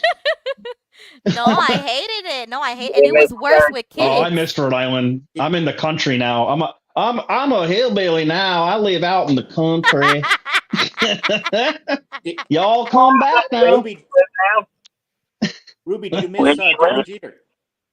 No, I'm Derek not really Jeter. into sports. Wow. I miss Derek Jeter. That's the only thing good out of New York. You know who I miss? And I bet none of you feel this way. I miss Larry Bird. That's who I miss. He was my sports hero. You know why? Because he was a trash talker, and he would say, "I'm gonna do 2 dribbles to the left, go under my leg, step back, and make a 3 on you," and he'd do it. And that's what made him a gangster in basketball. He could back up what he said, and he would tear down your soul. You would just be like, "How did he do that?" And he'd just keep doing it to you, and he'd tear down your your defense, you know. He'd rip away, he'd chisel away at you, and he wasn't a natural athlete. He'd be on 1 foot, make the shot. But him and Magic Johnson. You know where he's from? Him and Magic Johnson, that was an error. Him and Jordan and Magic Johnson, that was a heck of an error. They love each other. They're like brothers. You know where Larry's from? Yeah. Where's What's he that? from? Who's that? Where's Larry from? Indiana, I think. Yeah, French Lick, Indiana. Yeah, I don't know where in Indiana, but Indiana. Yep. He's not from Boston. He just played on that team. I'm a Knicks fan, so I'm not a big Boston Celtics fan. So I feel you. You're not allowed to talk on this channel anymore if you're a Knicks fan. why you? What you? What fan are you? No, but I'm playing. It's good. But you're a nice lady. You're a very nice. That's how Rhode Islanders talk, honey. We all love the 90s Knicks. No matter what, we're in good company. I'm just playing with you. Yeah, you're very entertaining. I like you. You're very funny. I enjoy your comments. You know, it's good not always to talk so serious about Jehovah's Witnesses too, and have a laugh. And you know, all of it's good. It's good to it's good to heal. It's good to have friends to heal with. Yeah, I agree. Can I chime in about something that JP said earlier real quick? I just wanted to touch on it. Yeah. Can anyone hear me? Yeah, we can all hear you. Okay. Eric, can you hear me? Yes, we can hear you. Yep. Okay. I just wanted to say how JP called it a death cult, and it just gave me this like mental image of us all being very busy Jehovah's Witnesses, and we sit through a meeting, and at the end they give us a talk where there's like, okay, it's time to fill out your medical directives, and it's like a positive spin on everything. And we're all tired. Some of us just came home from work. A lot of us have homework to do from school. We have things to do when we get home. We're all tired. And they so casually at the end of the meeting, they have us sign our life away with an elder just signing it away. And it's also casual. And it's even for the children, even though they're not baptized. And it's just like when JP said death cult, it made me think about how casual they make it about the decision that we make. Because let's face it, like, we're just kind of just like, yeah, let's get this over with. We have our little stupid card and we got to sign it away. But that is what the death cult, like, we're signing our lives away to a death cult on a little piece of paper. And we don't even know if that's how God feels about it. Like the whole thing about the blood thing anyways was about eating it. And we don't have specific instructions. And I was just thinking about that. I don't mean to bring this conversation down because it's great that it's lighthearted, but like JP got interrupted and he made a really good point. And I think that they make it so casual that we just sign our lives away. It's really, really, really, really effed up. Anyways, what's your name? Do that. Well, no, what's your name? The caller. What was her name? That's Ruby. Desiree, your wife. Oh, okay. Well, you get a 10. You get a 10. Desiree. Hi, Desiree. You get a 10 on that comment. Yeah. Did they not hear me? Yeah. Can I comment? Oh, okay, sorry. I give her a 9. It was a great comment. I give great her a comment. 9. I give her a 9. Awesome comment. Do they still do that? I like to chime in on compliment.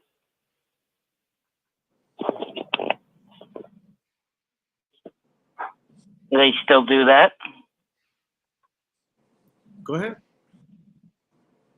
Do they still do the blood thing? Blood card? I don't know. Ruby, do you know? I don't know. Yeah, I heard they I changed a think lot of so. stuff there. Oh, Yeah. you think so?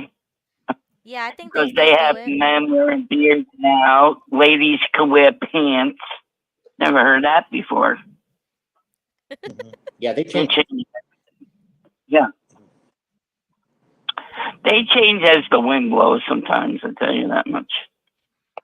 Yeah, I think they Yeah. still do all of that. That's why one of the first things I did once I woke up, I changed all of my emergency contacts. I cut that card up. I threw it away because I was like, I wanted to change my religion in all my doctor's paperwork, because every time I went to the doctor, I still had that information, and they would ask me, so, okay, it says your religion here is Jehovah's Witness, and so what do you want to do if you're gonna have this baby, or if there's an emergency or whatever? And I was like, oh, no. Take that off. I don't want nothing there. If anything happens, you better save my life. I don't care what it takes, but I better not die. So, Desiree, you're from New York too, right?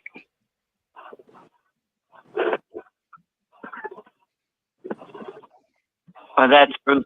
Which one was that? Ruby or Desiree? That was Ruby.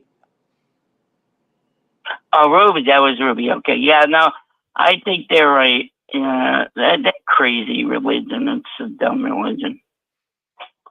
I just so happy to vent out.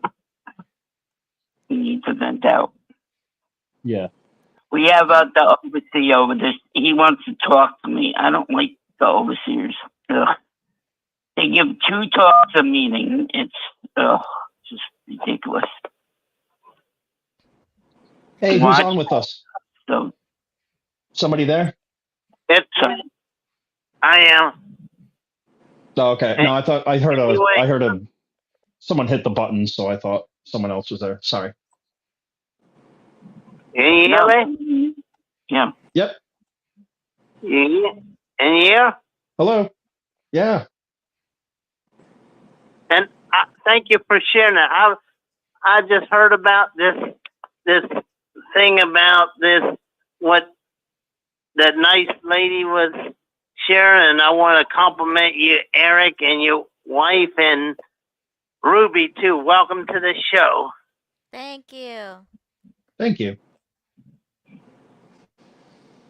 And the conversation about a lot of things being just man-made traditions of men, like the Pharisees. Mm-hmm. Yeah. I mean, they're pretty much just alike, similar to them. It's funny, like when Desiree went through our trial in Rhode Island before we came to Nashville, the things that I was saying to my family, I told my dad that the elders were Pharisees, especially the elders in our congregation. And he said that's a strong accusation, Eric. And one of the things that he said to me that I wish I would have thought about it faster, but what he said to me was, Eric, 8 million people aren't wrong. And my wife made a good point saying, yeah, but like there are like, is it 1 billion Catholics in the world or something like that? They all think they're right. And that's ridiculous to think that your numbers are weak compared to the population of the world. Even the Mormons are at 16 million. They double you because they're less culty than you, but they're still a cult, the LDS or whatever. Right. But I just find that interesting that how they justify their faith is built on sand. And it reminds me of a song, and the lyrics go, you built your mansion on a rock just to see it slipping in the sand. And I think that's so freaking powerful.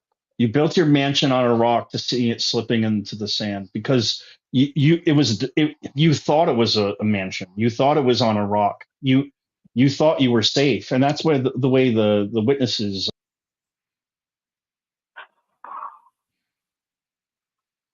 And also that song, it's also known as "Make the Lie Your Own." That's what I like to call it. My name is Metro. You know, and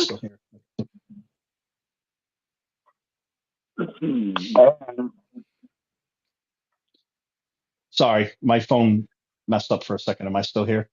You know what's real interesting because on the numbers issue. So the Jehovah's, let's just go along with the 8 million. Jehovah's Witnesses have 8 million allegedly. Allegedly. Now, allegedly is the best. Allegedly is the greatest word in the modern lexicon language. Allegedly now, everybody's using allegedly. But anyways, the point is this: 8 million Jehovah's Witnesses allegedly, but you made me think about the 16 million LDS. The Jehovah's Witnesses have a huge turnover because R.C. Kim says how many XJWs in total through the years. So I would venture to say, it's just my belief that you have like 32 million Jehovah's Witnesses. Because I bet you every single one of us can name like 4 people that are out of the religion that we grew up with. What I'm trying to say, but with the LDS, they don't leave, I don't think, in the numbers that they leave with the Jehovah's Witnesses. Why? Because they have a vested business interest. Business is good in the LDS church. If you mow lawns, all of your customers are LDS members. If you sell insurance, all of your customers are LDS members. So business is good in the LDS. I don't think they have the turnover we do. Right. That's just I'm just. And you think about it, Jehovah's Witnesses knock on doors so much, right? They for all the preaching they do, they don't have the turnover. They don't have the turnover. The LDS has more success than they do for some reason, and they preach less, right? They only do 1 to 2 years ministry. Is that correct? Right, and then they don't have to do that anymore. No more door knocking or riding their bicycles or whatever. Yep. Also, the LDS offer college and higher education, and there are doctors and lawyers and people of officials and different power and money, and they tithe, so they get more money. And of course you tithe. What they don't have is free labor, and that's what Watchtower has on them. They have free labor, and they're a what do you call it? A real estate corporation. Correct. But if you're tithing and all of the people that are building your building are giving 10% back, I mean, and then really you're tithing because you got the contract. It's built into the contract. If I go to you and I go, I'm going to cut your grass for $100, but you're a Mormon, so I'm going to cut your grass for $110 because I already factor it into the cost of goods. And if you're a Mormon, you're going to use me. It's just one of those wink, wink, wink, wink. We're all in it. Yep. You cut my grass, I'll buy your insurance. And I'll eat your sandwiches. It's one nice club. And there's nothing wrong with it. The Jews do it all the time. The Chinese do it. I agree. Mhm.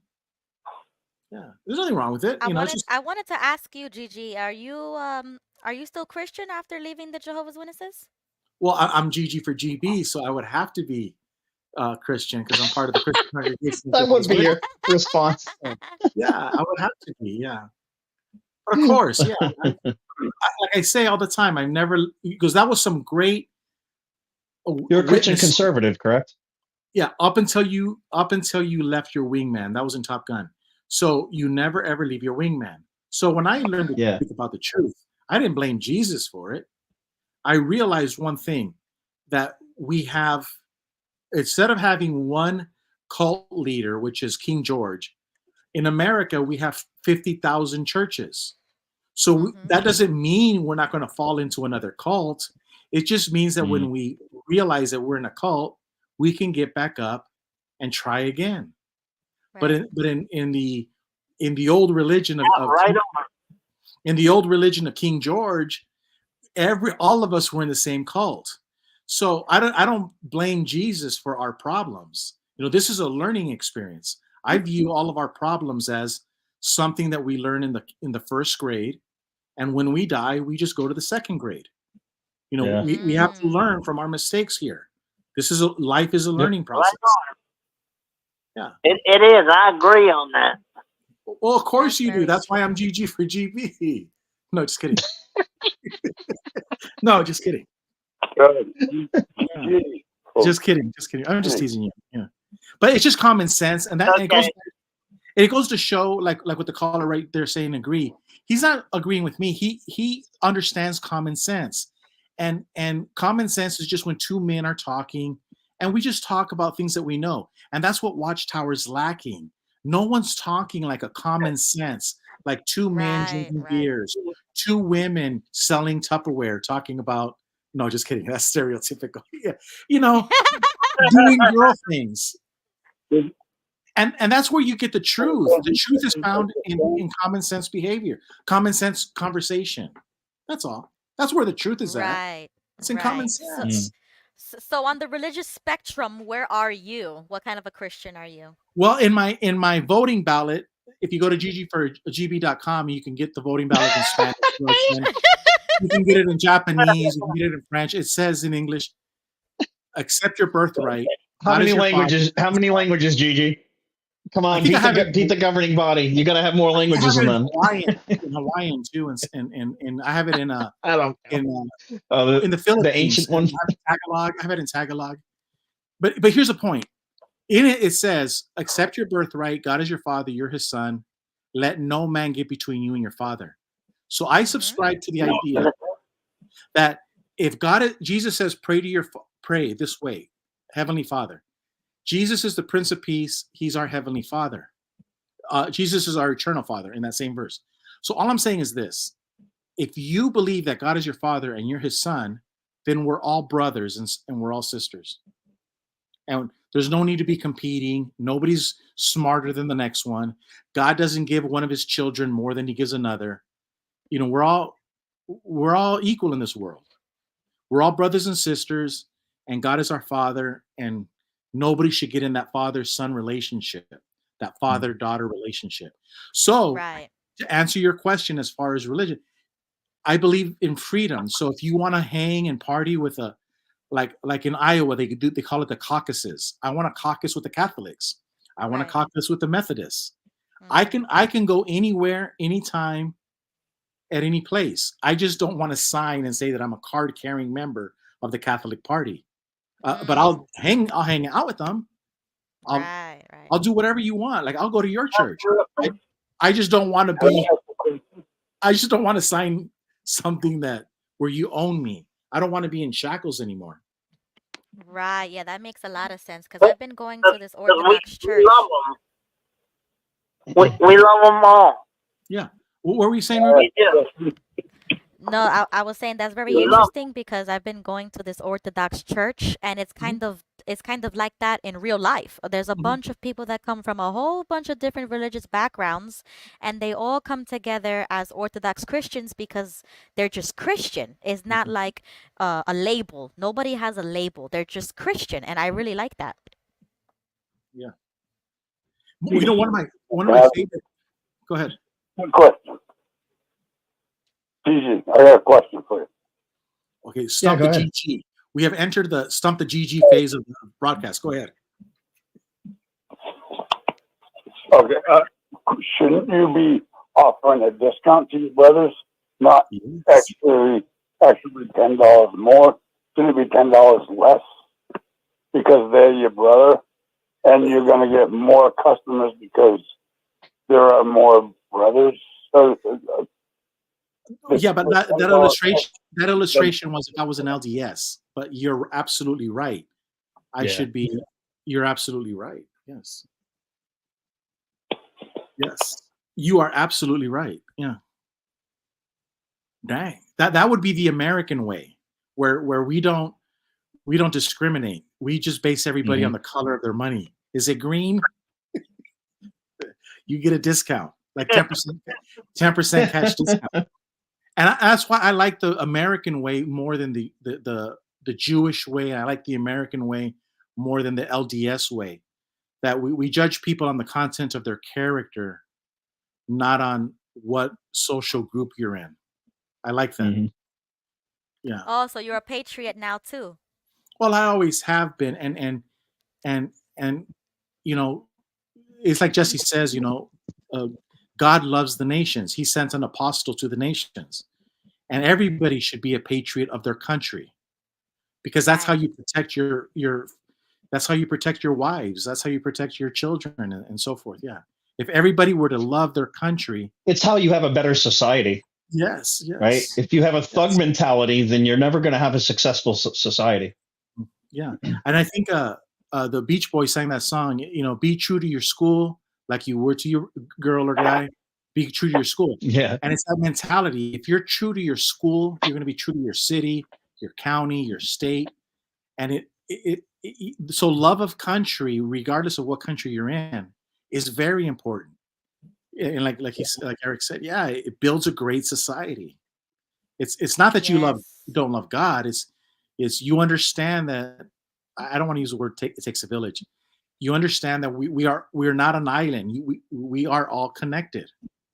Right. We want to be an island sometimes. We want to get away from everybody, but at the end of the day, we owe each other. We owe each other respect, love, law and order. You know, to form a what do they say? To form a more perfect union. To form a more perfect. Yes. Union. Yeah, that's exactly what I'm teaching my kids because I'm homeschooling, and that's literally what I'm teaching every single day. And I just became very politically active in 2020, so I feel like this is I'm finally out the closet. I'm American. I'm a patriot. I have nationalism. Yeah. And it's good. And if you were in Mexico, we would tell you the exact same thing. Right. Everybody, regardless of your country, and in American, all the people that are listening to us in the United States, we're saying the same thing about your state. Love your state. You know, this might be controversial, but I don't disagree with Russia banning the Jehovah's Witnesses. I disagree with the way they're doing it and the torture and hurting the people that have nothing to do. If you're going to go after anybody, go after the governing body. You can torture them, but don't take it out on those people. I don't agree with that part of it, but for them to say they're extremist, I have to agree with that. Because Russia, if you understand their politics, they want a strong nation, and they want strong families because they know that makes a strong nation. They know Jehovah's Witnesses shun and they divide the family, and they don't want that in their country. That's all it is. But they're handling it wrong. I think Norway handled it the best, in my opinion, because Norway took away their money, and that's how you bring down any evil organization. It brings down the mafia. You go after the money, they're gone. You know, and that's the way to do it. That way, the innocent Jehovah's Witnesses that are just following orders don't get hurt because they're just knocking on doors. You know, they don't deserve to be tortured and electrocuted. Go ahead. Right. Right on. I agree with that. I know that's happening. Yeah. It's all about the Benjamins, Eric. I was waiting for her to come. Where have you been all my life, Pixie? Yeah. Good to be back, guys. It's always awesome when it's late night and Pixie and Gigi are in the conversation. Oh, I'm in the house. If your brother wants to date, we can set that up too. What was I going to say? Oh, that blood card that everybody signed. Mhm. It's a good idea to have that for your older relatives and get a lawyer to do it for about $70. Mhm. And then if they try to make your granny get a blood transfusion and they're people that never took high school biology, you go in there with your paperwork. That's how my mom lived another number of years. And I insisted on a meeting with the anesthesiologist. And I said, I can't tell you how to do your trade. If she doesn't need it, don't do it. But if she needs it, you do your job. And he assured me that he would.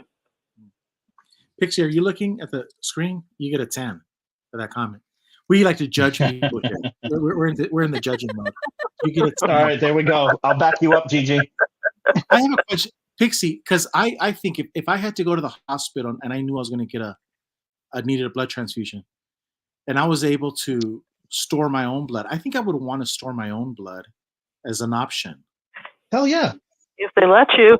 And if you want to have, if you decide that that's what you want to do, get the youngest person in the hospital. You know, think about this, guys, because I was a hemophiliac, or I am a hemophiliac.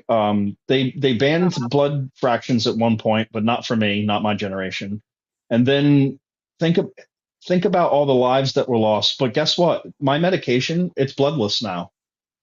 It's from hamsters, and it's like there's no blood in it at all whatsoever. I don't know how they do it. They extract what I'm missing, the factor eight of the. But my point being is technology. You're going to kill people. Oh, what? I'm so glad you're still with us, Eric. I lost a dear friend who was related to royalty and had your disorder. Oh, no kidding. What time period was this? It was about, oh gosh, he was 40, and that was about 40 years ago. I miss him terribly. Did he die a painful death? Yeah. Yeah, But because if you don't have your medication, you cripple away. Yeah. Yeah. Yeah, it's real sad what that Watchtower decided to play doctor and tell everyone what to do with themselves. You know, they're hurting people, and they don't see. I think the lawyers are starting to say, hey, don't give medical advice anymore. Yeah. What do you think, Gigi? They're the only group that does that. I talked to a rabbi in New York, and the rabbi said Deuteronomy says choose life. I did a little journalism on that years ago. The witnesses are the only ones that have that teaching. That's the famous Moses speech when he's leaving, reminding people, you must choose life. Beautiful speech. But why would you not want to store your own blood? To me, that seems like a no-brainer. Yeah. Like if you know you're going to go... They'll let you do it, but... It's an insurance policy. Yeah. Sometimes, before they solved the filtering of it in the AIDS era, a dear friend of mine who went to Catholic school, he said that he would be a donor for me if I needed it. And I said, well, what would you do? And he says, well, I have people that would be donors for me too, you know, in our town. And I said, well, would this be through the Red Cross blood bank since that was in our town? And he says, no. He says, they will let you just roll up your sleeve and do it if the type is the same. And he made a joke, and he says, but get the youngest person in the hospital. So I researched that, and there's all kinds of myths and legends that the queen of some country, she had these girls that were younger, and she got younger. There's some truth. There's some medical truth to that. So that if you needed a blood transfusion and you got a younger person, it might improve your lifespan. Can I share a personal experience recently? Excuse me? Can I share a personal experience that I had recently? Please. Is this Tom from New Hampshire? Let you do it. I just wanted to get on here and talk to Gilbert and his brother and Eric. It's a thing I do. Good night, everybody. Oh, no, everybody's welcome. Stick around, hon. That's all. If I had signed up that I didn't want a blood transfusion, I probably might have been dead. But I just happened to have experienced that recently, and that's all. I just wanted to share that saved my life, and it's too bad that a lot of people, would have died, and their conscience would have been clear, and their friends and family would have been fine with it if they were JWs. But and all it took was a couple bags of blood, and I'm no different. I'm not a different person. I'm just alive now. That's all. And I'll shut up and let you guys talk. Oh, no. You're good, man. We like hearing from everybody. We're happy you're here with us. What's that? We're just happy he's here with us. Oh, exactly. Thank you. Yeah, me too. Thank you. Yep. Love is where you make it,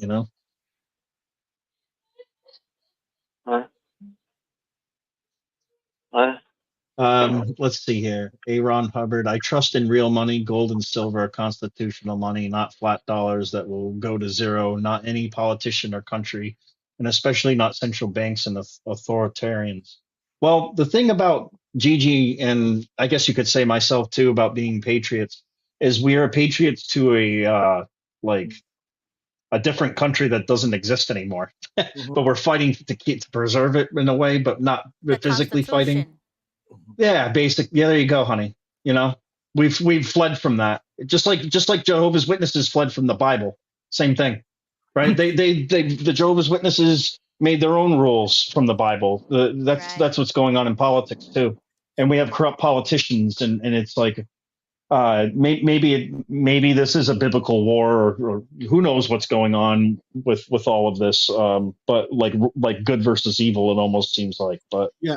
That's true. I don't know. What do you guys think? No, that's true, because you have to remember, Ron Hubbard, you have to remember this, and my brother Jesse says this. Even Jesus Christ had a Judas Iscariot. Even George Washington had a Benedict Arnold. Jesus Christ told you that there's going to be good seeds planted alongside wicked seeds. We're going to Lincoln's guy. Together. There's nothing we can do about this. So my suggestion, Ron, is you keep doing what you're doing, and remember that what Jesus says, if they're not against you, they're with you. You keep fighting the good fight. To hell with those people. They chose death. Let them. You need to just keep fighting the good fight, and just say, we're not going to go down that road. But so we have to fight, even if we're on the losing team, that it feels like we're not on the losing team. It's just, unfortunately, these are the playing rules. This is the way the game is played on Earth. We have, if we want to get away and make our utopia, and we go to Alaska and we have 100 acres and we're all away from everybody, just wait a few years. People from California are going to go by right next to us. We can't get away from it. No matter how much we complain, there's always going to be evil. We just got to keep pushing. And then when we die, we say, hey, I did the best I could. I did the best I could. But he's right on a lot of things. So I'm just saying, keep fighting, Hubbard. Keep fighting. Yeah, It's you like that gotta keep the expression, conversation. the scum rises to the top. And even though we want Jehovah's Witnesses to rise to the top faster than maybe we're not patient enough with it because we just want to be justified. But it takes a while for that boil to get there. And when we watch it, what is that expression? A watched pot never boils. But it is going to happen, and it will rise. All their sins and everything they've covered up, it's all coming out now. And it's just taking time. But we know that they're doomed. And like, even though Rick Farron seems redundant when he says they're on their last leg or whatever he says about that they're in deep trouble, it is true. They are, because Rick's been doing this for 20 years and he sees a shift. And I bet Gigi sees a shift. You've been doing it almost as long as him, right? No, Rick's been doing it longer. But longer? Yeah. I love that video that you did where you guys went to Bethel and they turned the sprinklers on you. Yeah, Rick was covering and you said, "I'm getting baptized." I watched that on your channel. Oh, go ahead. That sprinkler, I saw a video of that. I did. Yeah, that was good, right? But I think politics are very important because you know what's crazy? Through politics, I came back to Christianity. And I think that's a weird twist that not that many people have. Like they don't notice it, but sometimes politics can either drive you back to what you grew up with, or you adopt a new, understanding, and then you go with whatever you think is right as an adult. But you see, that's why I put the Jehovah's Witnesses and I put politics in the same boat because they act the same way the government acts. They don't like you protesting. They don't like you talking. They don't want you talking to everybody else. And that's why they want to silence you. They want to discredit you. And they do the same thing in politics.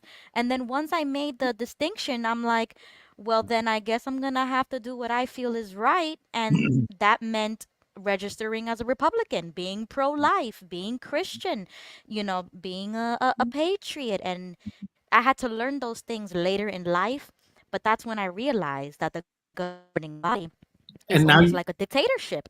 And now you know why the JWs want you not to vote. That way, they already have it in the bag.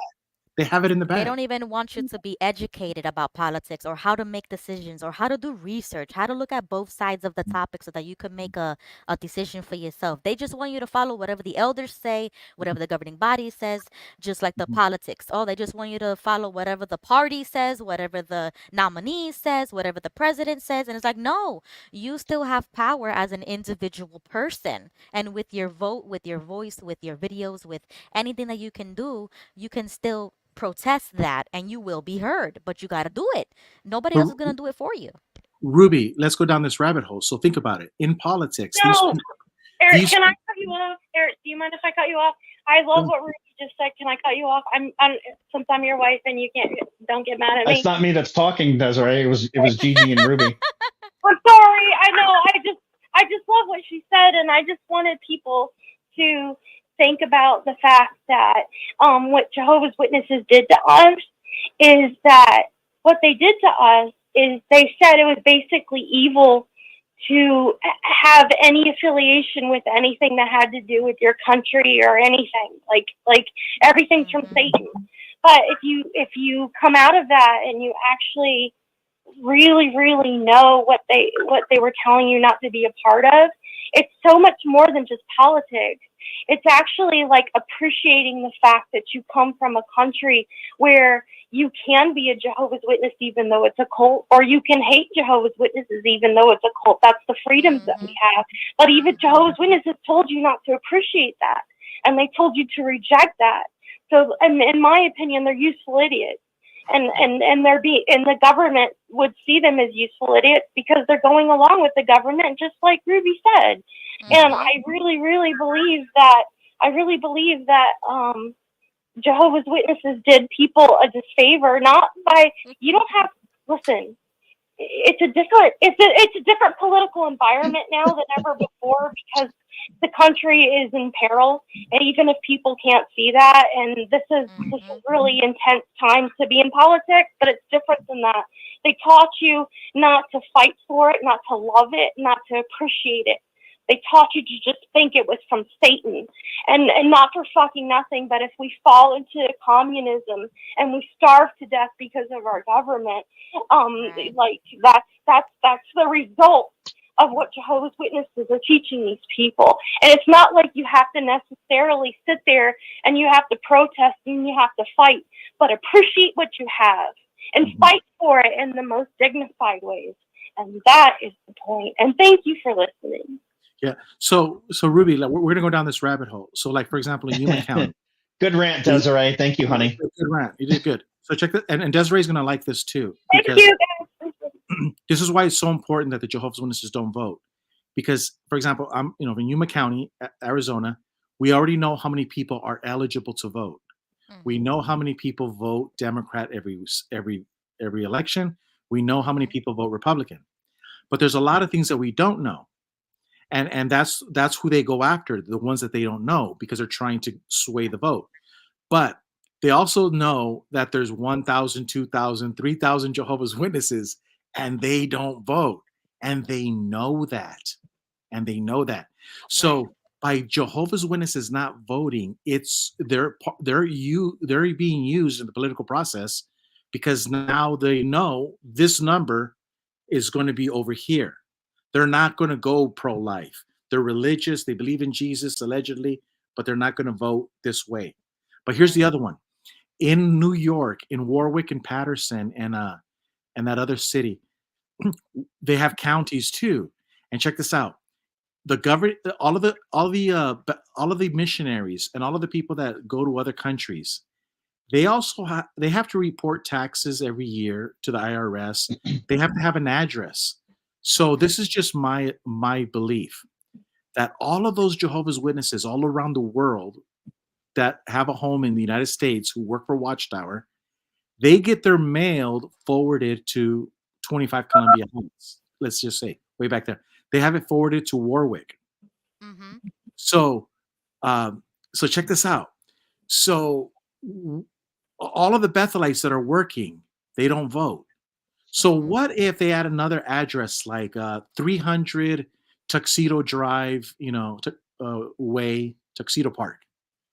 And that address is where they register, Watchtower registers all of the missionaries to vote.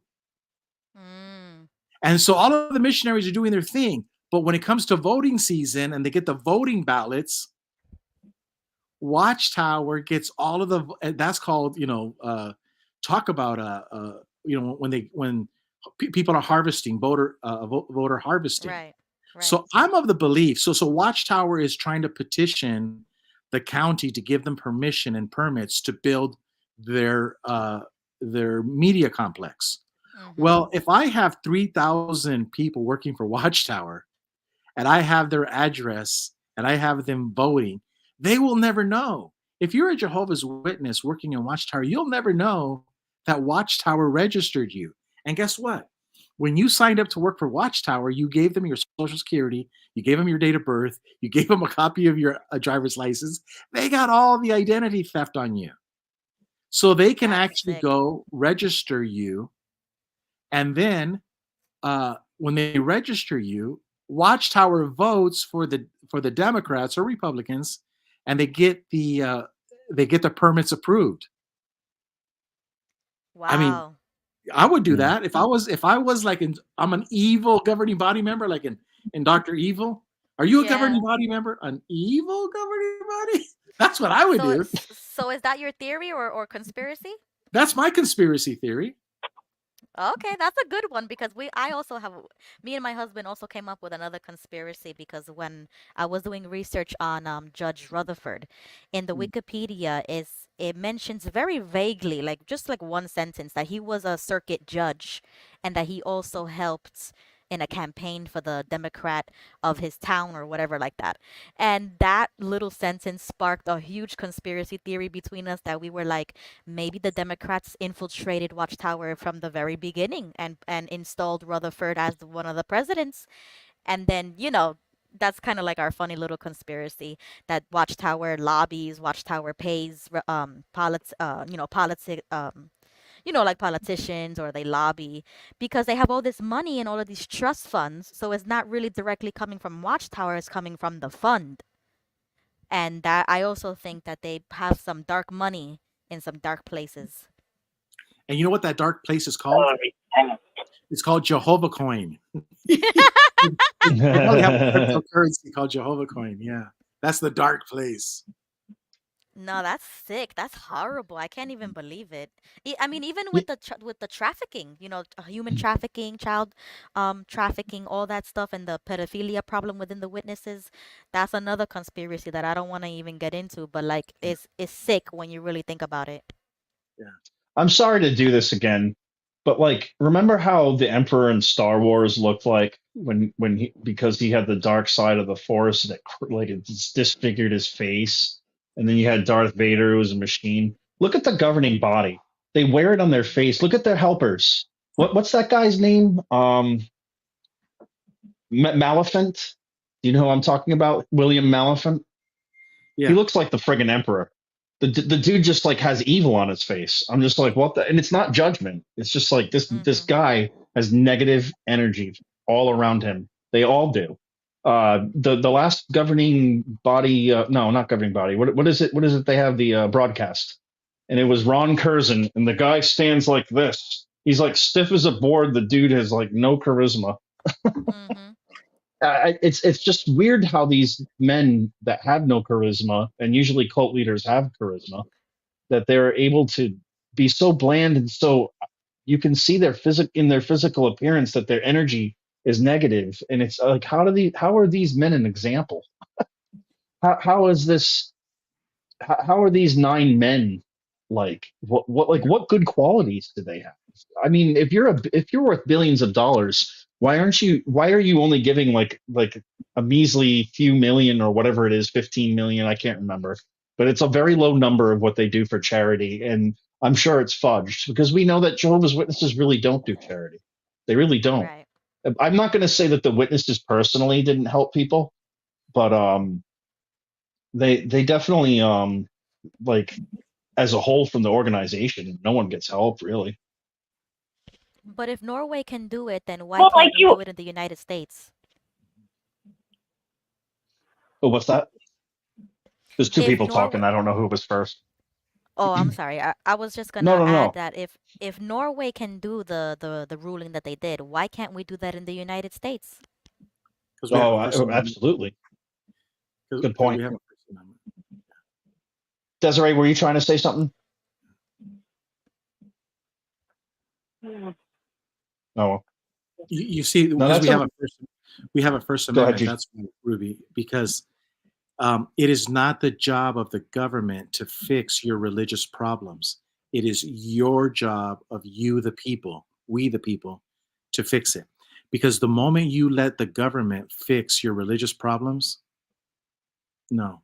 So it's better to live in a world where we have Jehovah's Witnesses running around knocking on doors, and I know they're doing bad things, but I'd rather have that and still have the freedom to slap them down, have the freedom to fight them in the courts and so forth, but fight them for the laws that they're breaking, like on banking laws. They're over here pretending to be banks, borrowing money, stealing properties. But it's better for the people to fix the problem than the government to intervene. That's why freedom of religion is so hard to. The courts are not going to side with you on that issue. And all of these ex-Jehovah's Witnesses that think that we should be like the European Union, no. But I mean, they could take away their religious status so that they don't get government funds. Well, in the United States, Yeah. they don't get government funds. Exactly, Ruby, because if they shut down their money, they're screwed. Okay. Now, can you shut down their tax exempt status as a religion? No. Yeah, that's what I mean. Not in the United States. No. No. What you Why is can that? do, what you can do is prove their fraud status, that it's fraud, and you can shut them down that way.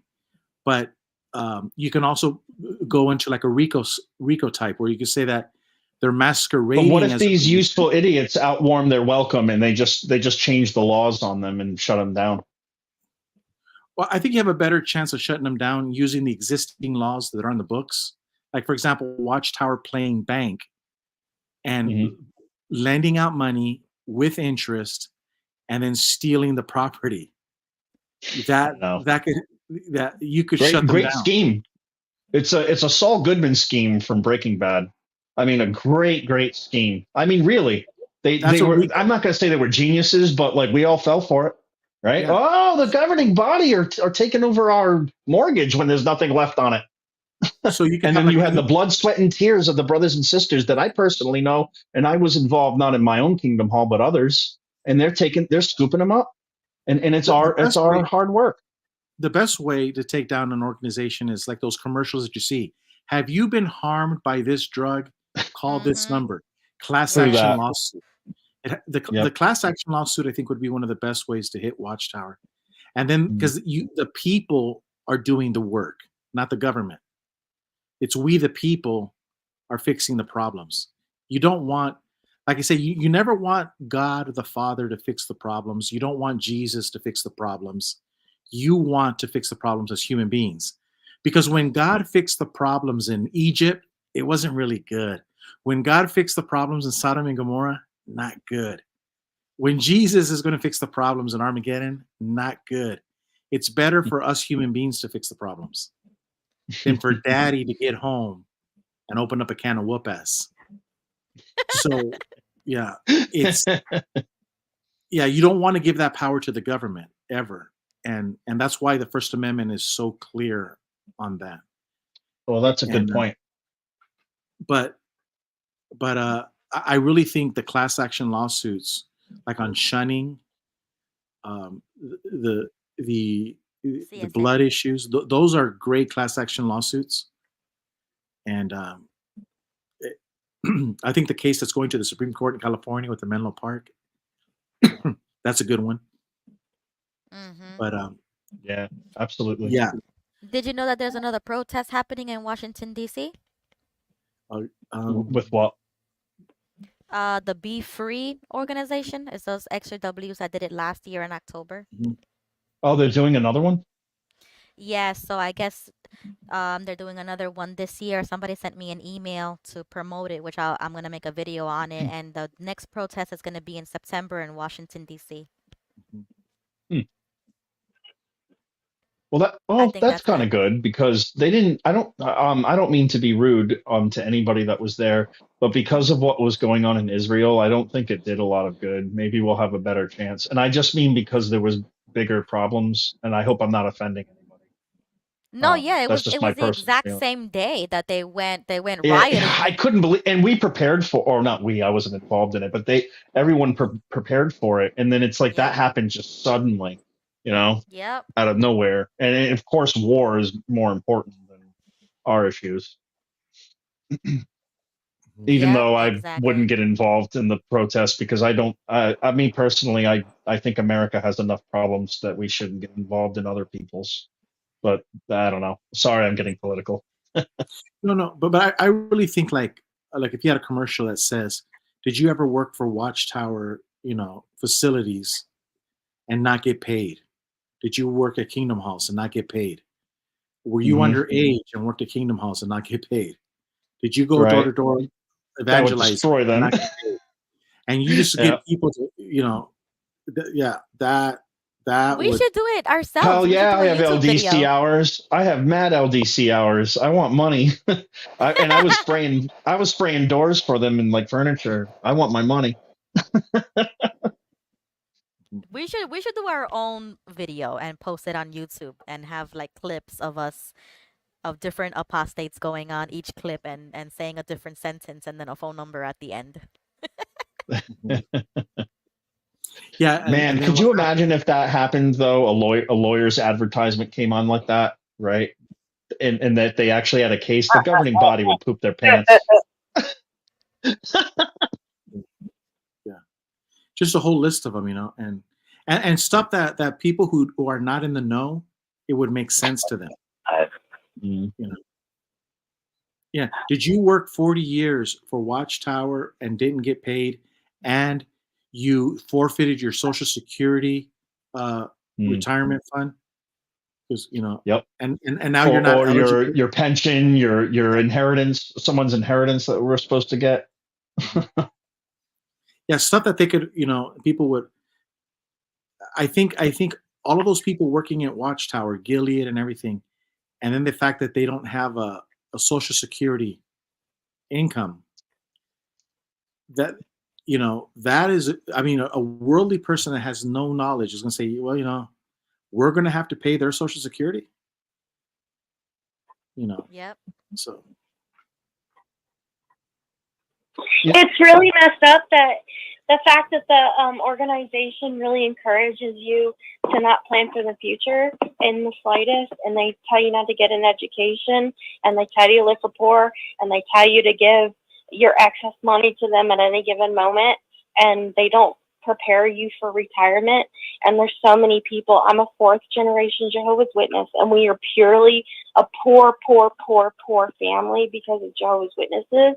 And it was at the fact that, like, there was not one person in my family that, forget an inheritance. I mean, that's a luxury for a lot of Jehovah's Witnesses, to be honest with you.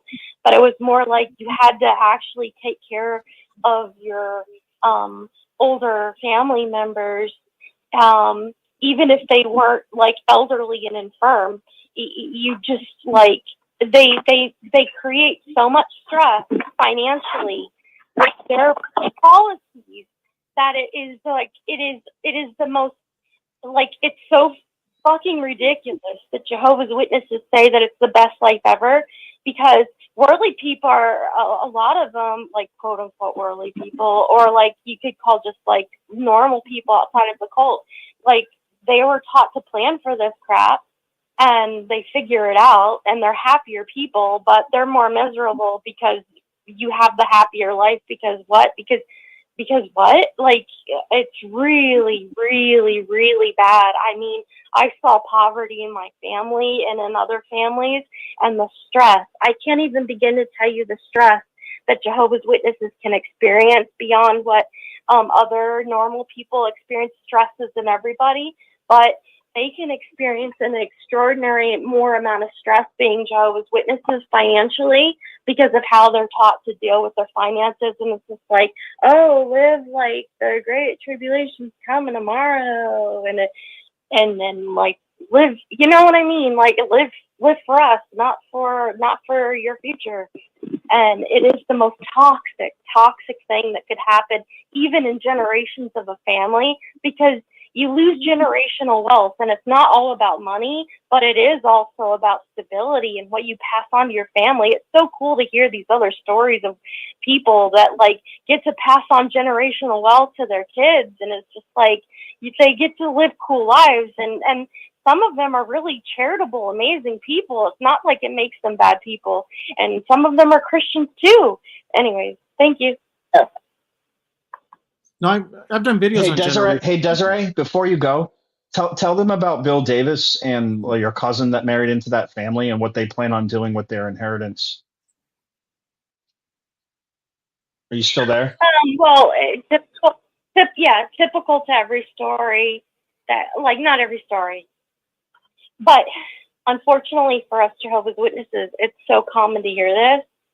Is that there's so many people that they're very nasty about telling their, like, children and their ancestors, like it's a late night show, so I'll say it, like, fuck you.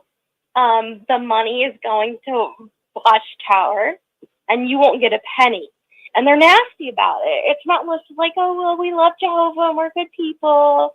That's so common, and it's just like, you are literally, listen, this is, if there's any PMO, or not PMO, if there's any PMQ or PME that's listening to this tonight, I need you to know this, that Watchtower has you sign over everything that you ever earned in life to them. And I need these people to know this, that they're signing it over to people that are running an organization where anyone comes into the organization has to work for free so that it can be a rich organization. And these people that are signing a vow of poverty are being told that if you make any extra money upon what is your basic needs, you have to donate it to Watchtower. And they're telling them, like, maybe you have to be permitted to, like, do a little extra work on the side, beyond your Bethel service. And on top of that, like, the actual governing body, there's two of them that are guaranteed to be millionaires, and one of them, Stephen Lett. We saw the paperwork from the city.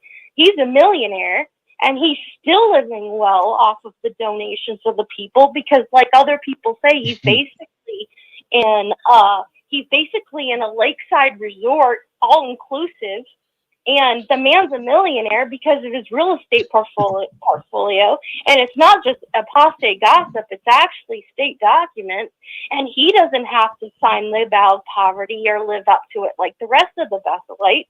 He gets to be awesome, and he gets to be a millionaire, and he gets to have his own apartment, whereas everyone else gets to have a little shack. If it had, like the old Bethel, like in New York City, used to charge people to use air conditioner when they were not making any money other than a stipend and tipping. Well, I'm sorry, I'm just not having a good night, but you know that word where you only get you only get a little bit of like, you know, I'm not trying to be stupid. I'm actually not a stupid person, but I can't remember the word.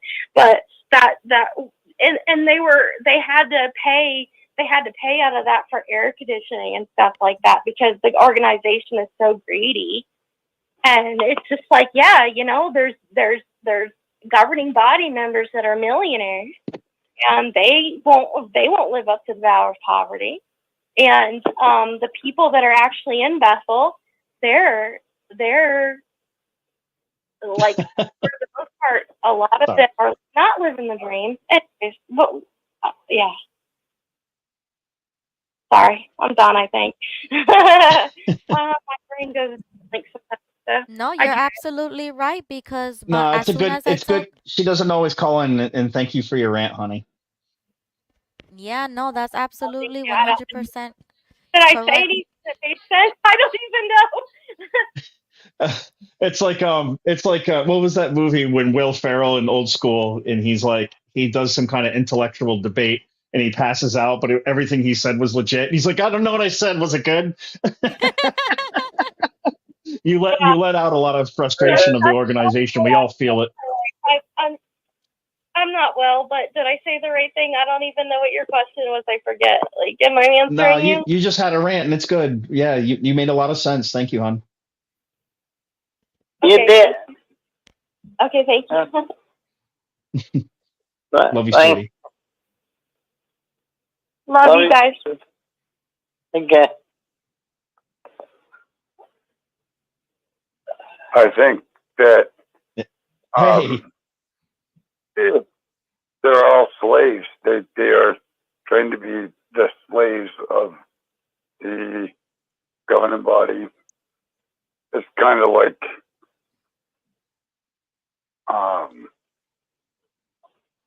just like other religions. The people that follow are the slaves of the leaders, and they have to sacrifice, but the leaders do not.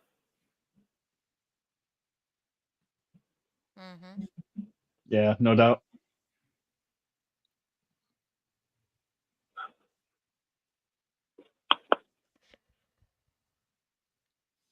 Yep, it's very sad that they think that their little bit of money is going to help a billion-dollar company in New York City.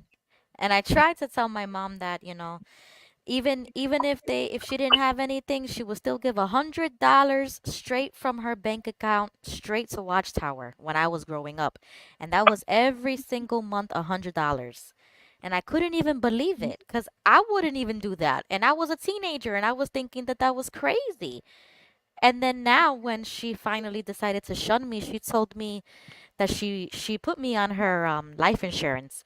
And then after she knew that I was gonna continue going to church, she said, "You know what? Forget about the insurance." And she has Watchtower as her next of kin instead of her only living child. Wow. Hey, Ruby, you want to hear another horror story? Check this out.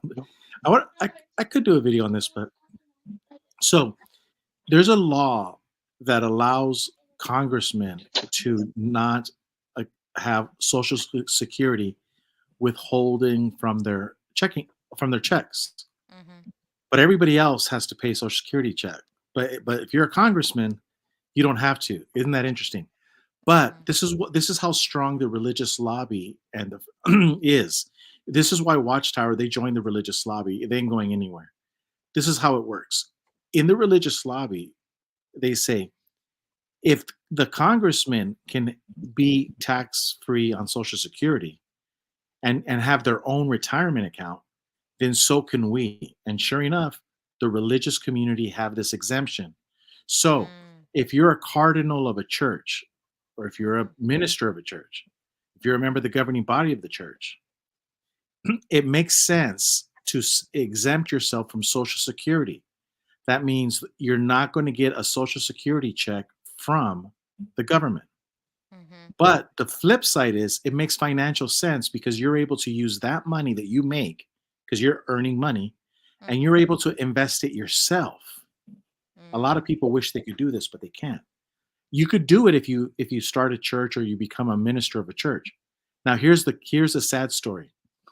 A lot of Jehovah's Witnesses thought that the world was going to come to an end.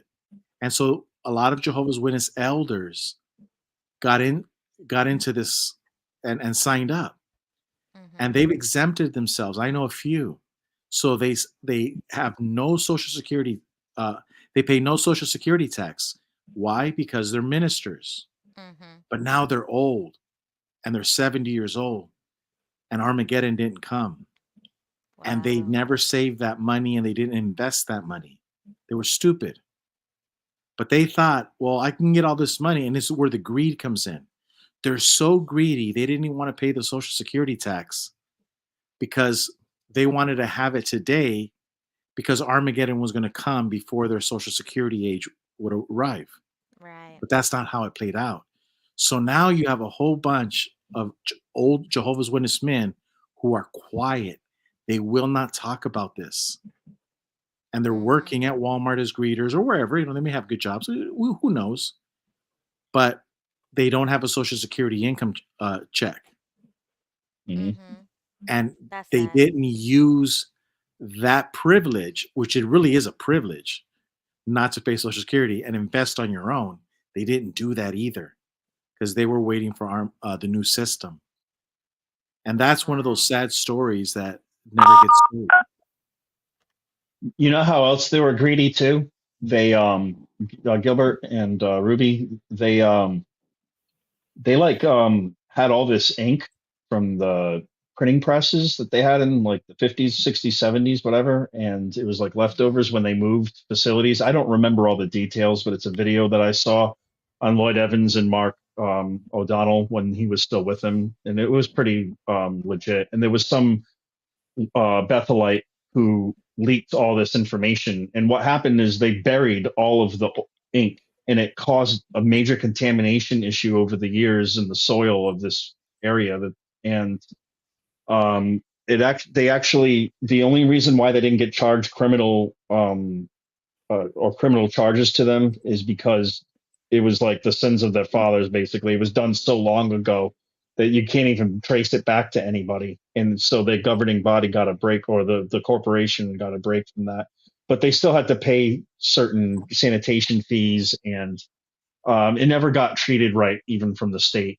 Everything that was done, they like moved it around, and it completely contaminated everything. And it's just, what were they thinking? Were they thinking the end of this world was going to come and just throw it in there? And it's complete disrespect for Mother Nature, for God, for the earth, for everybody. Who would do that? You got like I was in auto body. I'm not going to dump lacquer thinner into the soil. That's so disrespectful. Right. Can I say something? Sure. You're getting thank you. You're getting on a different subject, but I was just thinking about the whole Social Security thing and what we were talking about earlier, and how they like force you into making bad financial decisions for your future. And I come from a family full of them, and it's really sad because my parents, my whole family was very, very in poverty their whole life because of following the advice of Jehovah's Witnesses. And my grandparents, they didn't do enough for retirement because they didn't believe in it. So the whole family had to basically like carry them, even though they were the older in the family and the more wiser. Everyone had to carry them. And now it's at the point to where my parents live in a small little camper, and they're older. And we like, I know that my family story is a dime a dozen, and I think this would be a really, really another good subject for another show. But it's so intense what they do to the lives of other people and how they influence them to be very painful. Because like there's one thing, there's a balance between money being evil and like not living in poverty and agony. I like anyone would believe that a just God wouldn't expect us to live in absolute poverty and to expect for him to come through at any time from another person. Like we are all taught to like put our bootstraps on and figure it out ourselves. And if we can't do it, then there is charity. And if there is problems, there is charity. But you can't just take the easy way out and cop out and say, well, you know, God's just going to take care of me. And if he doesn't, like the only person you can rely on is the congregation and other people. God doesn't come through for you. The organization tells you to like be a person of the system, and it's sad, and they hold you down, and that is absolutely not something that brings you up to God. Because if a religion is supposed to bring you closer to God, it elevates you. It doesn't bring you down to poverty. Period. Right. Yes, Jesus was in poverty. Yeah, he was. You know, he was an exception. He was an example. His disciples were an exception, an example. Those are people for us to follow and really think, wow, these people were really special. Look what they were willing to do. They were willing to walk away from things just so that they could do the right thing. You don't even have to believe in God in the Bible, but if you at least know the gospel, that's the word. And Jehovah's Witnesses don't rise you above that. They pull you down, and they pull you down, and they pull you down. But the ironic part is they want you to contribute just as much as the rich people do. It's almost like they're mentally ill in a way that they can't get it, that they're just asking that what the other religions are out of rich people, out of the people that they kept down. It's so oppressive. It's so oppressive. It's disgusting. Thank you. Mm-hmm. Well, I will tell you this, about the thanks, Desiree, about the generational wealth transfer. See, if you just type in a generational wealth transfer on like a search, you're going to find out that there's anywhere between 60 to 80 trillion dollars of expected wealth transfer, and it's just because old people are dying, the baby boomers. And so Watchtower knows that a big segment of that population in the Jehovah's Witness, they did the numbers. Naturally, they're not going to get trillions of dollars, but it's all up for the taking. So every church, every dog pound, everybody and their mother that's a 501c wants a piece of the action. And Watchtower wants that money because it's up for the taking. Old people are going to die, and in big numbers soon, and it's already started. And so this is why you see that Watchtower push on the inheritance and stuff like that, because there's a lot of money to be made. And it's not just Watchtower, it's a lot of organizations. And the people have been talking about this for years. It's called the generational wealth transfer. Just look it up, and just look at how much money. So, but it's not just Watchtower; it's your dog pound. Everybody who's a 501c wants this money. Mm-hmm. And if you think about it, they do not come down on anybody for the stock market, even though it's glorified gambling, because it's beneficial for them. Yes, yeah. So yeah, that Watchtower it is what Danny DeVito said in that movie. He goes, "There's one thing. There's only one thing I love more than these chocolate donuts." He goes, "Other people's money." And Watchtower's in love, like the bankers, with other people's money. Yep. You're right. Because the godly thing to do is to give your money to your family. Right. Yep.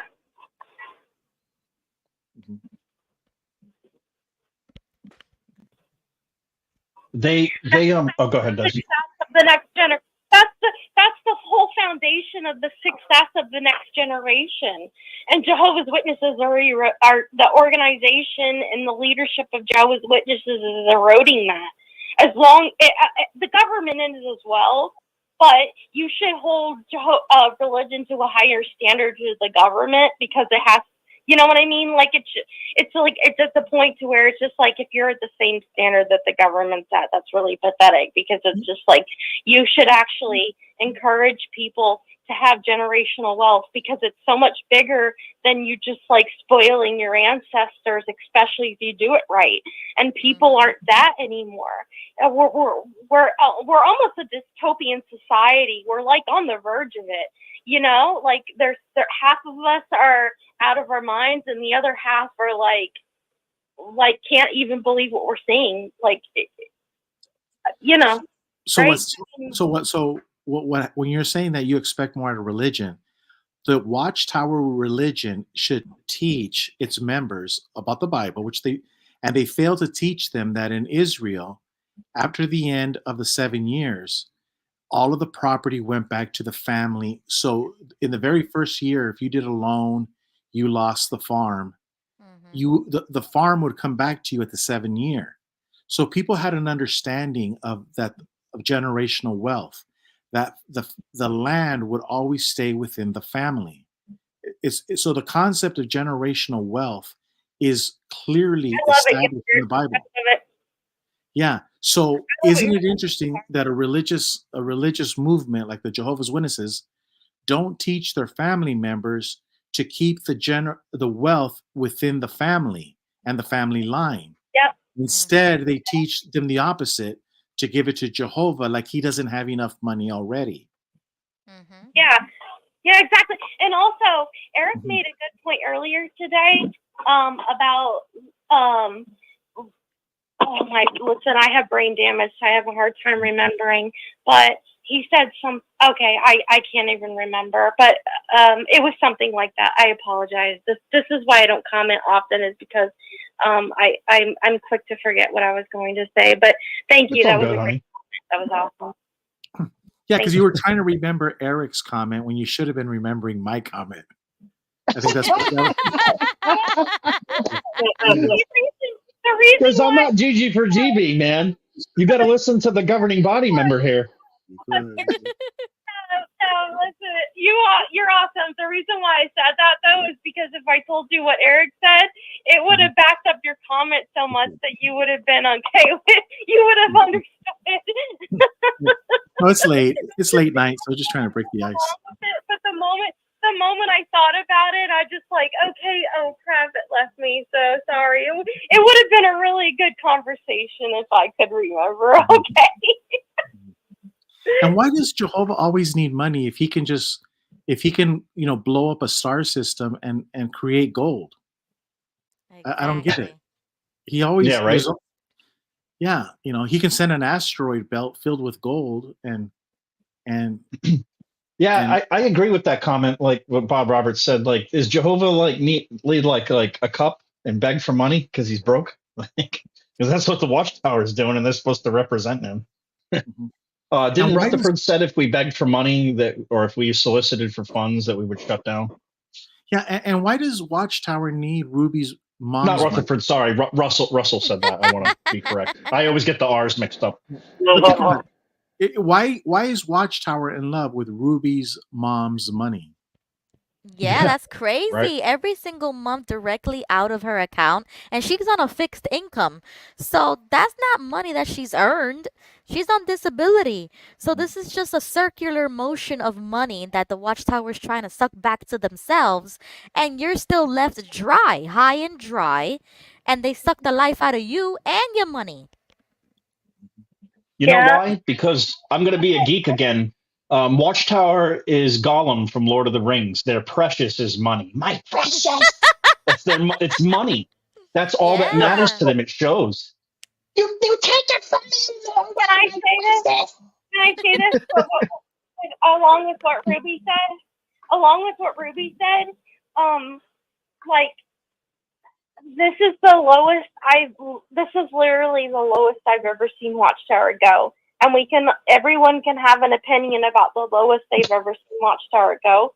But I think this is the lowest I've seen it personally. I mean, at least one of them. I've seen a lot of lows, so I'll at least say one of them. But it was when they're begging for money so that they can pay for the lawsuit for, like, the bad decisions and the evil things that they did.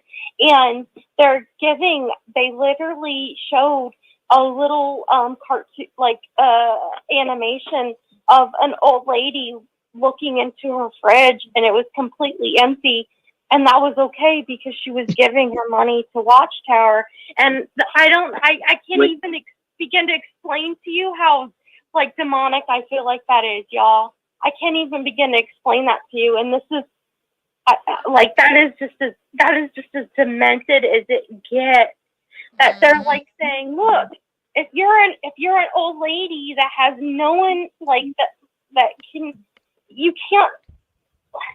They're so look, this is gonna make me cry. They're so out of touch, but they don't understand the struggle of these people. And they're telling old ladies to go hungry in their fridge and give them the raw money so that they can because Stephen Lett's a millionaire and it can be proven. And he can, even though he's a millionaire, he still lives off of the donations of these people so that he can have an all-inclusive resort and have everything done for him, from food to laundry and cleaning, and then he can go and travel all around the world. And the only thing he has to do for it is give a talk from the Bible that isn't even accurate from the Bible. I mean, okay, I'm sorry, guys. No, it's good. Thank you, honey, for expressing your feelings and getting emotional. It's good for us all to heal from the damage that's been done. You know why?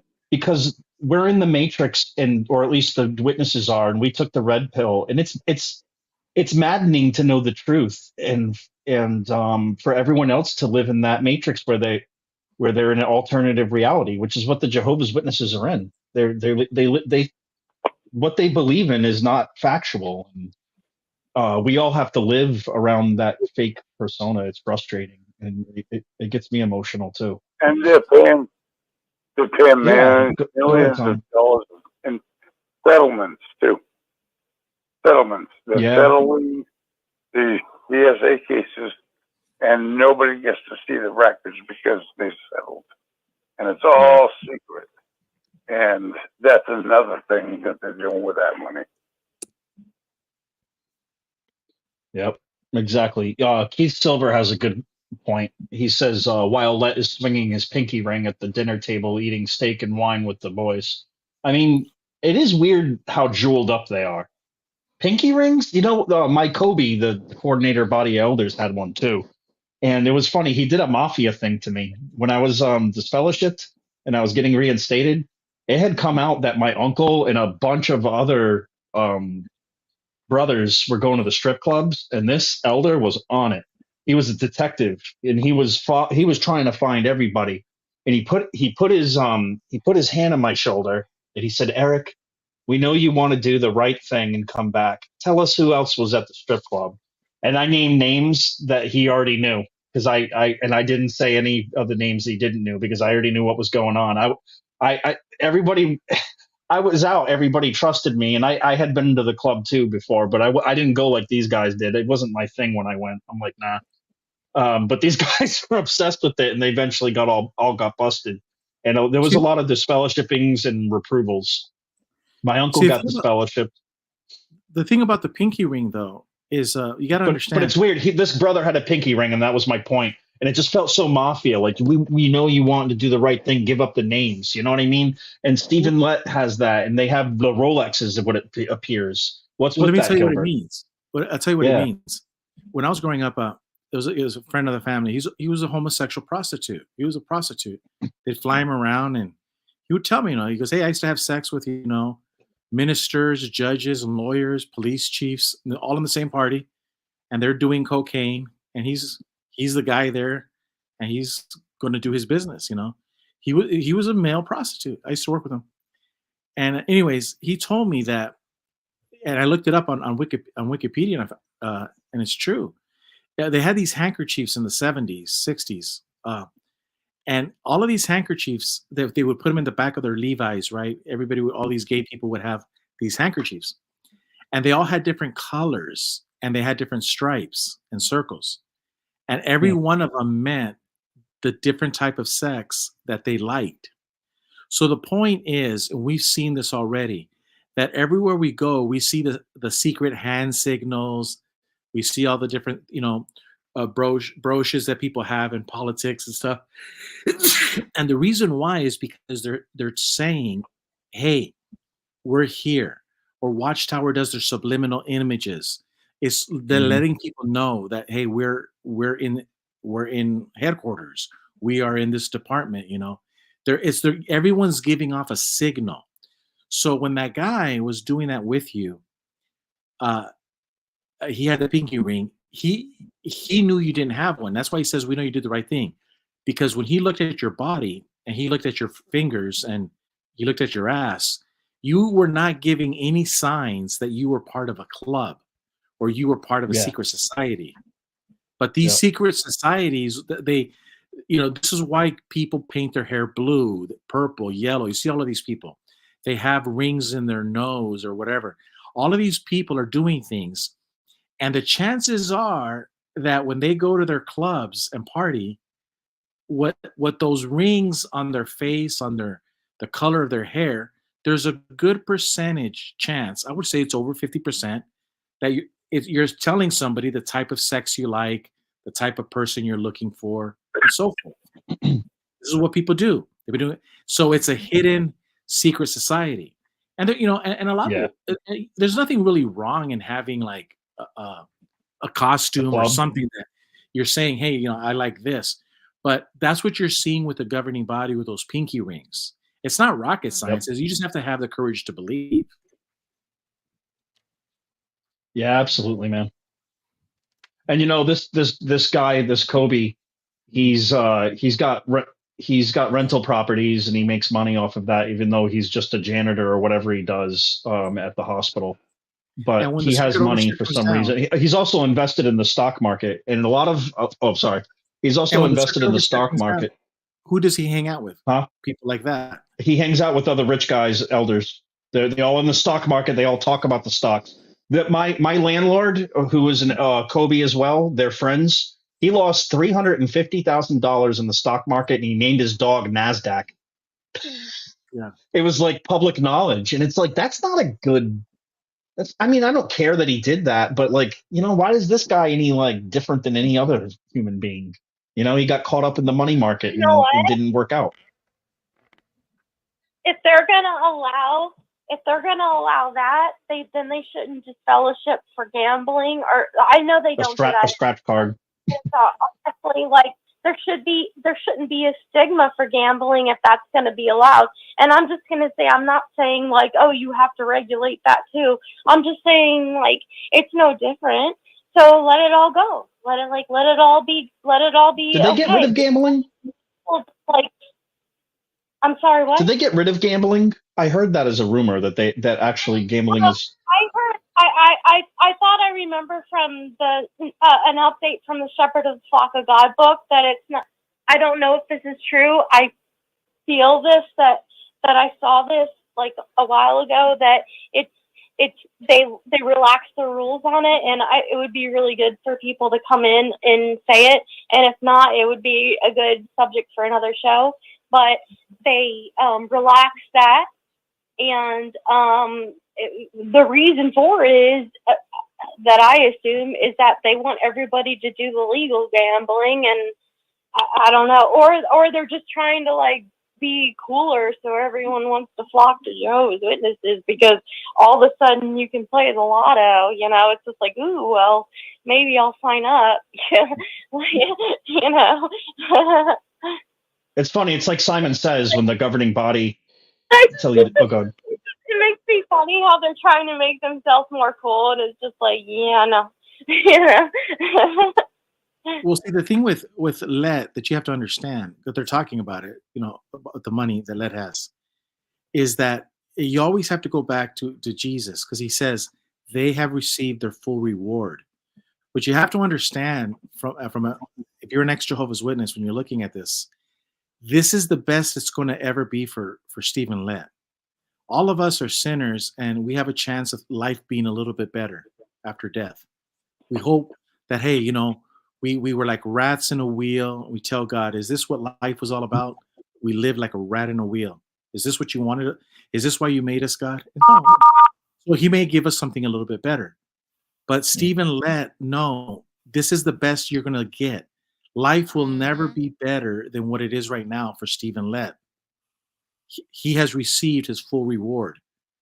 It's just, and people don't understand that with Watchtower and these people that knowingly steal from the common folk, it's not going to get any better. It's not. Whereas everybody else, the promise is it will get better. We all have the hope that life will get better, but not for these guys. It won't get better. I've heard. I know about that scripture. What's that? What's that? I know about that scripture you're talking about. It's a good one, huh? Yeah. It is. For sure. And as I say with the finances, it really is. It's an expensive lifestyle and organization or community to be part of it. It's expensive. You know, it's I hope I'm not getting too off subject, but I knew a sister who was like a Jehovah's Witness, right? And I ran into her at the convenience store, and it's kind of a funny story because like I was going into the convenience store to buy a blunt, so like a cigar, so I could break it open and fill it with marijuana. And she was in the convenience store, but she didn't see what I was purchasing because I caught her first. She had a scratch ticket. She was scratching it, and she saw me, and she was like a deer in the headlights, like. And I'm like, I don't care. And I'm like, I grabbed like a Gatorade and paid for it and got my blunt somewhere else because I didn't want her to know. Like, I'm like, well, I got dirt on you, but you're not gonna have dirt on me. Oh, but Eric, you don't have to buy cigars anymore. You could just buy Right? the Two cones. sinners collide, Desiree says. You see, so Cat B asked the question. So the question is, do they really believe? Cat, in the music industry, there's a guy. He's a guitar player. I can't think of his name right now, but he everybody must get stoned. Who's singing that song? Everybody. But anyways, everybody must get. Oh, the guy that can't sing, Bob Dylan. Bob Dylan. So there's a video, right? of him Is it Bob Dylan? Correct me if I'm wrong, audience, yeah, but well, I think it's there's Bob Dylan. where he talks about how he sold his soul to the devil, and then there's a movie about Crossroads where the black man sold his soul to the devil, and Ralph Macchio goes and plays the guitar to get his soul back. Oh yeah, I know that clip. I know that movie you're talking about. Yep. And he plays against I think he play against a Van Halen or somebody who like who's the musician, or is it Stephen? Okay. Yeah, and so what you have to understand, Kat, is that there's a lot of people that have sold their soul to the devil to become millionaires, to live that lifestyle. And there's a lot of people who don't have a problem selling out Jesus for 30 pieces of silver. And Benedict Arnold sold out as well.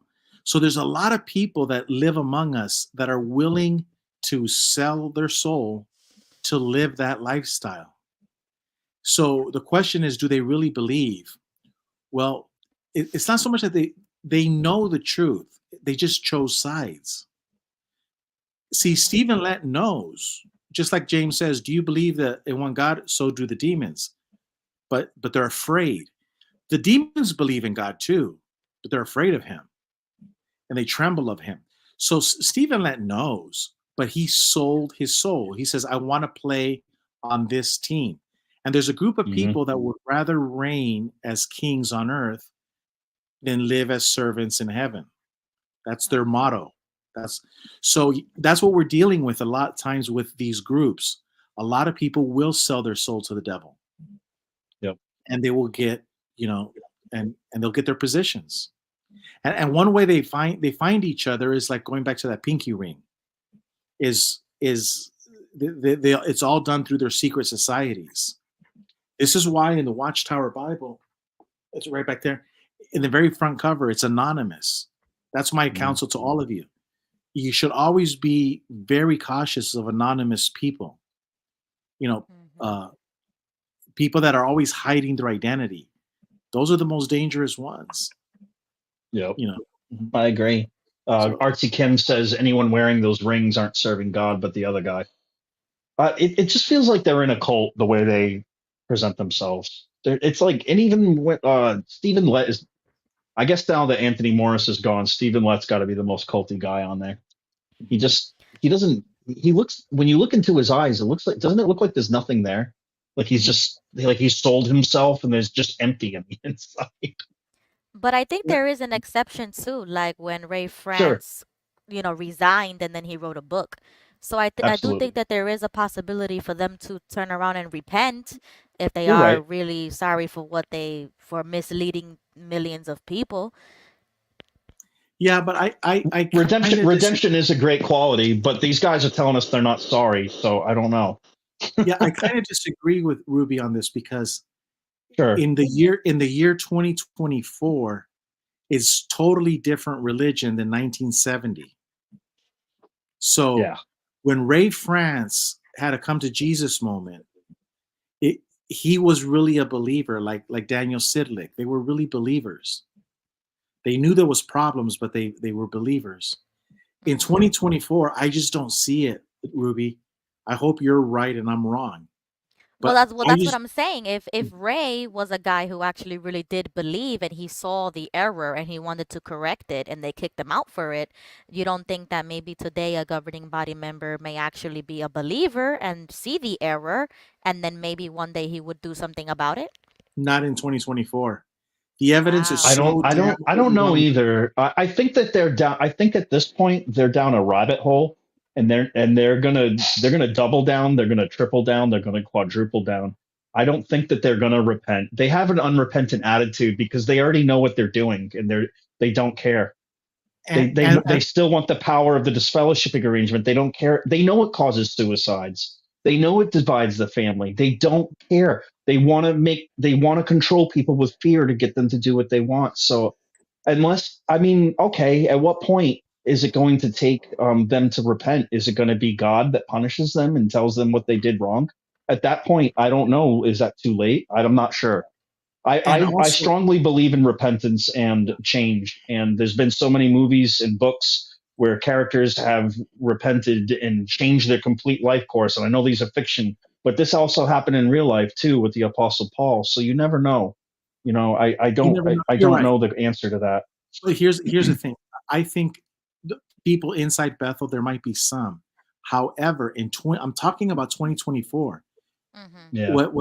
What Ruby has to understand is that Jarrett Loesch and Samuel Hurd know everything that we know. There is nothing. I mean, they know everything we know. They're not stupid. They're not oblivious of the facts. Right. So these people know what you and I know. They have chosen to go along with it. for whatever reason. They have chosen. They want the money. That no, You give them too much credit because you're more intelligent than them. To be honest with Well, you, I disagree. they'll. I disagree. feel like they'll walk through fire before they'll admit what is ahead, what is in front of them, and we can see it. And people like you are so intelligent; they can see it. But I swear they'll walk through fire before they'll admit it. And I swear it'll have to get really bad before they know it's not Satan and it's God letting it happen to them. And I disagree with it when he says about money. It could be about power. It could be about sex. It could be about a number of things. You know, Could be all of it. It could be all of it. So when I disagree when the caller said it's about money, I'm saying it could be about a lot more that we don't even know. Yeah, Shaq Composer's so right of the different do I have the wrong comment on here? No, that's right. A whole new set of governing body members in 2024. Surely not my grandpa's Watchtower. Oh yeah, even the new guys, they look evil. I didn't, right? Gigi, you're older than me a little bit, and I didn't know who the governing body was in the 90s. I did. You know, 2000 even. Still didn't know. Yeah, I have no idea. I couldn't name one. I really couldn't name one. I know them all now. Well, it was easy. It was easy because all of their magazines had the name of the president and vice president. At that time, the law was that every magazine had to have it. So every Watchtower and Awake magazine had the name. And I had no idea who the governing body was at all. In fact, when I tried to get baptized at 17, and I should have just took this as a sign, they rejected me. They said, you can't get baptized. And I said, why? They said, because you don't know who the governing body are, like how they're part in Jehovah's organization. It wasn't that I didn't know their names. It was just I didn't know what that entity was. I'm like, I didn't know there was a governing body. He's like, yeah, you can't get baptized. Try again. And it took me another year at 18 years old to get baptized. And then if I was just intelligent enough at the time, I could have seen that, like, hey, they don't want you, and take this as a hint. If you don't know who the leadership is and you're trying to serve God, this is bullshit. You know? I go with GB. I go with Gilbert for GB, and I think he's right on his opinion. I wish I was wrong. I wish I was wrong. And you know what I think? I think that Bob Dylan analogy is perfect. And since the governing body are public figures, I'm going to express my own opinion, which I rarely do. There is an occult thread in New York. That's always been there.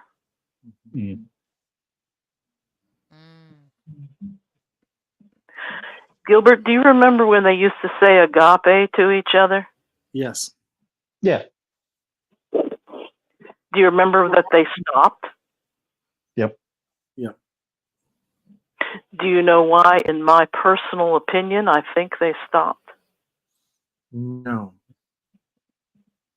There's a very famous occult lodge in New York that says agape to each other. Is this Pixie? Yes, it is. This is Pixie. And they do have pinky rings. I think they inherit the rings from the brothers when they die, because sometimes if a sister has a diamond and she's died and her husband is still there, then they give these rings generationally. They have generational wealth up there, but they don't want us to have any.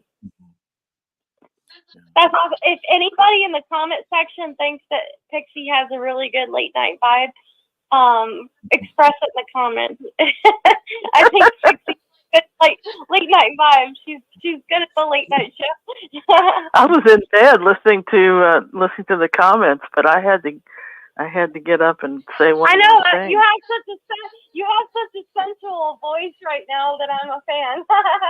Oh, good. I'm glad it went down an octave.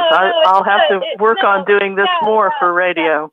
We're glad you're still a part of the show. Thank you, Pixie. No, I used to say Go ahead, Pixie. Do like a sexy voice and say, you're listening to the Awakening After the Watchtower or the Quiet Storm. After hours. Show of the mystic.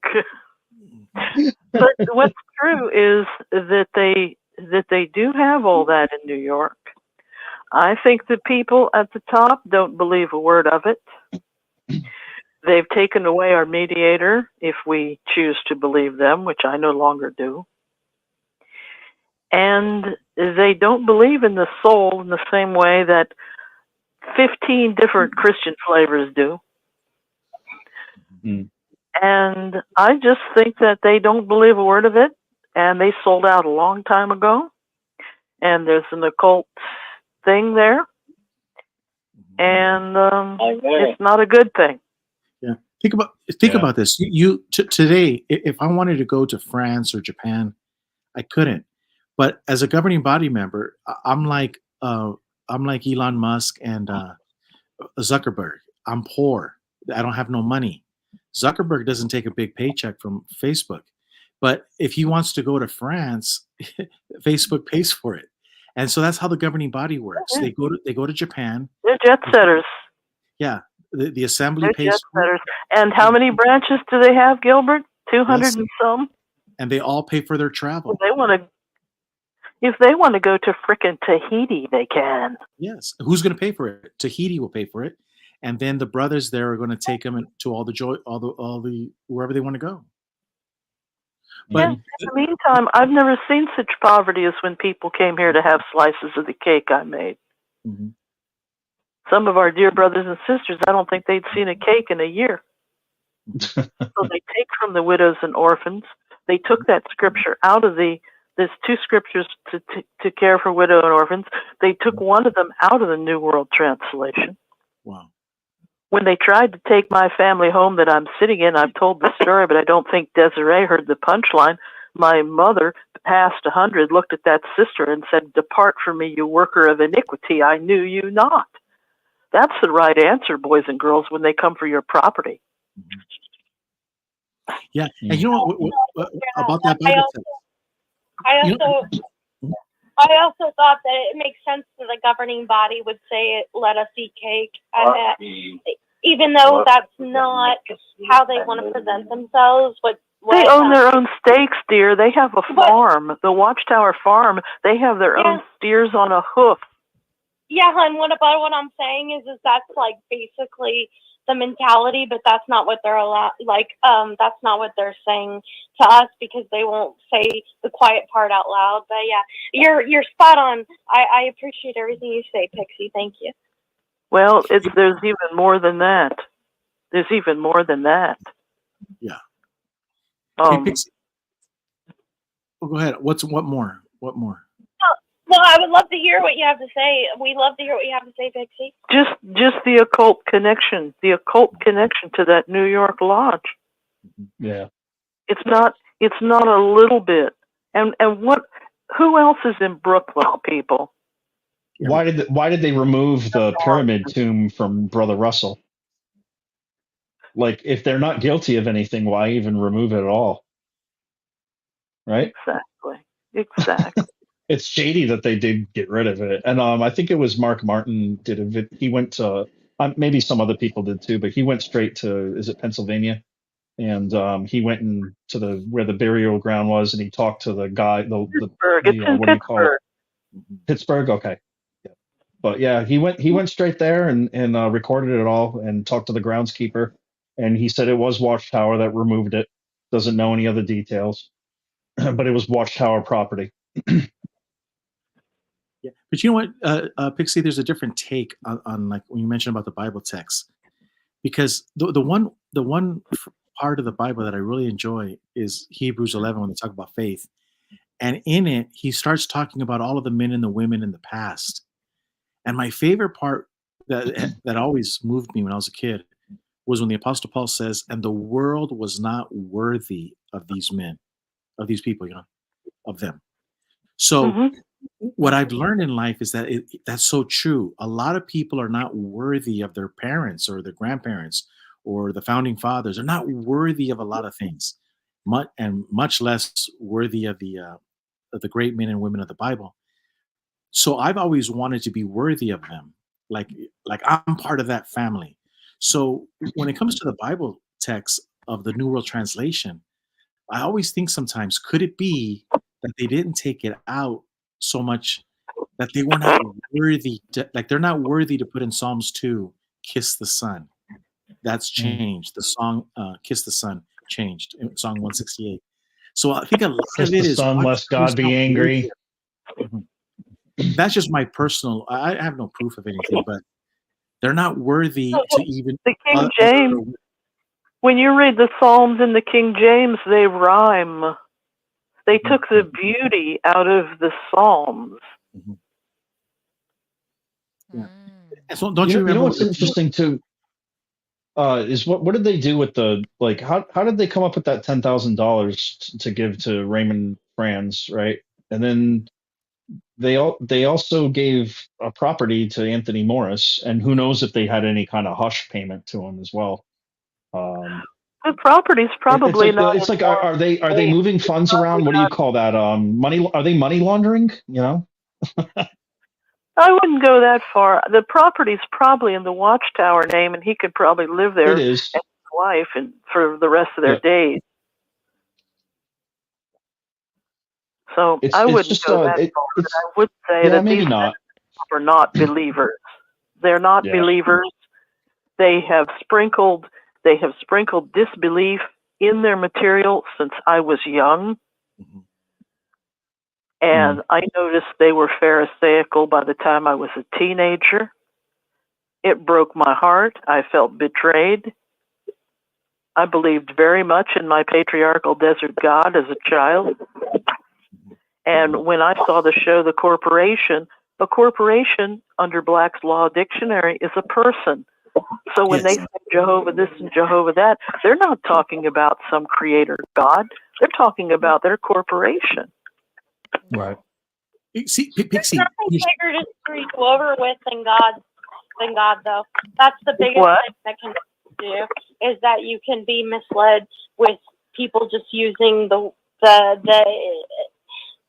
using God in their favor over you. That's one of the biggest. Oh, they've misled many. They've misled people in 246 nations. Amen. Yeah. I mean, it's just what I'm saying is it's a small thing to say. For instance, someone can like mislead you over like a credit card scam, but to mislead you over God, that's the biggest way. That's the biggest way. They're con artists. They're con artists. That's what they are. You also have to ask yourself the question: if they're so successful, leading millions of people, who's really behind it all? For them to be that successful, you have to think about that. And Pixie, you are right. There is darker sides to the Watchtower that most people don't talk about. And maybe we should investigate it more. But, well, I just investigated it for you because I know that lodge is in New York. It's called the Agape Lodge. And I know that actually, 1914, that date was not gotten by Russell. It was gotten by the man who was the head Satanist of the time. And that was his prediction. And Russell put that in for the Watchtower, because the Watchtower was put together not to be a religion, but to get certain laws on the Supreme Court that would put forth certain governmental agendas. Oh, I love you so much, Susan. I don't doubt that, because who's the great author? The movie was good. H.G. Wells wrote The Time Machine. Yes. It's a wonderful Hollywood movie.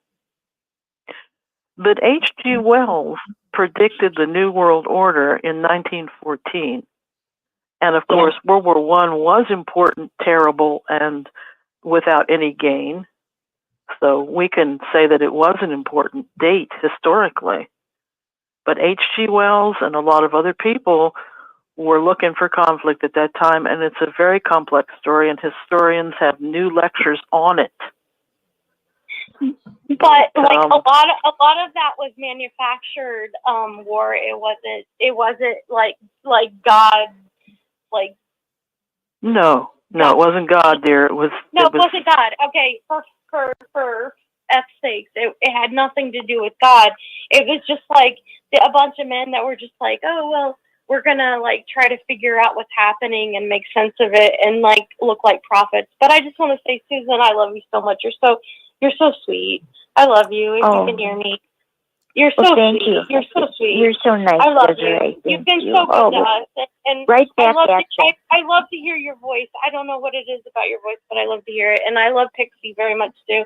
Thank you. You're both very, very, very intelligent women. It's so nice to hear you, especially like on this platform. It's so nice to hear your thoughts, and thank you. I appreciate you so much.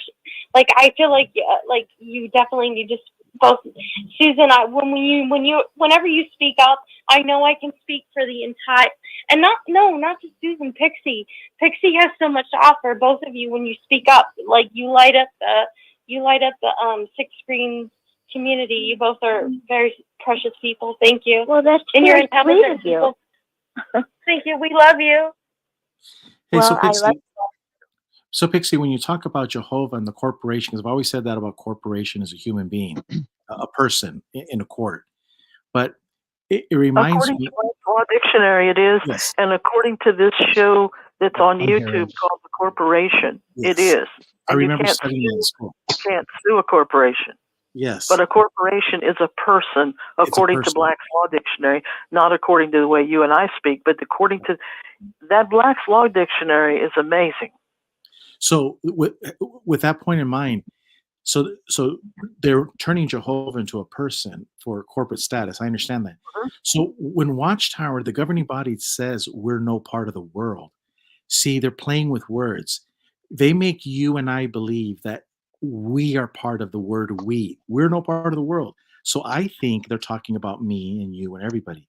When in reality, what they're saying is we, the governing body, are no part of this world. That's why Watchtower doesn't Because go to we're a jail. corporation. Yes. So Because we can't go to jail, you can't sue us, and corporation equals a person who they call Jehovah. But they're not talking True. about a patriarchal desert god. They're Correct. talking about how their corporation is named. So we are no part of the I world think is true. It's just like a satanic way of twisting the words, and they make you think we're no part of the world, when in reality they're saying no, we are no part of the world. Yeah, it's Good point. demonic. They're also no part of the world because they're a corporation, and ergo they cannot be sued. Correct. Yep. That's why Because that's why, corporations have more rights than human beings, isn't that correct? In America. They have special rights. That show Okay. on YouTube explains it better than I could ever explain it. Sure. Well, that's why that governing body member, what's his name, Loesch, where he told the judge, right, that he didn't have to that he doesn't work for Watchtower, and the judge was like, Right. like, what the hell's up with this guy? Yeah, he is no part of the world. That's what Loesch is trying to tell you. I'm no part of the world. You can't touch me. I have a Bible touch that's this. called the New World Translation. I'm part of the New World. I'm not part of your world. And They're not. No. But it has nothing to do with the mediator Christ. It has Exactly. nothing to No, do it with a doesn't. patriarchal Jewish God. It has to do with international corporate law.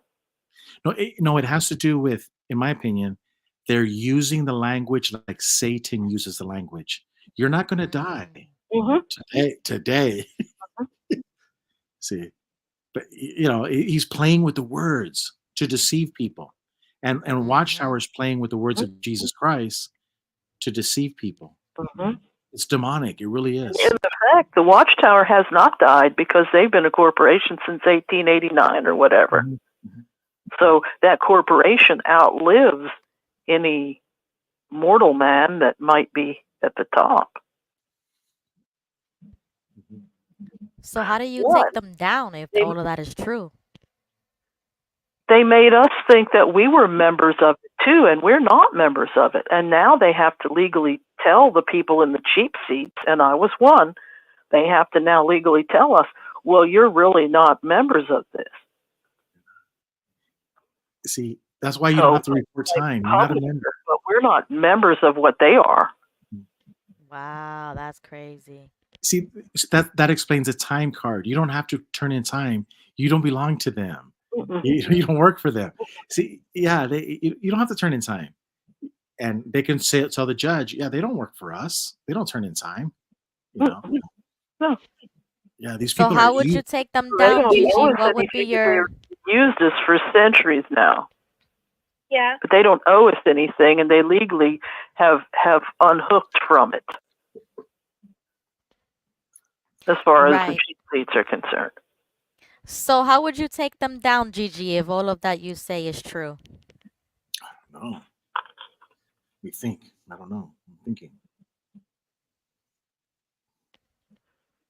That would be a great topic for another stream or something where we can start brainstorming.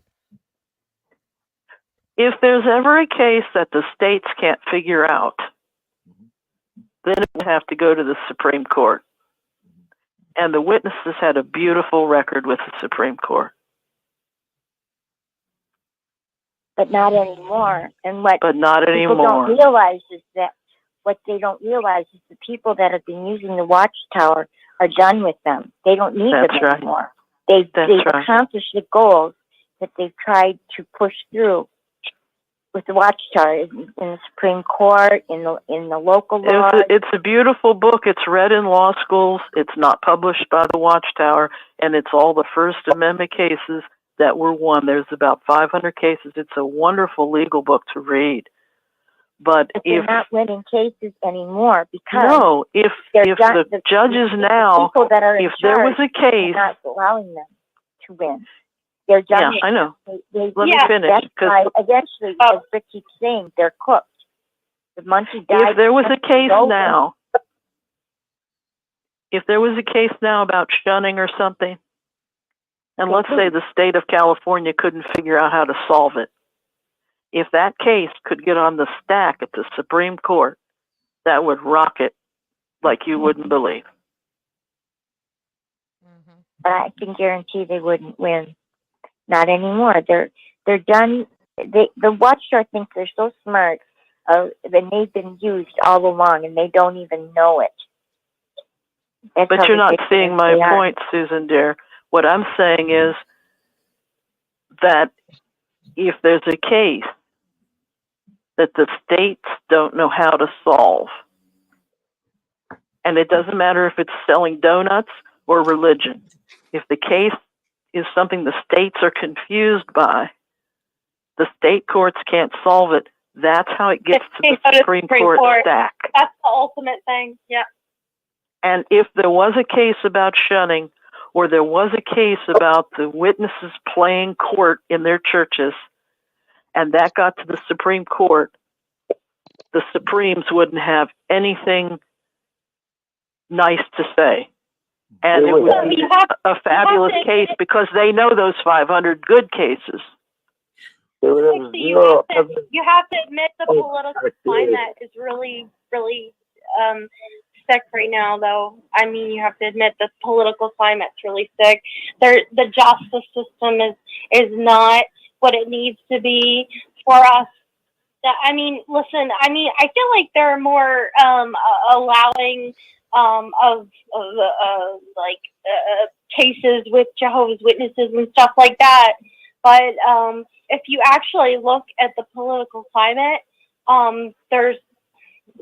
it's not something that you can put trust in any more than you can put trust in Jehovah's Witnesses. But I trust the court. I trust the Supreme Court.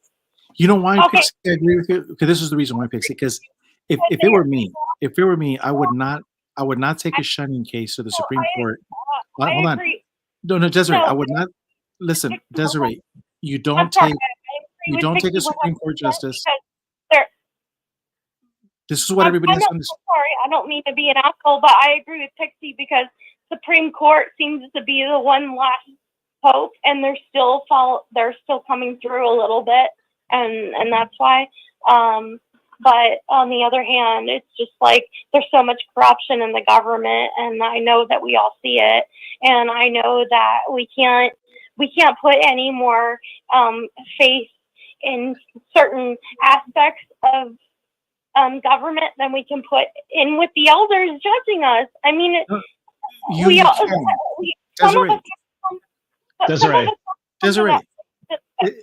Desiree, get your thoughts in order. This is real simple.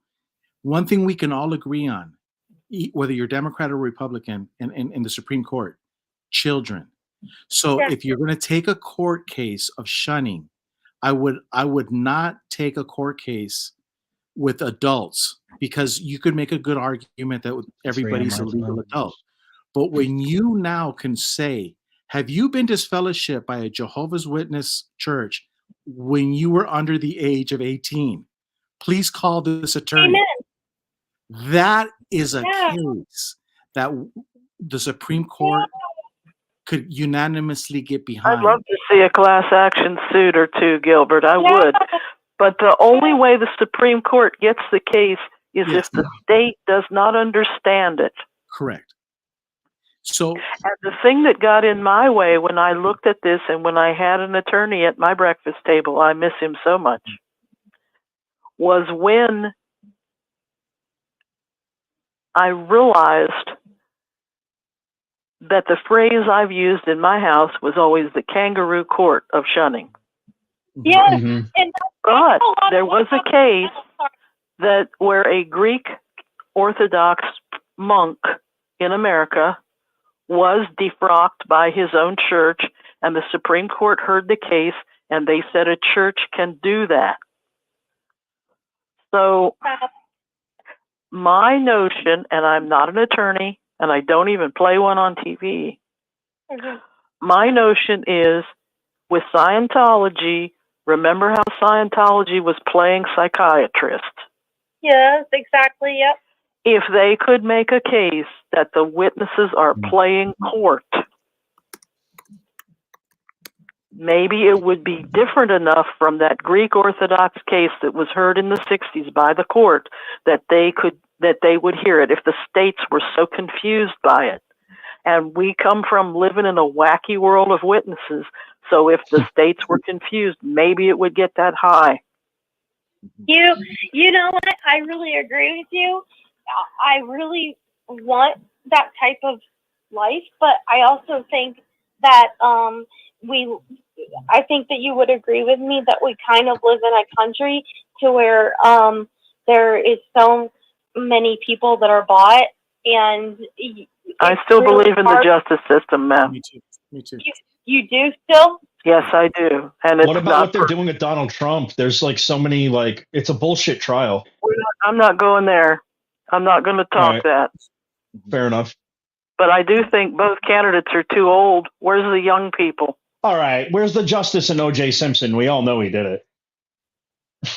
The justice system failed. We don't know that for sure now. He friggin' killed him. There's no doubt about it.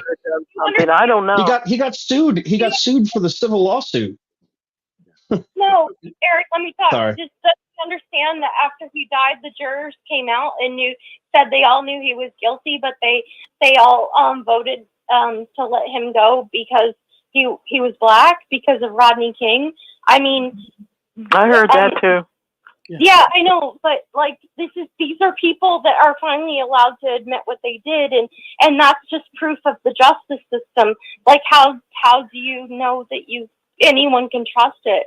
You know, because you're throwing the baby out. Remember, Lady Justice is wearing a blindfold. She's doing the best she can. You're throwing the baby out with the bathwater. You're throwing the whole justice system out for one court case. Trying to do the right thing. No, whoever's talking, let me finish. Pixie, listen, I love you, but like if you're on trial for trying to do the right thing, and you're in that situation, like how do you feel? Like I'm not saying that you have to believe that these people are doing the right thing, but there's more proof that they're trying to than there's not. So we want to believe in Pixie. We want to support Pixie. Mm-hmm. We want to believe in Pixie. Like I don't understand. Like how do you explain the political climate and believe it's fair? And I'm just I curious. didn't say the political climate was fair. That's not what I said. I said I believe. Hey, we can agree to disagree, all of us. You know, we don't have to fight. There's three different branches of government. I believe in the justice system. Yeah, me too. Eric, really okay with Pixie put me in my place because I have a little bit of brain damage, so sometimes I have a hard time holding my own. But You're doing great. Okay, I know what I mean, and I'm not trying to be mean, but I would like to hear how you feel about the political climate. I would like to hear you if you have a strong. I have no opinion about the political climate whatsoever, but I still believe in the justice system. About earlier, because there's three branches. There's three different branches of government, and the one that I still trust is the justice system. Yeah, I agree with that. I believe that I believe that that's the one that's still trying to be trustworthy. I was just trying to understand where you're going with it. No, what she's going with it is real simple. That there's always going to be political upheaval. Lady Justice wears a blindfold. She's doing the best she can. Yes, and is there going to be problems here and there, like the OJ systems? Yes, but you can't throw the baby out with the bathwater. And history has proven in over plus 250 years that the justice system has a good record as a whole. Is it perfect? No. But I agree with Pixie that yes, there's problem in the Supreme Court. Yes, there's problems in the states. But as a whole, people come to the United States for one reason and one reason only: the big money. People come here with their money because we have contract law. We have a rule of law, and that rule of law is where people feel safe, and that's why they park their money in the United States. I'm probably getting too political here, but Joe Biden's rule is being too kind to. Oh, sorry, I'm talking over. Yes, but it's almost over. It's almost over, and it's cyclical. No, I'm sorry, but why is that rule of law allowing us to be invaded by? That's not the branch of government that's doing it. Because it's not the branch of government that's doing it. 12 million people without being vetted is an invasion. That's the passport office. That's not the Supreme Court. And I'm not talking about right. I was talking to the person that was talking. She wants to fix everything today, and it's not going to be fixed today. And that's one thing that the justices will always do. They always know that you can't fix everything overnight. And it's a slow process. And I agree with everything she's saying. But I'm not going to lose faith. I'm not going to lose faith. No. These people are leaving their IDs at the border so that they don't have to be vetted. Yes. So, I'm sorry. Okay, I'll come. I'm just saying these people are leaving their IDs at the border. And it upsets me too. It upsets all of us. It upsets all of us. No. You don't understand that we're letting terrorists in. Yes, we do understand. It upsets all of us. There's people with diseases that are coming through. It upsets all of us. They're doing it in other nations too. Okay. It's happening in Britain and Ireland as well. All I'm telling you is that we have to acknowledge that this is what's happening. We know. We know that. Everybody knows it. And it's a process. Okay. Yeah, but not every. I didn't actually get that vibe. Sorry, I apologize. Oh, yeah. And so, but Pixie, I'm thinking that the child shunning can be taken in any state, and I really believe that Watchtower will lose on a child shunning, because shunning on an adult level, it's going to be a tough one. But when Watchtower shunning children, you're going to have a hard time finding judges showing sympathy for Watchtower, because it's a total bastardization. I'd like to see that case. I'd like to see that brought to the bench. I would. And because again, if the bench in, let's say, California was confused by that, then it would have to go to the Supremes. Yeah, because disfellowshipping an underage person is not a First Amendment issue. It is not. That is a total bastardization of freedom of religion. No. And I think that's where, forget the adults, go after the children. I also wonder if shunning doesn't go under privacy rights. Yeah, that's the Fourth Amendment, right? You know, when you think about it, it's I weird. wish The government. when And what about the Fifth Amendment and somebody the sent me to Columbia Law.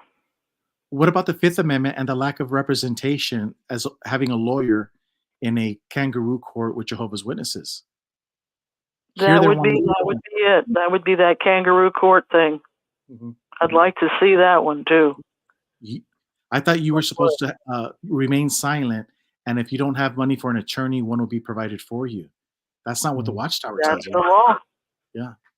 That's the law, but they have these kangaroo courts.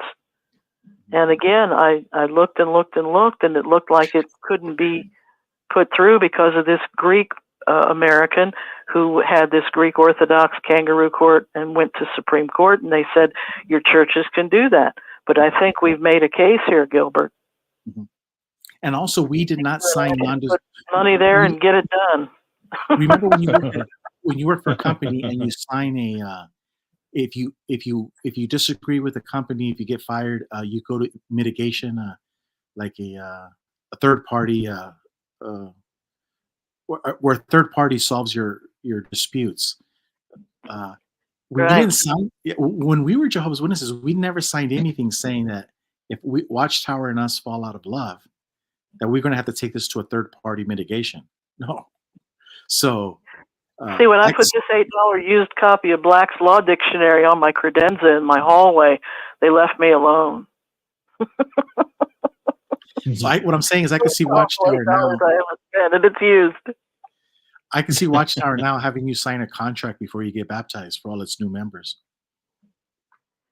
We do almost. And repeat. I think it is a verbal contract. Yeah, it is kind of a contract because you agree to the rules. Unless you don't, you get disfellowshipped. It's like emotional blackmail. And they all have but to it is stand kind of up a contract. like the court of law where you stand up. I think they're pledging. Hey, Pixie, you're such a professional. I just was wondering, did you work at the radio and the newspaper or what? Yes, I did. Yes. Hi, Grace. Hey, how long time you worked there at the radio? A lifetime. Okay. I'm so impressed by you that you're so professional. You just, like you said, we don't say those things on the air and things. It's just amazing. It's just me. That's just who I am. Well, I've said enough, maybe too much. I'm just here to flirt with Gilbert and his brother. I guess his brother's offline. I was hoping for a lunch date. Anyway, y'all have a good night. A lunch date. Huh? Good night, Gilbert. You're a trip on. Good night. Thanks for coming on. It sounded like she hung up on an old school phone. That's funny. Great. But yeah, hey, I totally understand where Desiree's coming from, but don't lose hope, man. You know, it's you start losing hope. It's frustration because the times are dark that we're living in, you know. Yeah. There always is light at the end of the tunnel. You know, we're not going to have a defeatist attitude. We're not going to let them take away. Yeah, of course we know everything's bad. Yeah, we know it. But it's a cycle. Remember, life is a cycle. We're going through the summer, winter, spring, autumn. This is no different. Yeah. You know, this is we are going through a cycle. We're in a bad portion of our history, and we just got to get out of it, and we will. Yeah, and history proves that always happens. Yeah, there's always darkness, or what is it? There's a calm before the storm, and we were at that calm, and we're starting to get to the storm. But after the storm, there's always a clearing too. You know, it always clears up after a storm. There's actually peace after a storm. It's weird. Like especially like we haven't had many, just a couple hurricanes in Rhode Island, but it is a weird feeling after the storm passes. It's like there's just this peace in the air because the air, nothing's like moving around anymore and everything's just still. But then there's all the destruction So I contradict myself. No. But we move Yeah. on. You know, we pick up the pieces and we keep going. Yeah, the future. You have to have the attitude. Humanity's good at fixing things and getting things back on its track. Yeah. Especially if we're under like if we got the Christ-like mind, you know, or at least try. Yeah. And A. Ron Hubbard, I know, is just as upset, if not more, than Desiree. He's just been doing it online on the chat, and he's absolutely right. They're both right. They're both saying things that are absolutely true as far as crimes. But oh yeah, for sure. But no, you know, we've already seen this movie. The bad guys will always lose. They always will. And even if you don't see it, like it doesn't happen in your liking, they still lose. And even if a good person, let's just say like Donald Trump, they put him in jail, he dies. They only made him stronger. No, good people. He'll make will him a always, martyr. Yes. So the answer is no. We're not going to. They took away. They're trying to take away his right to have Secret Service if he's in prison. They're trying to pass some law. Yeah. So I mean that is kind of wrong because he was our president, and a deal is a deal. You know, I mean, dude, like he can't be just a high forget that he's even the president. I mean, he's a high profile man. Like, and he was the president. No, don't forget that he's a president. Keep that in mind that he's the president. Like, you can't just throw him in common prison. That's ridiculous. And what about Hillary Clinton? She doesn't have Secret Service protection. She's a criminal. She kills. Most of her friends are dead allegedly. Right, but not allegedly. Most of them have committed suicide, and that's just weird. But we're not going to take away her. You know, their good friend Jeffrey Epstein killed himself in prison, suppose allegedly. But like you said, a deal's a deal. So we're not going to take away Hillary's Secret Service. So yeah, you're absolutely right. We're not going to confuse the two. She's entitled. Of course not. Yeah, you're right about that. Yep. Yeah. It goes both ways, but they're demonizing that party because they don't want him president. I mean, you know what? I'm not like I hate when people just say, "Oh, you're a MAGA supporter." I'm not. I have never voted for Trump. I might, for the first time, vote for someone just because our country is in such crap, and that it's simple. It's simple logic. The country ran better under his rule, and he's a businessman. He's not a politician. That's basically all it is. Yeah. And he didn't have any wars under his thing, so it's like I'm just going with the better candidate. The other guy's crapping himself and falling asleep. How could we vote for him? But then I also understand the importance of not getting overly involved too, because you know neither party is right either. The Republicans are lazy and they don't go through with like what they believe, and they can be bought at times, and you know both parties are corrupt, and we just need honest people. Like there seems to be, I won't mention names, but there just seems to be some political leaders that have a better interest for America and its people than others. No matter what party, even one of the Kennedys, that's an independent party, and the left disfellowshipped him basically. Yeah. RFK, is that his name? Yeah, interesting that Keith Silver in the last comment, he says America's the only what do you one say? I'll highlight it. That outward war is not happening. Even the world knows we're being eaten on the inside out. And you know, Keith, that's the same thing that's happening in America and in Watchtower. The Jehovah's Witnesses don't see the internal conflict, but when you leave the Jehovah's Witness, you could see the struggle that they're having. And it's true.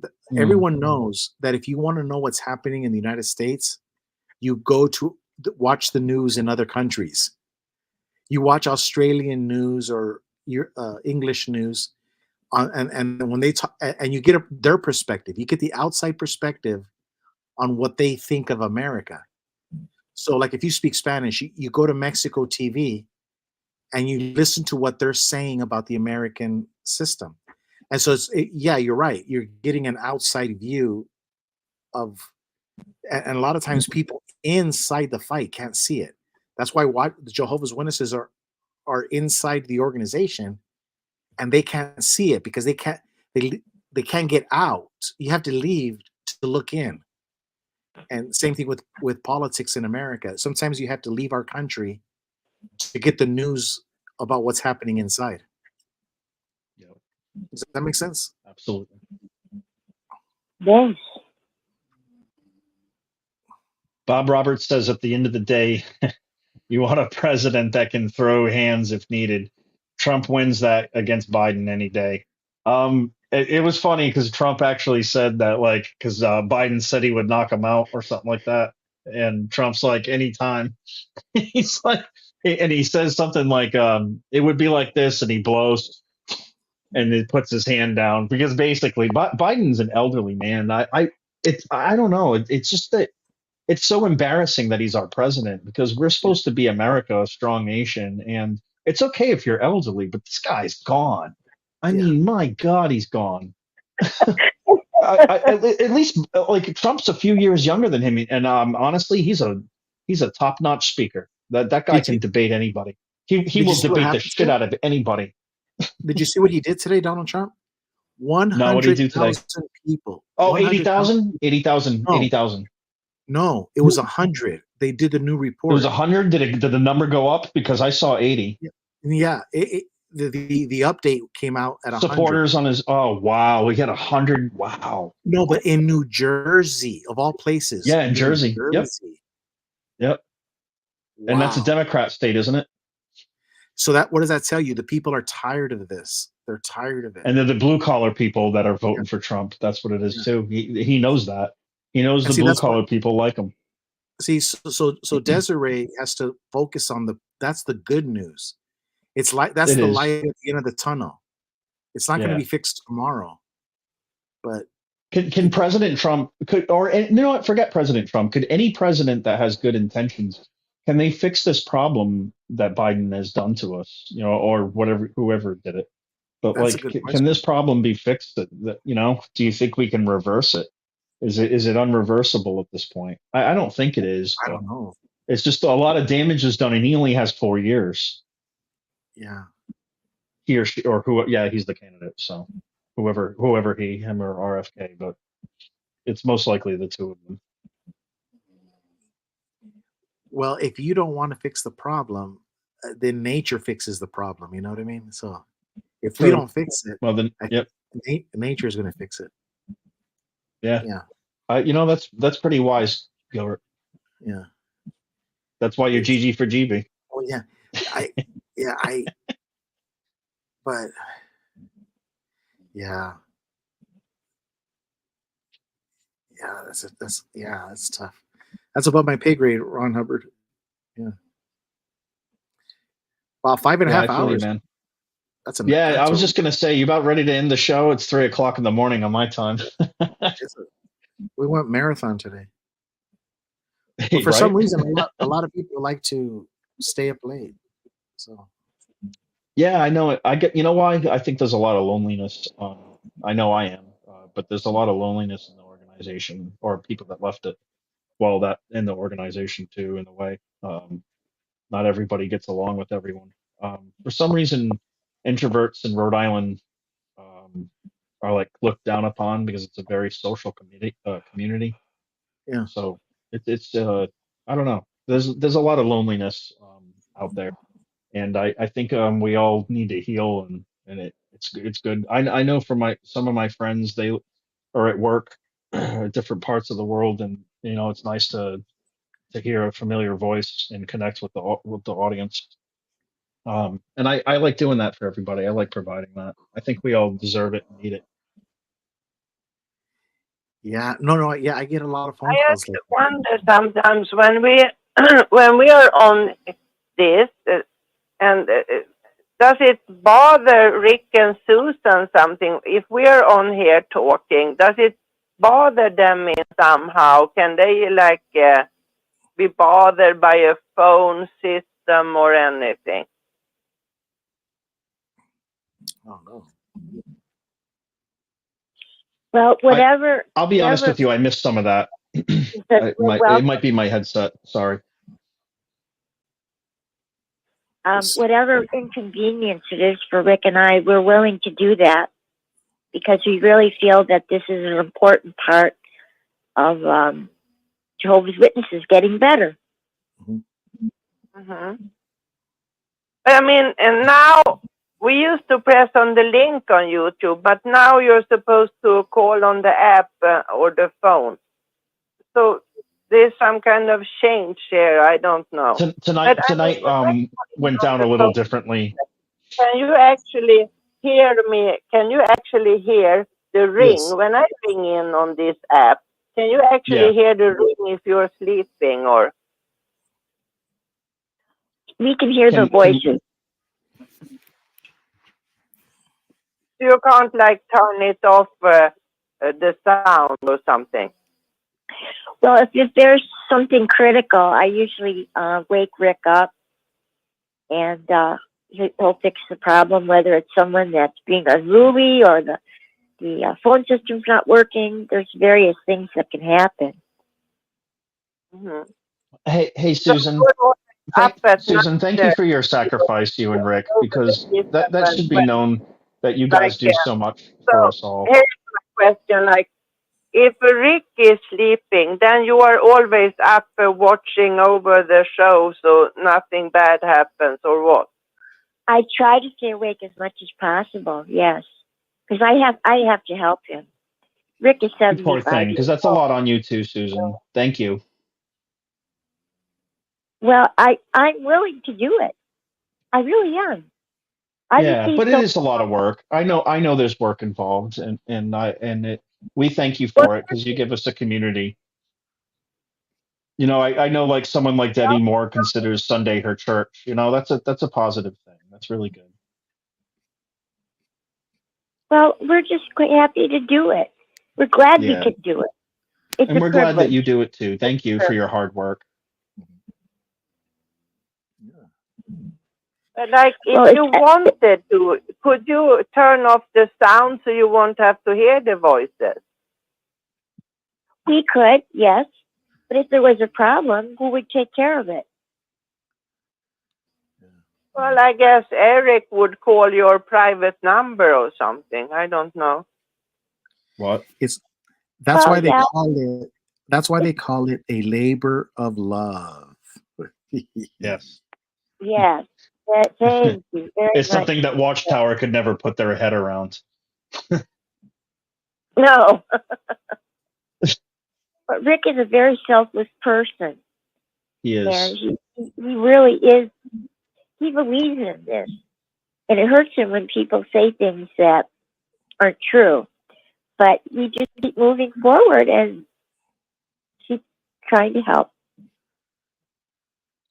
Honestly, you and Rick are such good people that sometimes the unfortunate outcome from having such a good heart is attracting negativity.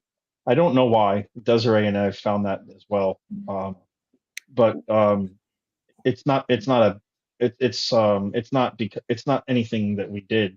It's just that I don't know, like true Christians, or not that we're true Christians, we can't claim that, but just that Christians or people who try to be Christians sometimes get attacked. I think you all do really good things, and there's always going to be people that just like to see other people burn. It's just the way the world works. But we keep our heads up, and we show love to everyone no matter what, even if we get frustrated with them. Susan, did you listen to when I called in Rick? I think it was last week, and I told him about why people are maybe are coming against him, or attacking him, and I told him I put the video clip in my channel when I called in, so it's a small clip, and I told Rick that Thomas Sowell, one of the smartest men in America, they asked him, why do so many people hate the Jews? And he said it's simple. It's because they're successful. And the point is that people don't hate Rick Farron. They hate his success. They hate his success. Yeah, I remember that comment. And so that's why what he's accomplished. So you don't take it personal, And what he's accomplished, and he's not materialistic. He's not doing this to make any money. I mean, please, we spend money every month, but we're Yes. willing to do it. It's not a problem, and we're fortunate to be able to do it. So, Yes. I hate to say it, and I hope I don't offend anybody, but we also come from a community that's damaged, and sometimes some of us just lash oh, out when we sure. shouldn't. You know, we all are really damaged from this community, and Jehovah's Witnesses, they don't have to deal with the damage that they've done to people. You know, they just keep kicking them out, but we're here to heal everyone. We're not rejecting anybody, and we're all here to heal together. And sometimes things are said that are just inappropriate and rude and nasty, but Damaged? I appreciate everything that you and Rick do, because you know what, Susan, I didn't have a community at all. It was very lonely for Desiree and I. We didn't have a single friend. Isolation's pretty hard, and we have friends now. You know, in my phone book, and people I can call and talk to from this platform. So there's a lot of good. I love hearing You Desiree at guys night. offer more to the community than Watchtower could ever do in a lifetime. Damaged? Well, that's very sweet of you. Thank you very much, Eric. And I'm really No problem, glad honey. she adds a lot to the program. Yeah, she does. She did a good job tonight. So what? Damaged? People are damaged? No, just kidding. Damaged? That's an We're understatement. broken goods, but we're good goods. If that makes sense. Yeah. We were broken before we ever got to the Watchtower. They just made the situation worse. Yeah, no doubt. You know? Yeah. But we're glad, you know, as long as we can do this, we're going to do it. And Rick loves it. He says, as long as he's having fun doing it, he's going to keep on going, because he knows if he drops this, no one else can take it up. Who would do it? Well, that's what I told Ruby today. If you're not having fun, you got to stop. And I'm not saying don't do it again. You just have to go on vacation. Like, when apostate work is not fun, just take a break. If it's not fun, don't do it. If it's fun, do it. That's my advice. Hey, Aaron Hubbard is on with us. Aaron, did you have anything you wanted to say to Susan or myself or Gigi? Oh, can y'all hear me? Yeah, we can hear you just fine. Okay. Yeah. No, I just wanted to come on and chat, you know, here and there. I mean, I don't really have a whole lot to say, but I mean, I just really appreciate what Rick and Susan do. And well, when I came back from work tonight, I saw someone said in the chat, Smurf Girl, be careful, Smurf Girl might be watching. And I'm like, you know what? I was thinking to myself, that's a good thing. Because if she's watching, that means there has to be a reason why she's watching. I mean, she can't just be, you know, watching because she doesn't, you know, care about things. I don't know. Like, I just don't know what's up with her, you know? I just wonder why she's saying all these crazy things about Rick and the show, you know? Well, Oh, go ahead, Susan. You would know more about this than me. Well, it does hurt him some, but he realizes that she's damaged just from all that's happened to her. My goodness, the things she's had to face in her life, even before all those murders happened. And Rick's heart goes out to her. What else can you say? Can you know, she doesn't have full information. So if she did, she probably wouldn't say the things she does. But right now, she's not going to listen to anybody. I think she's just, you know, in a state of mind that she's just not listening right now. So we'll just have to let her. And if people want to believe her, well, that's their choice. Yeah. But I think those that know Rick know enough to know that what she's saying is far from the truth. Absolutely. And I have all full inside information, and there's nothing there. I know one thing. I've actually personally, I don't even know why I'm saying this. I don't even know if I should, but I personally had somebody kind of talk bad about Rick Farron to me once. on the phone, and I won't say the name, but it wasn't really bad. It was just a little bit. But I stuck up immediately, and the reason why is because I consider Rick and Susan a dear, dear friend, and what they did for Desiree and I was such an act of compassion and love when I was going through a hard time. And they, I don't know how personal I should get, but Rick even offered me money when I was in the hospital, and I didn't need it. But isn't that like such a kind thing to like? This is such a kind. These are kind people.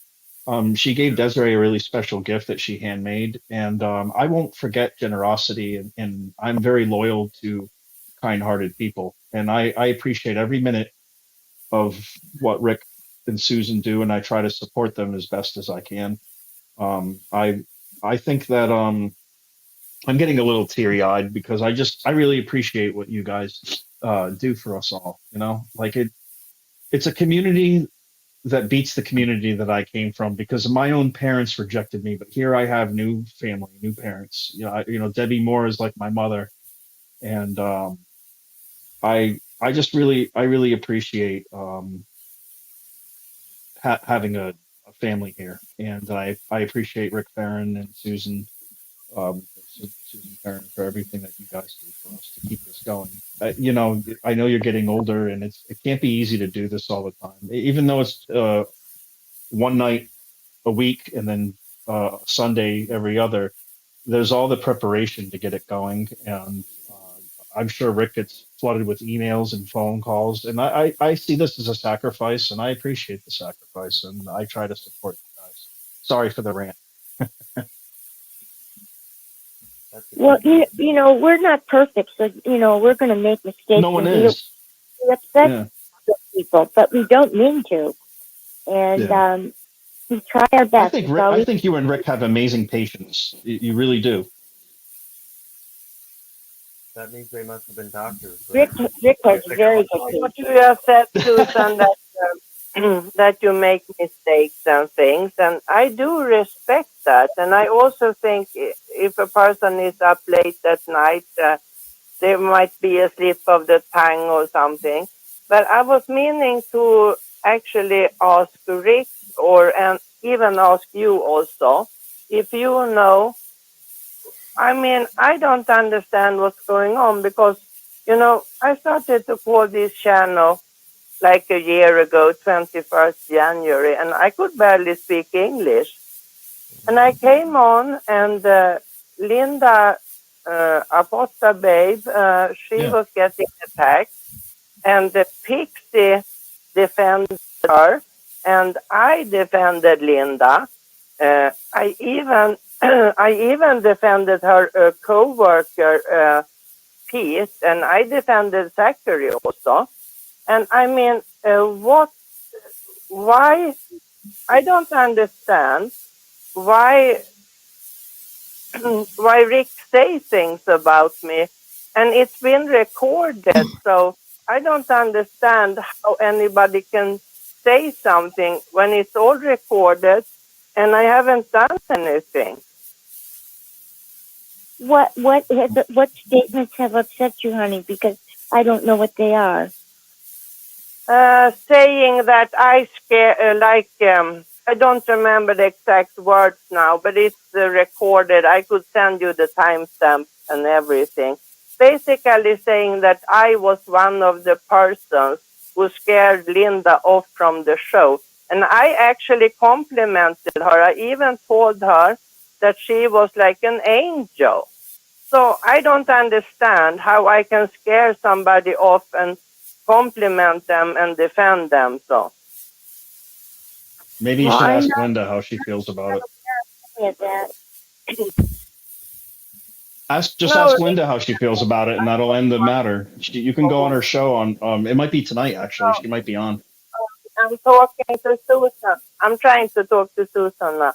Oh, you don't want to talk to me? I was meaning to call Rick in private, but then I feel like I don't want to disturb him, and there is a time difference, and I know he works a lot on the show, and then I feel like if I call him, I will just disturb him or something, and You know what, Grace? I I don't just, think you would. I really don't think you would. And I think you should discuss it with him privately. I really do. I think if there's something that's upsetting you, I think you should take care of it. And the best thing, instead of talking to me, you should talk to Rick. And he would want to yes. talk to you. If there's I mean, something that's he is usually so busy. That's how I feel. I can't say anything on the news, and if I mean, sometimes maybe he's sleeping when Eric is on, and I mean, I don't know, but I'm not really upset. I just don't understand when I really defended Linda, how he can say that I was one of the people who scared her off. And I mean, if Rick or anybody is confused, why don't you ask Linda if I defended her and things? If you think that I did anything to Linda, she was my favorite apostate. Why would I do anything to hurt her? well, I know that you were close friends on the phone because I hear you at night. Even though I don't speak up very often, I am listening. I'm always listening. So, if you call Rick during the week, Monday through Friday, before 8:00 at night, and that would be Eastern New York time, he would be able to talk with you. If you call like after 5:00 at night and before 8, that would be the best time to reach him when he's, not, in the middle of something. Yeah. I think it would be best. Understand. I have respect for him being up late at night, and maybe it was a slip of the tongue or something. But at the same time, I wonder if there could be something that people are talking behind my back to Rick and saying things that isn't true about me, and he picked up on something, or that's what I'm thinking, that probably this problem, I don't think it's from him. I think maybe somebody is talking behind my back or something like that. But everything has been recorded, so What do there I is do? just nothing. You cannot find a place everywhere on all the recordings that I ever said anything bad to Linda. I even told her I was proud of her for how she made progress. I feel she is stronger now, and I feel she made progress. And I told her that I'm proud of I her do too. progress. Rick invited her to do that program, and he felt that she would, and she is doing a super good job at it. So she was doing a good job, but it just got to be a little much. So, but we've also tried to repair the problem with Wyatt Earp. Do you remember him? Mm-hmm. Yeah, but I defended her towards him. And I even defended her co-host Pete. So that's why I don't understand. Why am I being accused of harassing her up to a point that she would leave the show when I actually defended her? And it was like 3 months. And then just one night, I think it was 16 May, I had some things going on in my personal life, and I just couldn't defend her that time.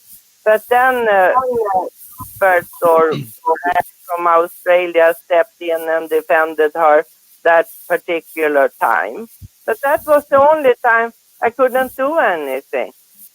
And you have to realize also I'm from Sweden, especially when I started out, my English was very bad and it wasn't so easy for me. I mean, there were lots of men who listened in who can speak English, and nobody really defended Linda except for me and Pixie. So, I mean, when I have defended her and then I hear I have been harassing her, that's a big difference, I feel.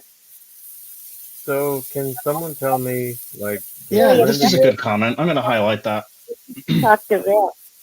Did Linda used to have her own show here on the Six Screens, or what? Well, I don't, let's say like this. I'm not I'm not upset with, I'm not angry on Rick, and I'm not upset with Rick. I am, what I think I am a little bit annoyed about is that I think people are talking behind my back to Rick and spreading lies. And they will not get very far because everything is being recorded. So Hey, Grace. everything I Hey, ever Grace. said, Linda, Hey, Grace. or when I defended, Grace. it's being recorded. So Grace. you will not find, if you listen back Grace. to all the recordings, Grace. you can never Grace. find any Grace. place where I have not Grace. spoken good when I talk to Lisa. Grace. This conversation is going nowhere. You've repeated yourself over and over the same time, and it's like I don't know if you're self-conscious of something or what, but like this isn't the time. Like, all right, I understand you're upset, but you're being kind of selfish and bringing the energy down from the show to the point where it's like I don't think everyone's really interested anymore because it's just gone extremely negative. And Susan kind of made the point that you should talk to Rick, like instead of bringing everybody else into this. It's not so easy. It's not so easy for Honey, me to can you call not see? Honey, can you not see that you're being an energy? You're being an energy vampire. You're being an energy vampire. We're here for positivity, and you're just bringing everyone down with your own like feelings. I don't know how else to tell you, sweetie, but like it's not fair for the rest of us. We're trying to have a good night. I'm ready to close the show down. I mean, it's been going a long time, and it's going really negative now. And maybe Rick had a point. Which point was that? No, it's been recorded. go Everything I ever said to Linda or about her, it's been recorded. So what you're saying now, that's absolutely I not. don't care if it's being recorded. It's not like I'm going to go to court and be prosecuted for it. This, honey, I don't know what you're talking about. We're just trying to have a good time. We've been listening to your issues for a long time, and you're just repeating yourself at this point. And there's no like point to the end of it. There's no way out of this conversation. It's just going to stay negative. I'm ready to close down the show. I mean, why not? You know, I don't want to, but like if it's going to go there, like it's okay. I don't know. Like this has become about you instead of everybody else. It's become the Grace Show.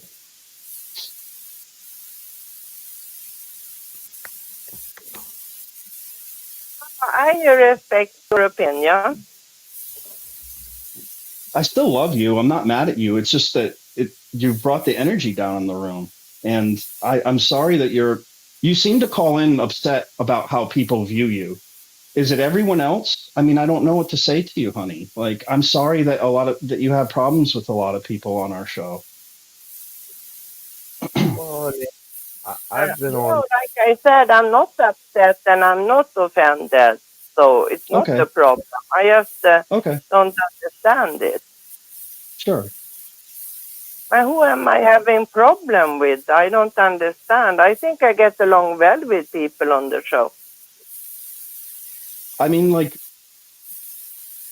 I don't know. Like, I have my own opinion of how you think about Rick, and maybe I shouldn't go there. And what happened with Linda, but like you're dragging all of this into it, and I don't know. It's just going to a place where I'm kind of feeling icky about myself. I don't want to hurt you. I don't want to hurt anyone. I just feel like this conversation went really negative.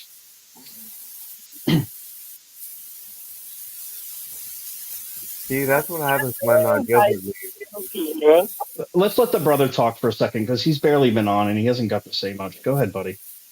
Aaron. I was just trying to lighten the mood. I said that's what happens when Gilbert is still here, but he's not actually here. Yeah. I know he's better. He's better at keeping it going than I am. I almost feel like a lot of the time lately, I feel like Gilbert is, like Gilbert's right-hand man almost, because he's the one that kind of keeps the channel going late at night when Rick is, out of the picture. Besides Gilbert's my buddy. Him and I are well, we're starting to be partners, which is cool. Well, I'm afraid now because Susan says that she's listening all the time. So I'm like, I'm not uh-oh, afraid at all because I got I to be am who I careful. am. I'm Popeye. I am what I am. Yeah. Actually, that's a Jehovah's Witness thing to say. I am what I am and never change. I feel like that was a whole lifetime ago, when I used to listen to those Popeye cartoons. I mean, do kids today even do that? Do they even watch cartoons or that kind of Right. cartoon? I know they don't. Good. Wholesome entertainment. What do they watch? I don't even know what kind of cartoons exist today. That's how old I am. No, they watch YouTube videos, and it's scary sometimes the videos that they see on YouTube. But Yeah. yeah, you show a kid an old Bugs Bunny, they look at you like, oh man, they look Yeah. at you weird. Yeah, like what is this? Oh man, I grew up on those cartoons. I mean, it wasn't my time period, but I was born in '81, so the '90s. The reruns were playing all the time, and it was weird that Bugs Bunny is like transgendered in some episodes or like cross-dresser. It's like, what the hell? They were doing that all the way back then. And certain people are gonna point to that, and they're gonna be like, "Oh, see here, it's this is Yeah. the precursor to what we see today." Oh, they're gonna use any kind of excuse to keep the Oh yeah. the woke narrative going. It's just I don't know. I mean, don't get me wrong. There's a lot of good. I mean, what's happening is all of these people are making videos for kids, and there's tons of them out there, and a lot of them are very good and entertaining, but some are just like I'll give you an example. If you type in "skibbity toilet," and I don't know if you What guys the probably heck? know What is that? Oh my God, "skibbity toilet" will make a video. Skibbity toilet. Okay, that's a cartoon character. Okay, keep going. Okay, no, you don't understand. He'll make a video like today, and he'll get 50 million views in 1 hour or one day. And the violence in these videos is just incredible violence. I mean, it is almost should be rated XXX just for violence. So the kids are seeing stuff like that. But then there's other good videos and Shiloh and Bros. You got families, and a lot of the kids are watching videos on how to play video games. So like, there's a new phenomenon where kids will watch other adults play video games, like video game nerds. Yeah, And streaming. they're doing like a tutorial. Yeah, streamers. So, Yeah. but yeah, I'm telling you, there's a lot of money to be made out there with these videos, and kids are watching YouTube videos. They're not watching Bugs Bunny. They're not watching Disney movies. Yeah, The thing about it though is that there's what's happening right now is what's called like information overload and like paradox of choice, because you got so many streamers out there. For example, if you want to talk about like Twitch, first of all, you got two different major platforms. You got Twitch and you got YouTube, and a lot of these gamers will stream on one or both of them. And then you as a viewer, you can choose which one or both that you want to watch. But there's so many of them. It's like, which one do you choose to watch? And not only watch, but which one do you choose to support? If you want to do super chats, or you wanted to join their member as a channel, or all that stuff. It's just there's too many of them. And why would you choose to do that when you could just go to another one and say, hey, this guy might be better? You know what I mean? So it's like, I don't understand. Like, you have to, at this point in time, you have to be really, really good at what you do to stand out, I would say, especially at streaming. Yeah, and it's very hard for parents. You're right, because when we were growing up, well, all there was Bugs Bunny or stuff like that.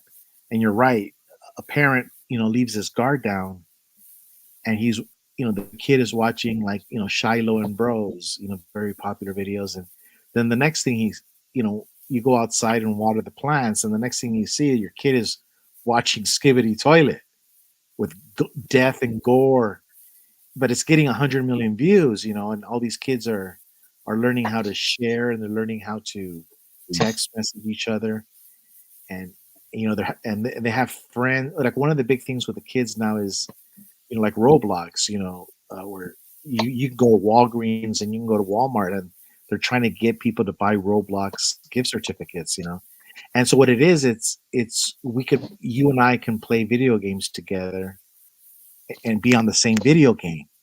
And this stuff, this is how kids are like interacting with other people all throughout the world.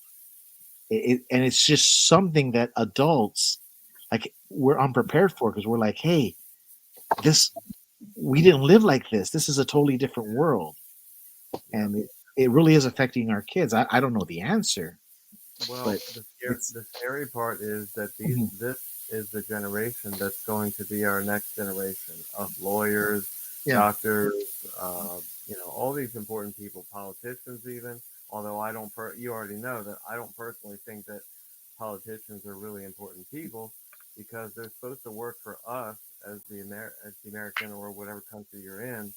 But at everything nowadays is backwards to where they feel that we as the people should be subservient to them. No, you Yes. as a politician are a public servant. That's what Gerald Salente talks about. If you Yeah. follow him, he says politicians. He has this shirt that you can wear that says on the front side it says, "Politicians, who the f are you to tell me what to do?" Yeah. And that's exactly right. Politicians are supposed to be public servants. They're supposed to serve the people, but they don't, and that's why I don't respect politicians now, because things are just so backwards in today's society, and things are just going nuts. Yeah. It's I feel sorry for the parents who, you know, are raising children. It's a different world. It's a very fast paced world, and I don't have the answers, but I see the kids. Um, like you say, they have so much to choose from, and that could be a good thing, and that could also be a bad thing, and it's scary. And um, and yeah, I don't know. It's tough being a parent nowadays. I think we need an overhaul in the educational system for one, but as long as the educational system is, you know, controlled by the government, how good can it really get? I mean, you can homeschool, but geez, at some point you have to interact with the real world. You know, that's my view. Yeah. And how hard is it for two partners being together to homeschool their child? You know, if they're both working. You know, homeschooling can't be easy because the way the world is set up. You know, my mother wasn't working, so it could happen. But like, say the mother, well, she worked part time, like cleaning jobs. But say that she had a full time job too. How the heck could I be homeschooled, or anybody? It's got to be difficult these days if that's the situation. Right. And with the cost of living and daycare and Sure. both parents needing to work just to make ends meet, and even then, that's not enough. You got some Sure. people working two and three jobs, and they're barely keeping their head above water. But okay, in all fairness, you know, if people would only live within their means and not try to live above their means, I think we would be a lot better off as a society. But we have been programmed by the powers that be to be, and well, I mean, take the U.S. economy. It's a consumer-based economy, right? So if people don't go out there and spend, that's like 70% of the economy. So we don't really have an economy if they don't do that. Well, you know, when you mentioned that, because you mentioned earlier Gerald Salente, and you know, I follow all those guys. But here's the point I'm trying to go back with Watchtower. What we're doing is that Watchtower purposely failed. They did it on purpose to teach people financial education, and it serves it because it serves Watchtower. Your lack of knowledge serves Watchtower. But if Watchtower would, instead of having us go door to door, would have us go to the meeting and educate ourselves, because and say, you know what, in the Bible, the word gold, silver, and money is used almost 1,000 times. So the Bible is filled with knowledge of trying to teach us about money, gold, and silver. Otherwise, it wouldn't mention it close to 1,000 times. And instead of us learning about the principles and empowering us as individuals, they kept us stupid so they can empower them. That's why we worked for free to build Kingdom Halls, because we didn't know anything about money. We didn't know how we weren't educated. It is true. We didn't, because we thought that they were doing us a favor when they took over the mortgage. And it's like, no. Take a second and think. Like all that hard work you put in, you paid like 75% of it. And now they're snatching it from you and taking the property and selling it under your ass. Yeah. You know, if that Kingdom Hall is not successful. I mean, it's a sneaky but a successful scheme. I really do see them. If anybody knows Breaking Bad, Saul Goodman, I see them as a sleazeball. What do they call him, or any kind of person like that? Ambulance chaser, right? Yeah. Bus bench lawyer, ambulance chaser. That's what you are. You're just you will take the money.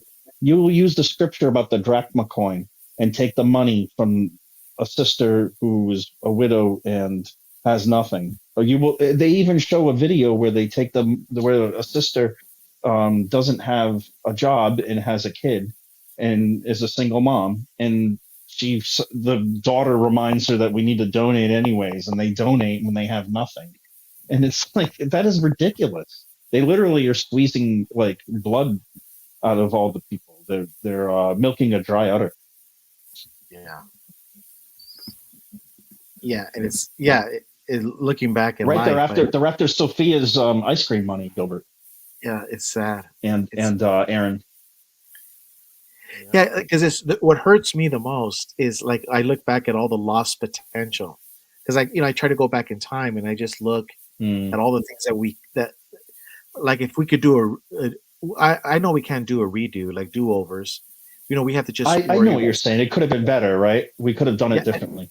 And it hurts. It hurts to see so many people that have different talents that were squandered, and you think, wow. Like, I'll give you an example. We had a regular pioneer, excellent chef, short, inline cook. But if he was in any other church, he would have already owned his own restaurant. It's just little things like that, that there's so much potential in our. I look in the Jehovah's Witness everywhere, in any organization, in any church, and and very few organizations actually empower the individual, and so many organizations are leeching off of the individual. And that's just a sad reality of life, and it hurts me, when I go back in time and I think about these things. Like, man, I wish I could go back and do this. I wish I could go back and do that, but we can't. But, you think, well, what can I do? That's I think the dilemma I have right now is like, well, what do I do now? What can I do now? And that's always the, but now you're older. It's like, I don't have the energy I had when I was 19, So that's also, when you were talking about like exploiting like talents and stuff, like I feel bad for my father-in-law, because like I went on his Facebook page, and he has one, and he says some of the jobs that he's done, which is like forgive me for not thinking of the trade at the moment, because it's not something in Rhode Island that we do. What is it called? Not mace. It's I can't stucco. He used to do stucco work, and he's actually quite good at it, very good at it. And he retired from that and went to the post office. But you know what? He has a long list of his resume on Facebook, is like all kinds of things that he's done for the RBC and the LDC, and it's like all listed.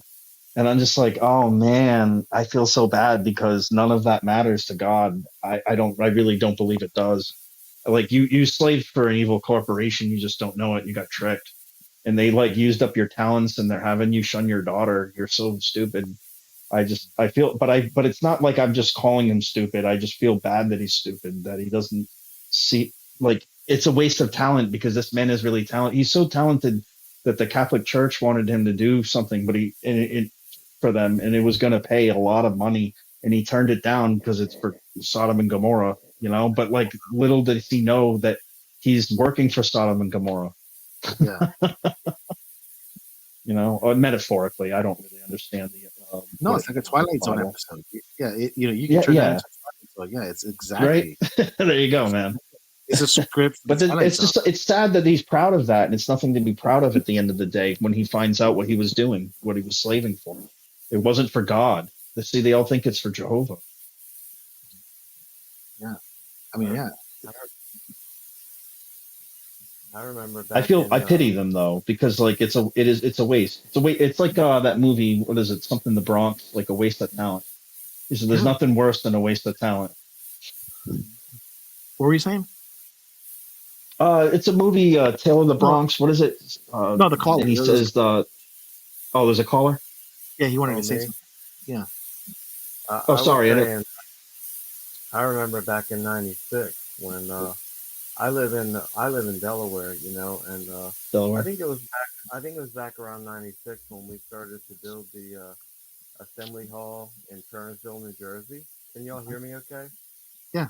It's a little low. I'm having a hard time hearing you. That's why I didn't hear you before. Oh, I'm not sure if. But I can hear you. I can make you out. It's just very low. I'm not sure if the microphone is on my PC or on my speaker, but is that better? Yeah. Yeah, go ahead, buddy. We can hear you. All right.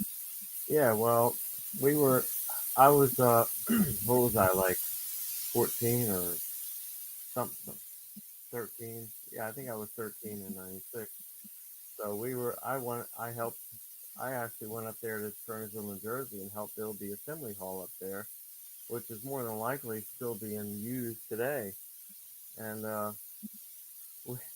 I guess my mom helped to put her labor force towards the cooking and all that stuff, help prepare the lunches and all that for the people that were working on the building. And I don't remember exactly what I was doing back then, but I do remember specifically that I interacted with these two lovely young ladies at the time who were, I mean, for a young guy, they were, pretty beautiful young ladies and interesting young ladies, but you're taught that you can't really do much about that at that age, especially. But as a young witness, I remember they had this thing called a power bar. I don't know if you guys remember or if they still exist, but they were like the early versions of these protein bars that people can eat today. Yeah. Yeah. And they took a bite of this power bar and they handed it to me, and I was like, and they wanted me to take a bite, I guess, and I'm like, should I do this? Should I eat after these girls? I'm like, I wanted to, but did I want to do it publicly? I don't really know, but maybe I did, maybe I didn't. I don't remember. But the sad part about it is, I actually ended up keeping that power bar for like longer than I care to remember in a drawer in my upstairs bedroom once I got back home. I'm like, these lovely young ladies ate off this power bar, and I'm keeping this darn power bar. I'm not doing anything with it. And I don't remember what happened to it, but at some point it got gotten rid of. But I mean, that's the kind of thing that you have to deal with growing up in this organization. Yeah. Now you said you're from Delaware. Man. You said you're from Delaware, right? Yeah. Yeah, my condolences. Yeah. So that's well, it's not the smallest state if that's what you're worried about. Nope. Rhode Island is. No, it's a Joe Biden state. That's why. But that's fine. I'm from Rhode Island. I'm from the smallest state. Well, to be honest, Joe Biden is actually, his hometown is Scranton, Pennsylvania. So yeah, it's Scranton, and he can't even pronounce it. I'm from Scranton. You know the thing. He's mostly Eeny, recognized. meeny, miny, mo. You know. Sorry. Why does he shout everything? So how long have you been listening He to either the show? shouts or he whispers. He either shouts or he whispers, guys. Did you just get in on the show, or you've been here for a while? Me? He's been Yeah. here with us for a little bit. Aaron's Oh, been yeah. with us for about at least a half hour or an hour.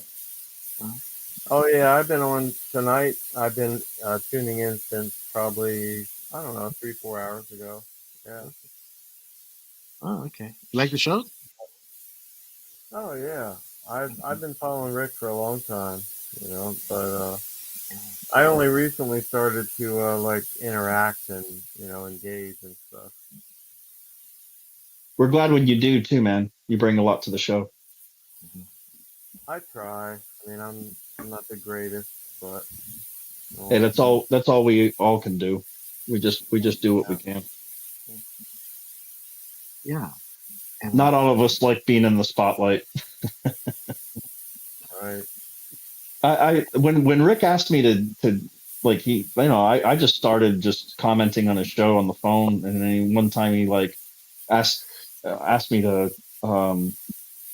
like email my phone number to him, and he called me and he's like, yeah, I'm like a scout for the Yankees, and I see some potential in you, and I want you on the show. And I'm like, gee, man, I don't know, I don't picture myself doing this. and I said I started making excuses. Well, all I have is a cell phone, and he's like, well, we can work with that. What kind of cell phone? I'm like, it's a Motorola. It's newer. He's like, yeah, it'll work. He's like, we'll do it. And then all I did was invest in a headset so that I could be hands free. But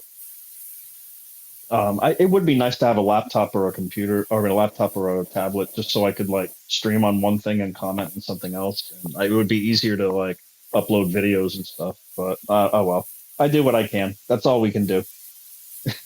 But I appreciate Rick giving me a shot. I don't know. I'm a Rhode Islander, and I'm rough around the edges. I'm not the best guy for this. When I moved to, I'll tell you guys a funny story. When I moved to Tennessee, I didn't have a car at first, Desiree and I, and it took us a little bit. And we were walking, and I was kind of walking on the guy's lawn because it was a major road. And this guy yelled at me, and he's like, my lawn! And I didn't really hear what he said, but I just assumed that he was yelling at me to get off his lawn. And I said, where else do you want me to to walk in the street? And he goes, no, I'm telling you, you can walk in my yard, my yard. And I'm like, I'm so sorry, sir. I'm a jackass. But that's how like us New Englanders are. We always jump to the gun too quickly.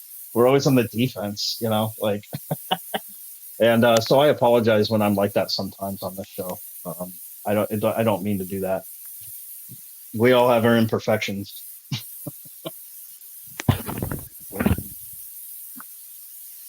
Oh man. So Confessions by Eric Hubler.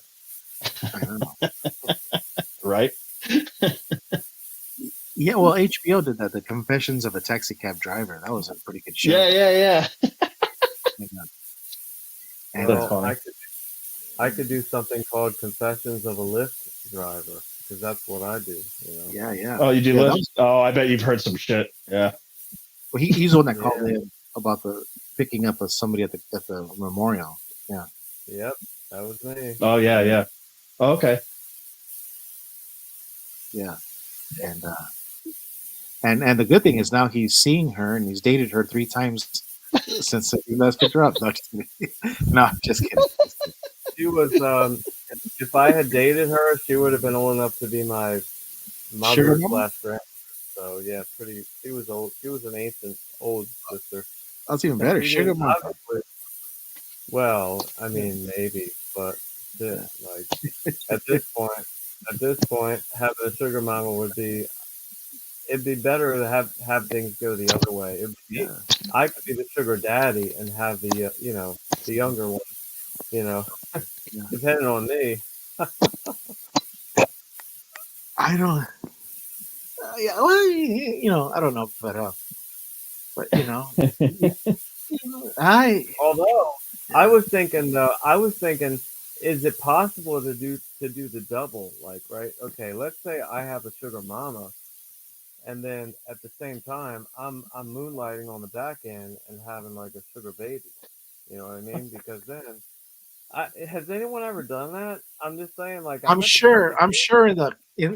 I'm sure in the history of man of 7,000 years, somebody has already come up with that idea. He's 6 feet underneath the Right. ground. He's I smiling. mean, look, 30 to 40 years old, right? I'm the perfect age for that. You know. But that guy is still smiling. You know, even though he's dead, he died with a feminist smile on his face. Yeah.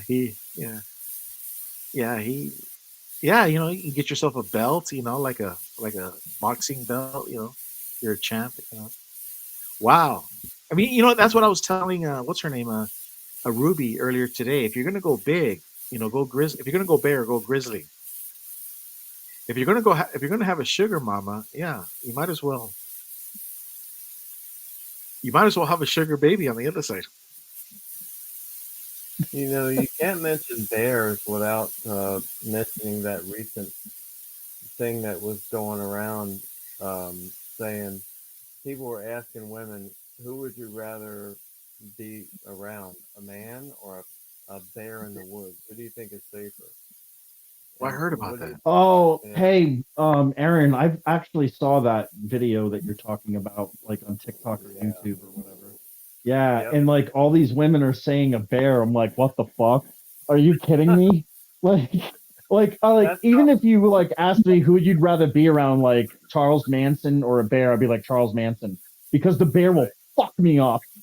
Are you Yep. kidding me? A grizzly bear, dude? There's no But chance. There's no chance. that's how You have to play dead that's and hope for the best. yeah, and that's how far we have Sorry sank. for my cussing. Time. It's really sad, you know. And I don't know, maybe It's some of that sad that stuff. they demonized men that badly, Aaron. Yep.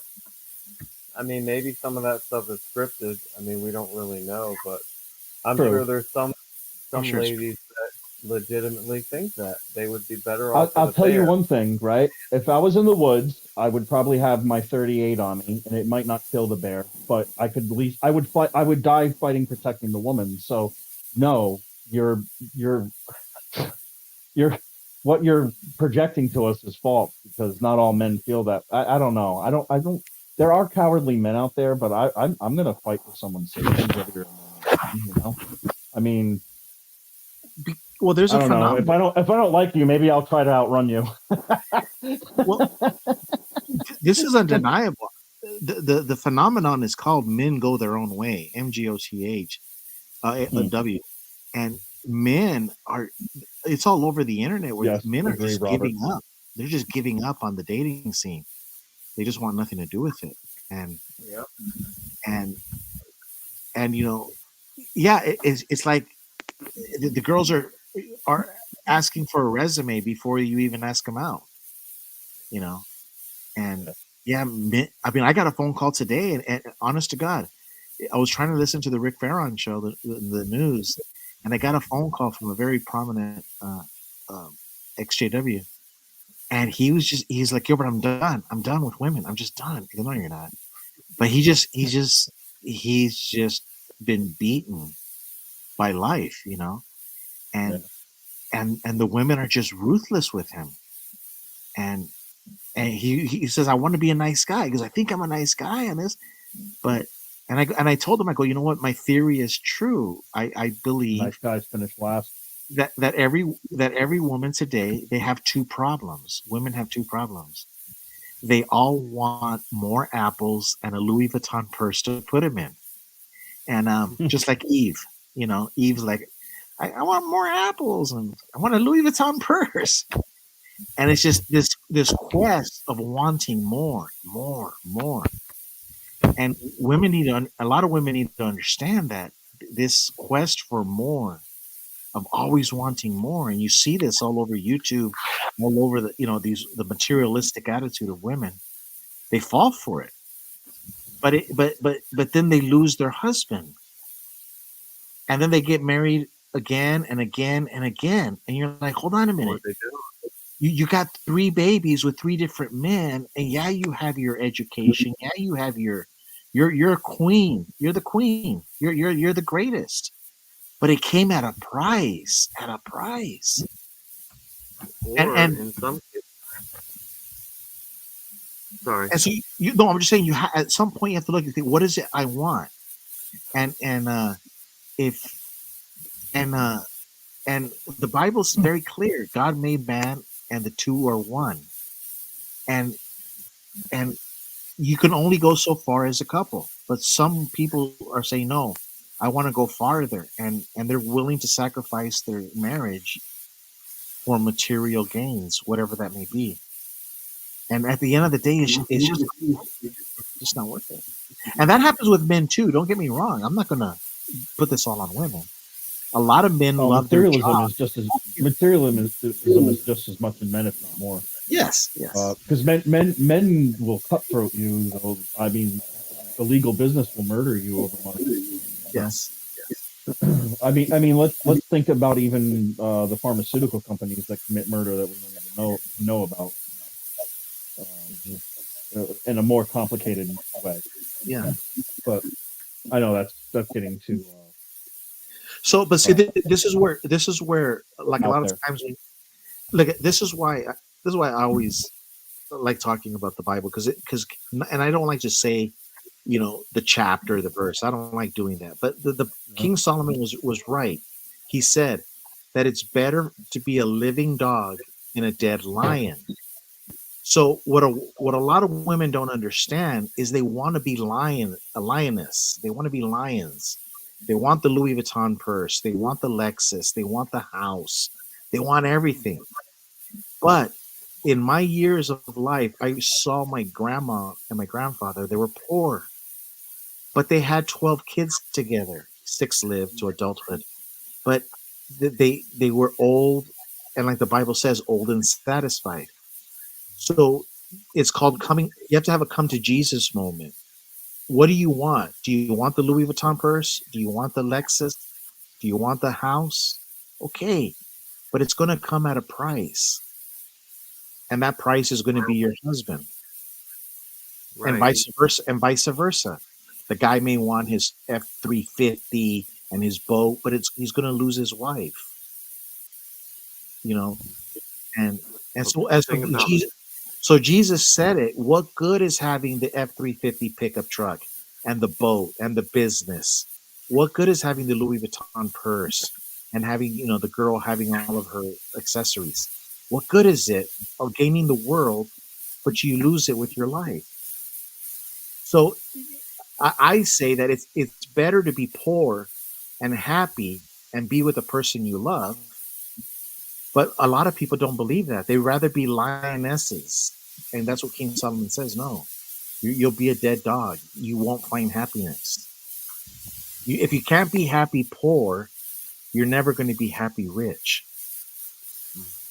And listen, do you know Dave Chappelle talks about his wife? Do you know why he stays with his wife? Because she loved him when he was poor. That's what he says. She loved me when I was poor. That's what you're supposed to do. Meet somebody when you're young and then build a fortune together. Then you know if they really loved you. But I mean, this, like you said, materialistic. It's both men and women who are getting very materialistic. But I do believe that men shouldn't be too nice to women like their girlfriends. They should be more firm and confident. And then the woman will feel safe. Like, if you can't stand up to your woman, how can you protect her if somebody comes and tries to do something? If you can't even stand up to your woman, a man has to be firm, but also gentle and listen to her feelings. Yes. So, and many men, they can't, this is a balance. You have to keep gentle, but that's why I own a gun. So, I think the biggest thing is to be confident. If you're confident, you don't need a lot of money. The women will chase you if you're confident. Yes, and the reason, but Grace, be firm and be confident. And you know what, Grace, you're right, because the point about the money is the woman needs to understand and so does the man, that the money will come. If you got the love and you have what you're talking about, it will naturally just occur. You can't If you rush it. build it, And a it'll lot of come. times people want to rush it. And that's where a lot of the problems I see. Yeah. They want everything today. But Grace is absolutely right, about if the man is firm, the balancing act. The money will come because the man will kill, to bring the money. He'll go work, 12, 14, 16 hours a day, and he'll figure it out. Why? Because that's just what a man would do. Love will naturally bring in the money. It just will. It always does. It always does. Mhm. But if yeah, You know what they usually they say also that this bad boy he gets the girls and it's true actually because it kind of signals that at least they are confident. I mean, correct. I think the even bad boy thing has to do with the they're woman criminals, having a bad childhood and they and are she's like attracted to it's that. like if they are criminals. Criminal men also get women. That's weird because they confuse criminality for strength. There has Correct. to be a limit in the firmness. You can't be like a criminal. But you see all these criminal men, they have all the pretty girls. Yeah, Bad well, boys you know lead to what? cat With power comes there's attraction to power, and no matter what kind of criminal or what kind of let's face it, the governing body of criminals, but that they don't have any groupies.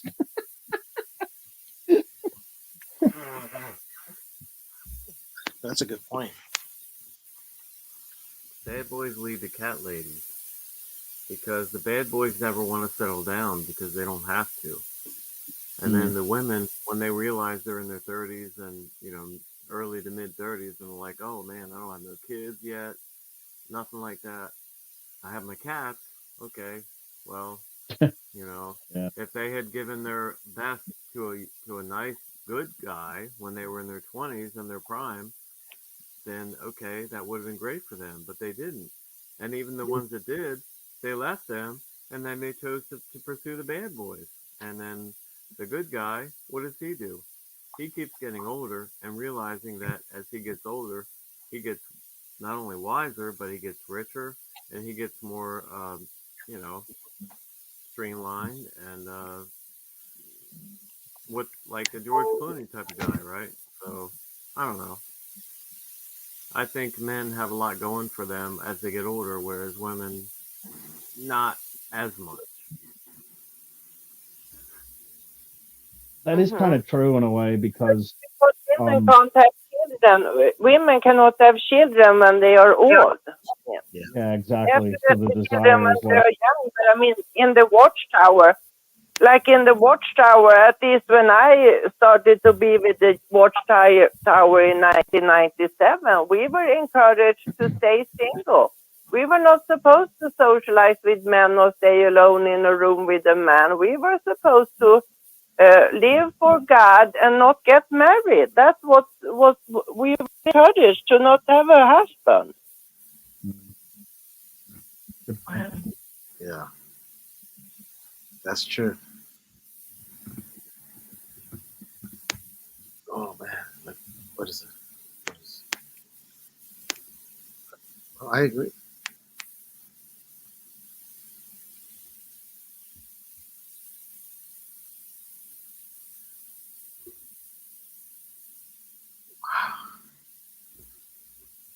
What time is it where everybody is? man, I win. I was waiting. I'm like, I'm gonna see how long I can go quiet until someone talks. So Aaron, you lose. I'm like, I'm just gonna go for it because it's wicked late. It's Well, it's 4 a.m. In Tennessee, so that's Central Time. well, there's a if you've ever read the book called The Voice on the Radio by Carolyn B. Cooney, she says no one Yeah. in the book it says no one stays tuned to dead ends. Thank you when I like that. Good. Oh, that's good, Muffy. Glad to see you still cranking away at it. Thank you. There you go, pretty deal. What was that? I don't know. What was that? That was something on It's the phone. Susan. Oh, sorry, guys. I left the mic on. Rick was just checking on some things. Hey, Susan, you guys are up late, and it's pretty late. How about you cool if we just end it here? It's your show, Eric. Yeah, I think I'm gonna end it now. We're all up really late, if that's okay with everybody. Yeah, sounds good to me. Yeah, I'm done, man. I'm Well, done. I love you all. I'm done signing out. Bob Roberts says it's only 6:55 here. Yeah, but he lives in Australia. It's a 15-hour time difference, and it's Sunday. Yeah, that's 6:55 at night on Sunday night, right? On Sunday night, yeah, it's 6:55 Yeah. Sunday night at a time. That's hilarious. For me, Sunday So hasn't even begun yet.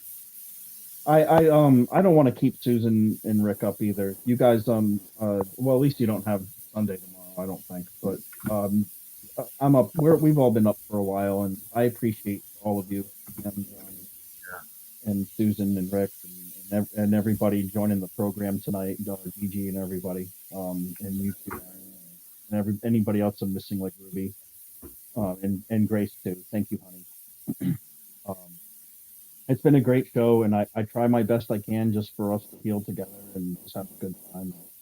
And you know, Keith Silver, I'll listen for hours. Yeah, I know. Thank you, everybody, so much. Yeah, and you can come back anytime, my man. We'll work out the details a little better. I'm gonna talk to Rick, and maybe I'll do something on my end to make it a little, so I have a little more control. Because it's hard to do it over just one phone, but I might be able to do something to make that better. But anyways, we'll keep working with it, and I love you all, and you all have a great night, and you know, make friends from the community, and if you're in a bad place, call your friend up, you know, and I know a lot of people are here for anybody at any time that they can be, and we love everybody, and thank you for listening, all my listeners. I love you so much. You all have a great night. Thank you, Susan and Rick. All right. Have a great night, everybody. Night. Good night, Take care. everyone. Love everyone. And you know what, my friend Bob Roberts, I love you. I'll talk to you later, my friend. We talk all the time. See you, everyone. See ya.